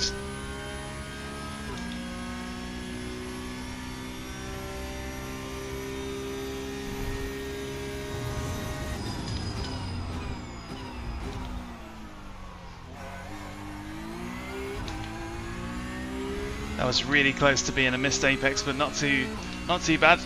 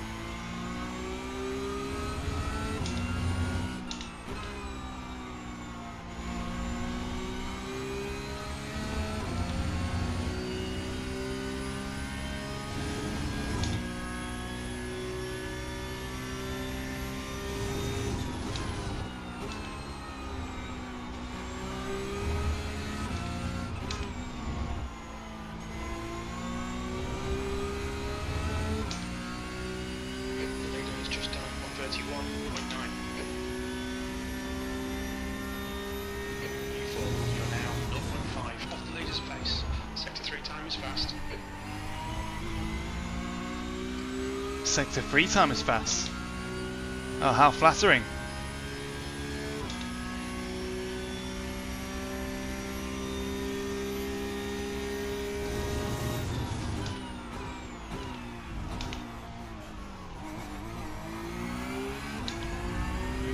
Oh, good drive out of there.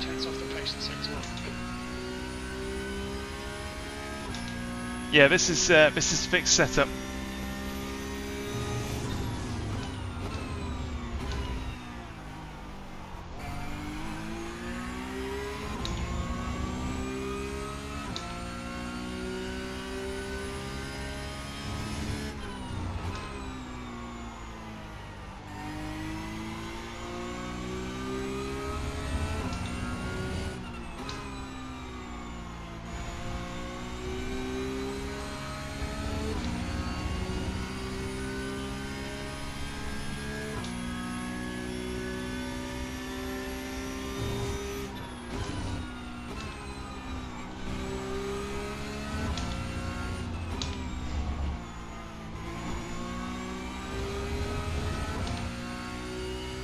That might be my best lap of the day.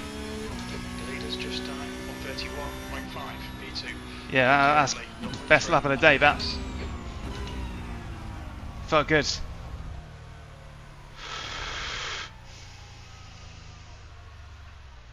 If I stay there, I'll be oh. So it looks like I can just snap the steering in and get the car turned in. The reality is that going from 0 to what I do in turning, I snap the steering, but it's only going to be like about 5 degrees. So you pick your point to turn in. By all means, snap the car into the first like 5 degrees or something, but then you need to squish the car over. So there is a turning point, but you're actually tipping the car over so that you can then lean into it. But by all means, you've just had a lap with full telemetry displayed to you. So feel free to go back and rewatch and just see if there's anything about the approach or the attitude that you think you might be able to emulate, and give it a go.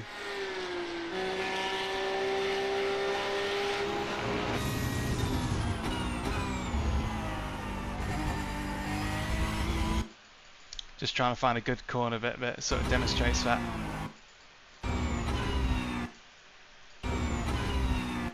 There you go. So that might be a good example of it.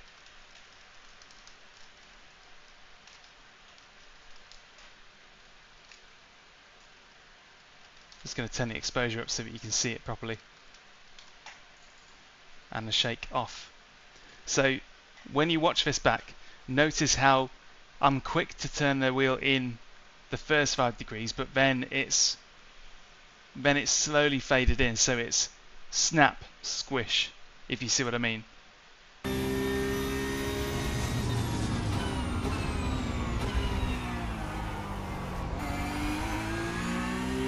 let's see if I do the same in the next turn. Maybe I do, maybe I don't.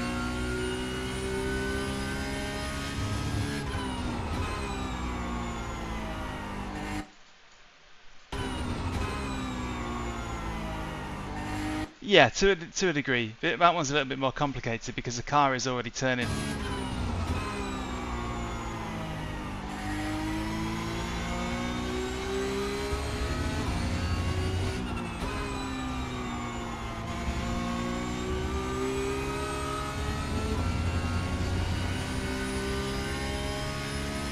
It's a funny one to capture. There you go. So there is an initial snap. It's only about 5 degrees or something like that, or at least it feels like that. So That's the end of the session, P3. the turning point is met with a small snap. That's just to get the car tilted over and poised to then be pushed more. That seems to work for me, and that is actually how I approach most of the cars in our racing. Most of them have that similar kind of characteristic. Third on the grid. Let's go.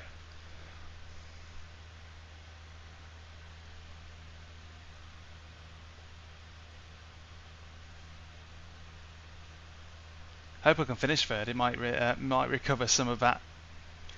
Recover some of that rating lost in GT3. So that GT3 race didn't do anything for my safety rating, did it? I need to get back to an A license before I'm going to be allowed to drive an IMSA.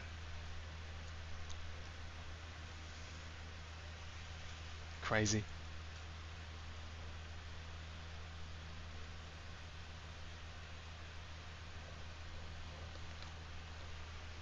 Okay. So unless this is the most exciting race ever cooked up by man, and I simply cannot get rid of the adrenaline high, then this will probably be the last race of the stream.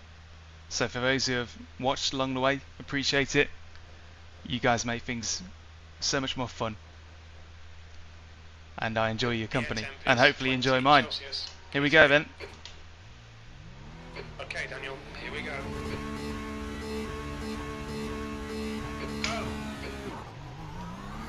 Bad start. I feel like my bike point from earlier was kind of maybe not the right move. Car right. Clear right, right side. Hold your line. You're still there. Clear right.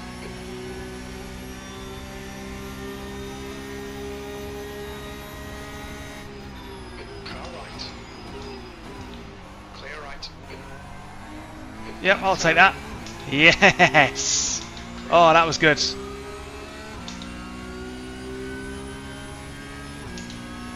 Oh, we're off to a good start. Start's alright. Time to get stuck in.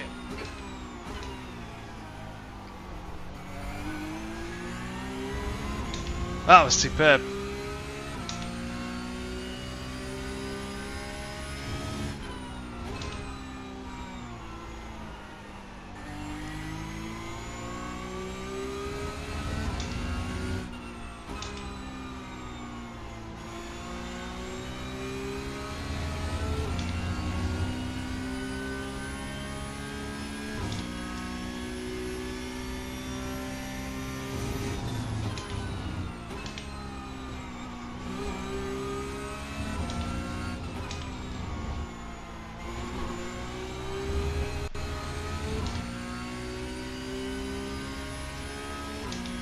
Yeah, that wet race didn't go too well. My brain just left the building.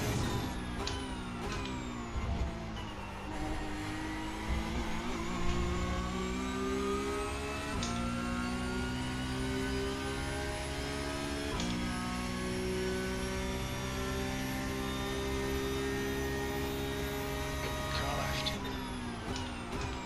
Hold your line. Hold your line. Left side. Oh, lots of traction there. I think he's going to get a good enough run. Still there.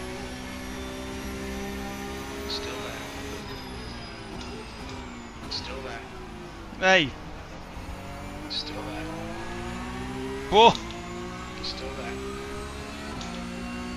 Still there. He's still there. Clear left. Car left. Whoa. All right. Nice. Very good, Guillaume. Fair play.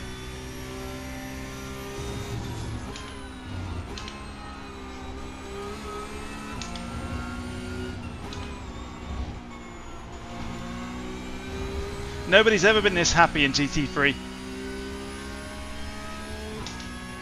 Nobody's ever made noises like that 131.5. when you've got ABS. That was 132.7.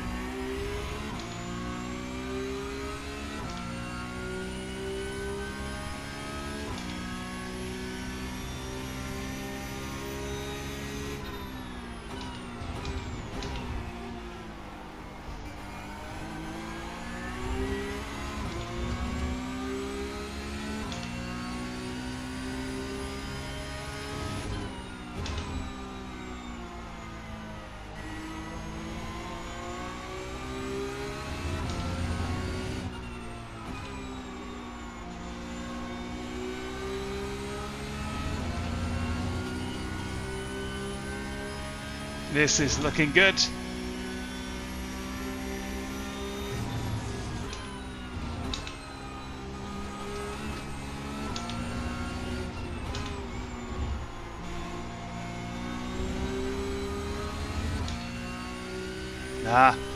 It's a bit tricky to see all your marks right behind them. It's just done at 131.7. The lap time was at 131.7.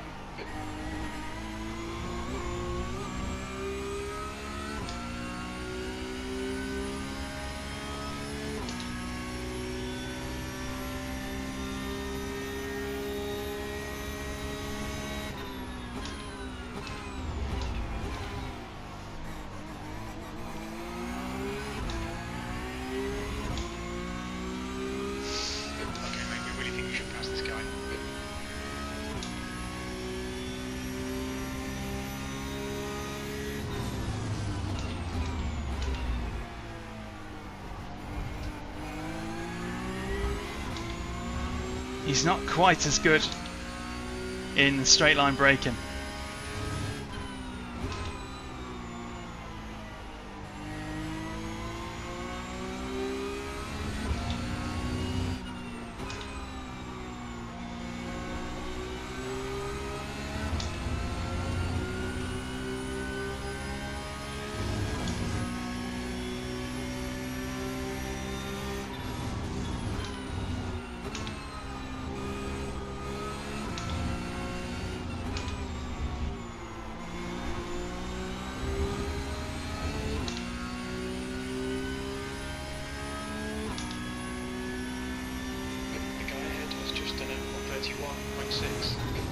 The guy behind has just done a 131.7.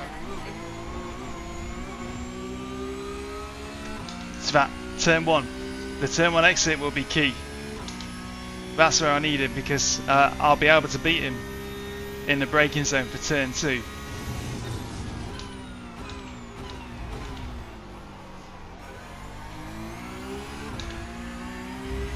I believe.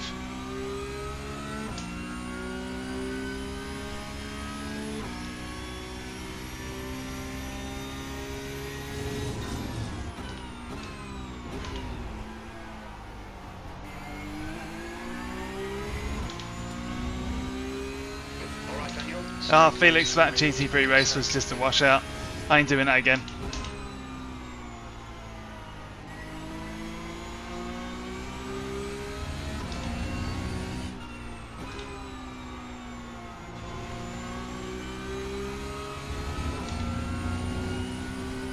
Hey, Boosted. All good. And you?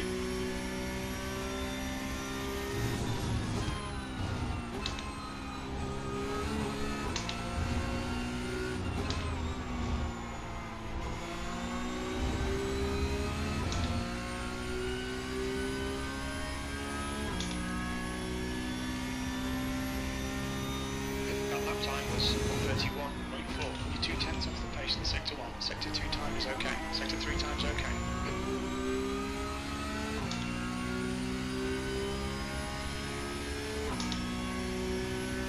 Good to hear. Thanks for joining.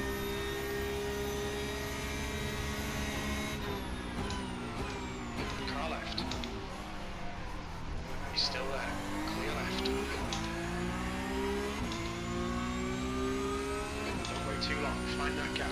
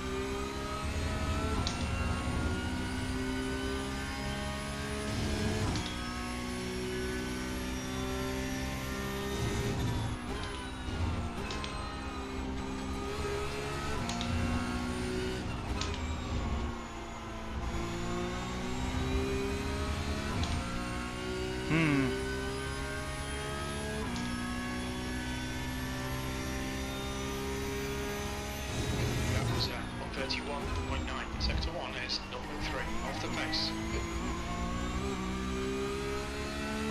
Yeah, I gotta say you're smart about that, Mike, because the wheelbase has been the main surprise.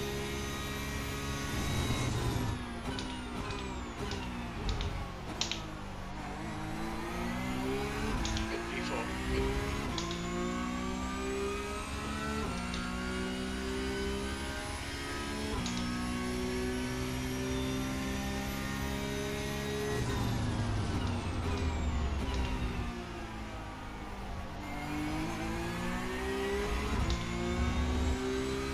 Oh, we're almost halfway through.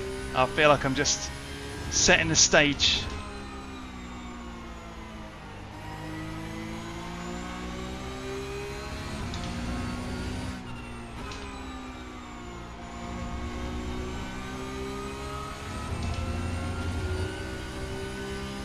Yeah, turn 2 is the best opportunity. It's just about getting close and staying close.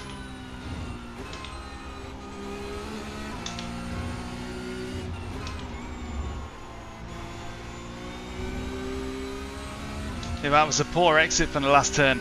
The last turn in turn 1, I need to really calm down a bit because I'm losing time there. 31.4.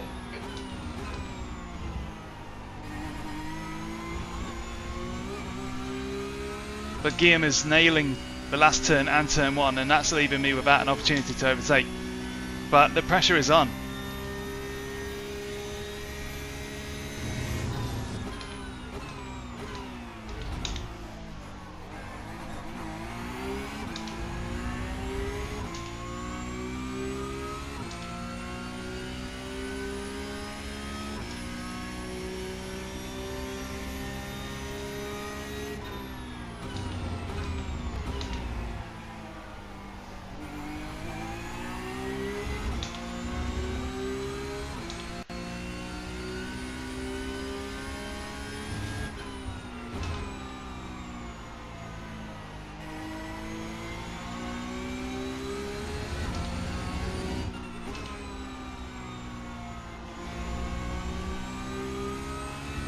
Okay, Daniel, keep an eye on the pressure. Right. Come on.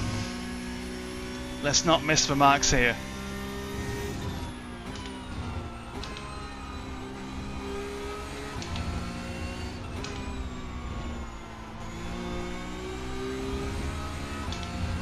Yeah, he's really good at the last turn.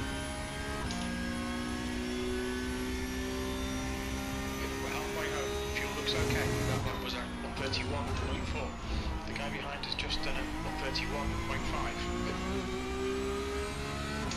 Ah, it's tantalising, isn't it?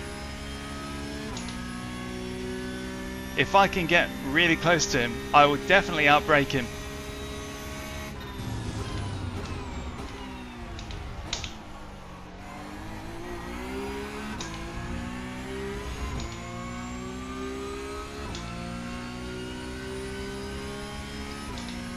Yeah, I've got session last lap on there, so I can tell, well, whether this lap is faster than the last one, I guess. Yeah, it just helps. It helps with morale.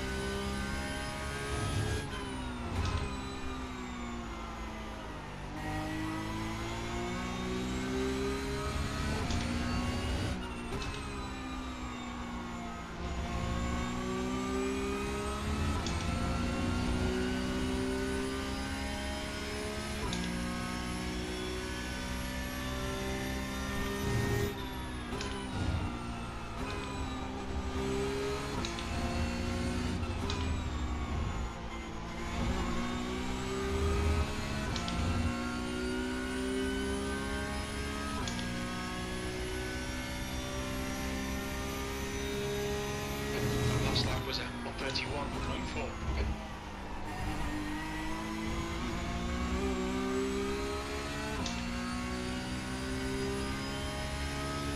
Keep searching, you'll find. Personally, my thoughts are that the VRS wheelbase is the best wheelbase I've used. The only thing that really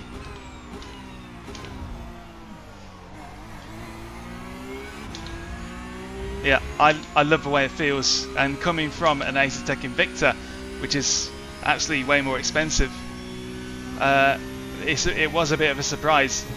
I didn't expect there to be any real difference, but I love the cleanliness and the real raw, unfiltered feel of this.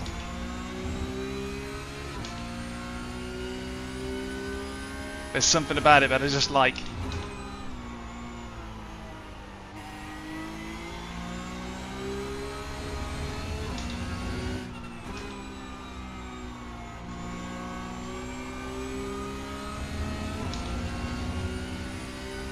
And it is right now, at least, it's really good value. I didn't expect the wheelbase to be as good as it is. I expected it to just be like, yeah, another wheelbase. In the, you know, in the context of having had wheelbases before, like the DD1, the Acertec Invicta. Your last lap time was at 31.5. But I do genuinely think the VRS wheelbase is kind of a hidden gem. Okay, Daniel, keep under pressure. He'll make The motor itself is an off-the-shelf part. It's the brains.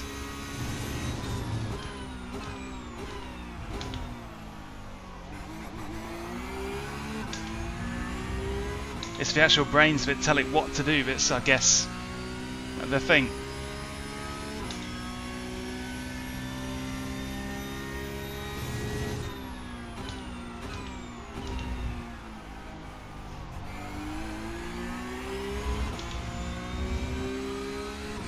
Yeah, between the Acertec Invicta and the VRS wheelbase, the VRS wheelbase is much better bang for buck.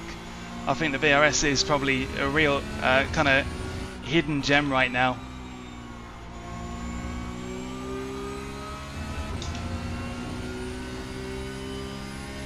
Having not used the Simucube or Moser's higher end wheelbases, I can't comment as to whether they're any better or worse or whatever, but one thing's for sure, I like the VRS wheelbase a lot. And the price at the minute is just really nice. Stay close, wait for him to crack.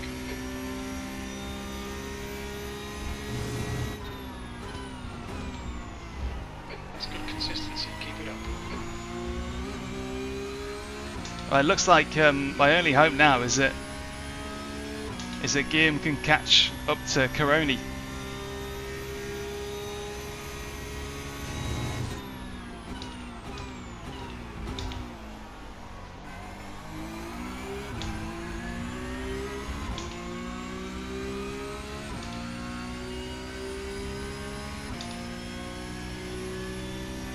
The bundle that I think would be easily the best value would probably be the pedals. The pedals and the bass, but the light Formula wheel, because the switch gear and the dual clutch pedals aren't really worth that extra €200. Not in my opinion.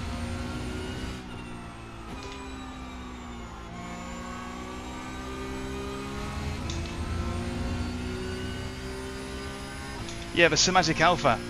I've not tried any of Simagic's wheelbases at all yet.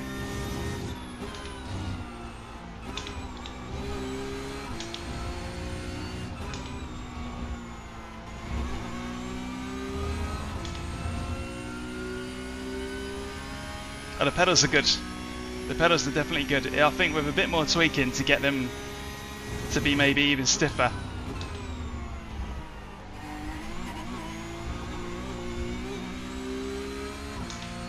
But they do live up to their name. They're definitely very clean. Very clean pedals.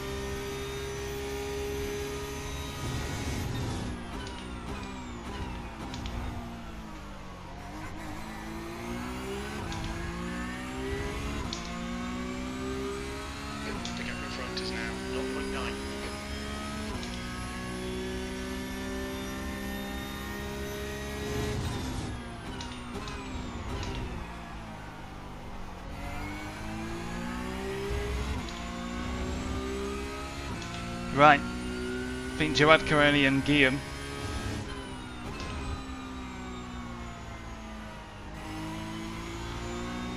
are going to start. I'm going to start doing the tango in a sec, and that'll be my chance.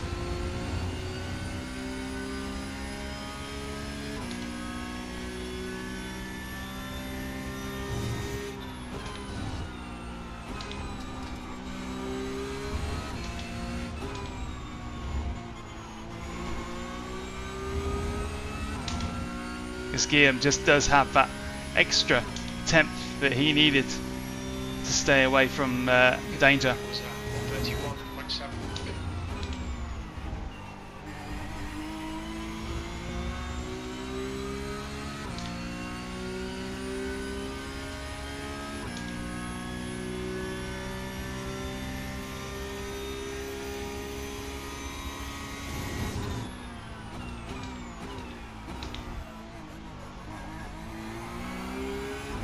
Come on, start fighting. Do a big send. This would be great to have a last 2 laps kind of fighting with the other two.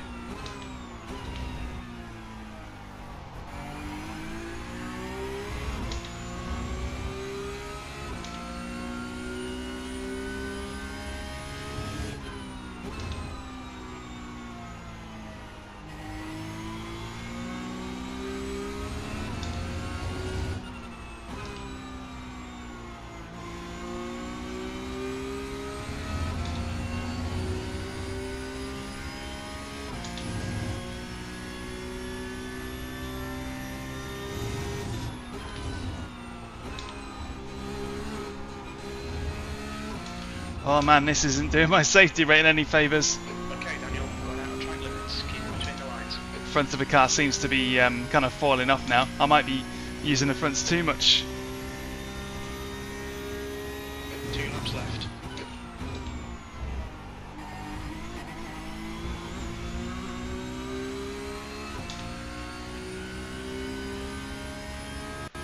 The gap in front is now 1.2 seconds.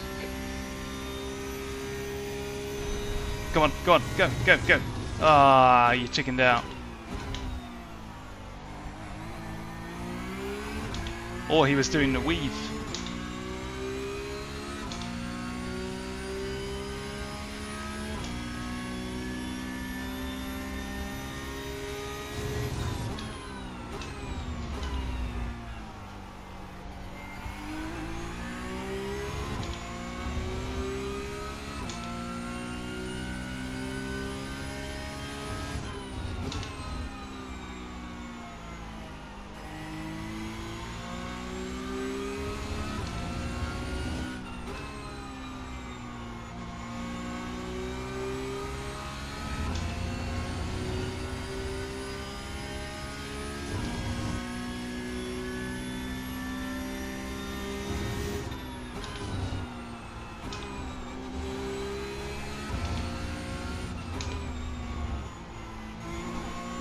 Come on, you two, have an ultimate showdown.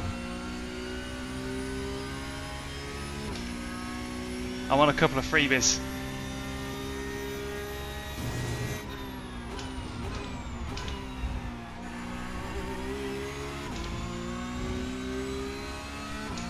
Not sure what motivation I would have to shift down to second there.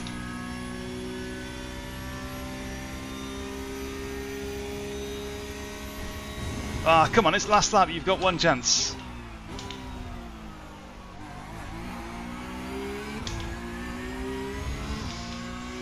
He's going to do a big send.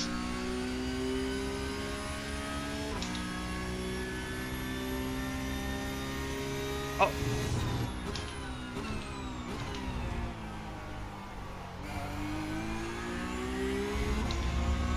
Mate, if you didn't, if you weren't going to stick your nose in down there, you've got no more chances now. It's the last lap. Go on.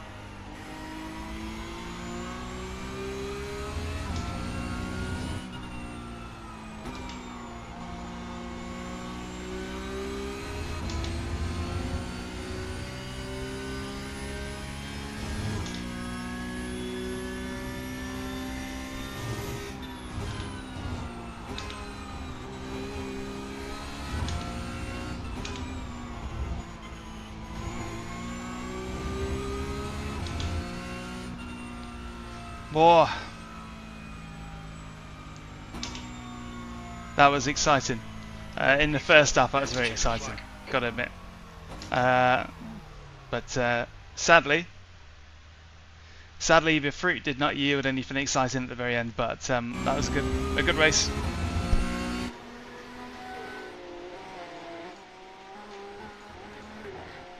A good solid race. Wouldn't have done my safety rating any favours. And I should probably work on repairing that. Can't believe I couldn't join the IMSA race because I'm too low license. Poor. So there was an overtake at some point I was particularly happy with. So let's have a look at that.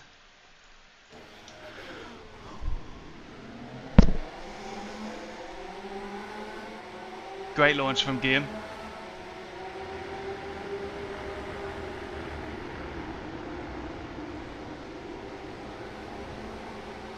I think this might have been it.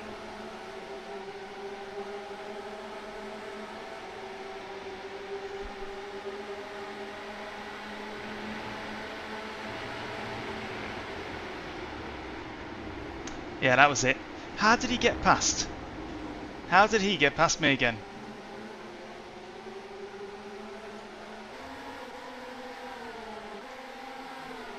Well, I think we're about to find out. So how did that happen? Oh yeah. Yeah, I remember now. There we go. So that was it. Scrappy exit from turn 1. Gave him a run.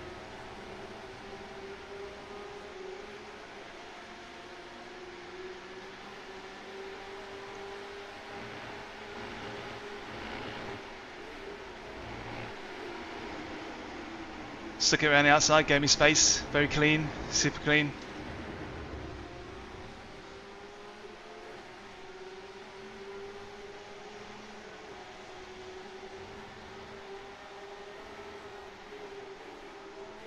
Once again, kept it around the outside.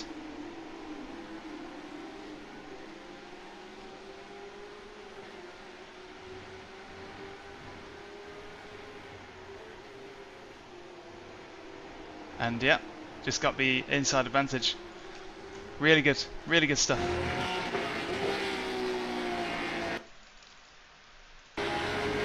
Yeah, that was really nice, solid racing. That's the sort of thing that you hope for.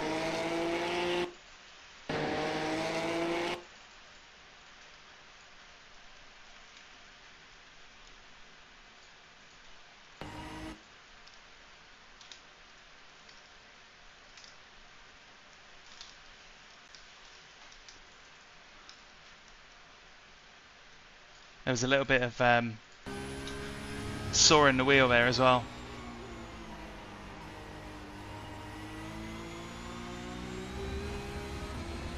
Yeah, spent most of that corner in a state of slip. Yeah, good stuff. Right then. Yeah. That will be the end. I am cooked. I am fully cooked.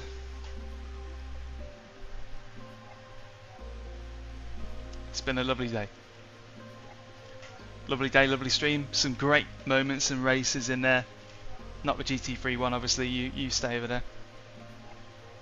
But yeah, thank you very much for accompanying me for that. Hopefully it was entertaining for the most part. But sometimes you're just not. Sometimes it's just better than other times. But yeah. As per usual, all of the peoples that are listed on the page right now.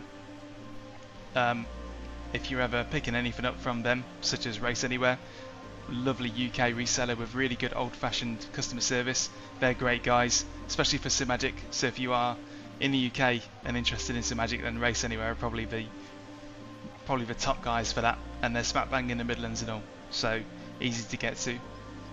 AXE Sim, any of you Logitech viewers, you'll know them for True Brake, or if you don't know them, you should find out about them. Brilliant mod. Either way, thank you very much. Hopefully that was entertaining, and I'll be back with you next week. Hopefully, thanks to this cable and an Elgato cam link, should have a really nice crisp camera this time around. So the quality of that should go up as well. And yeah, we keep on going. Thank you very much for your time and your views and your subscribes. Much appreciated. Enjoy your day. See you later.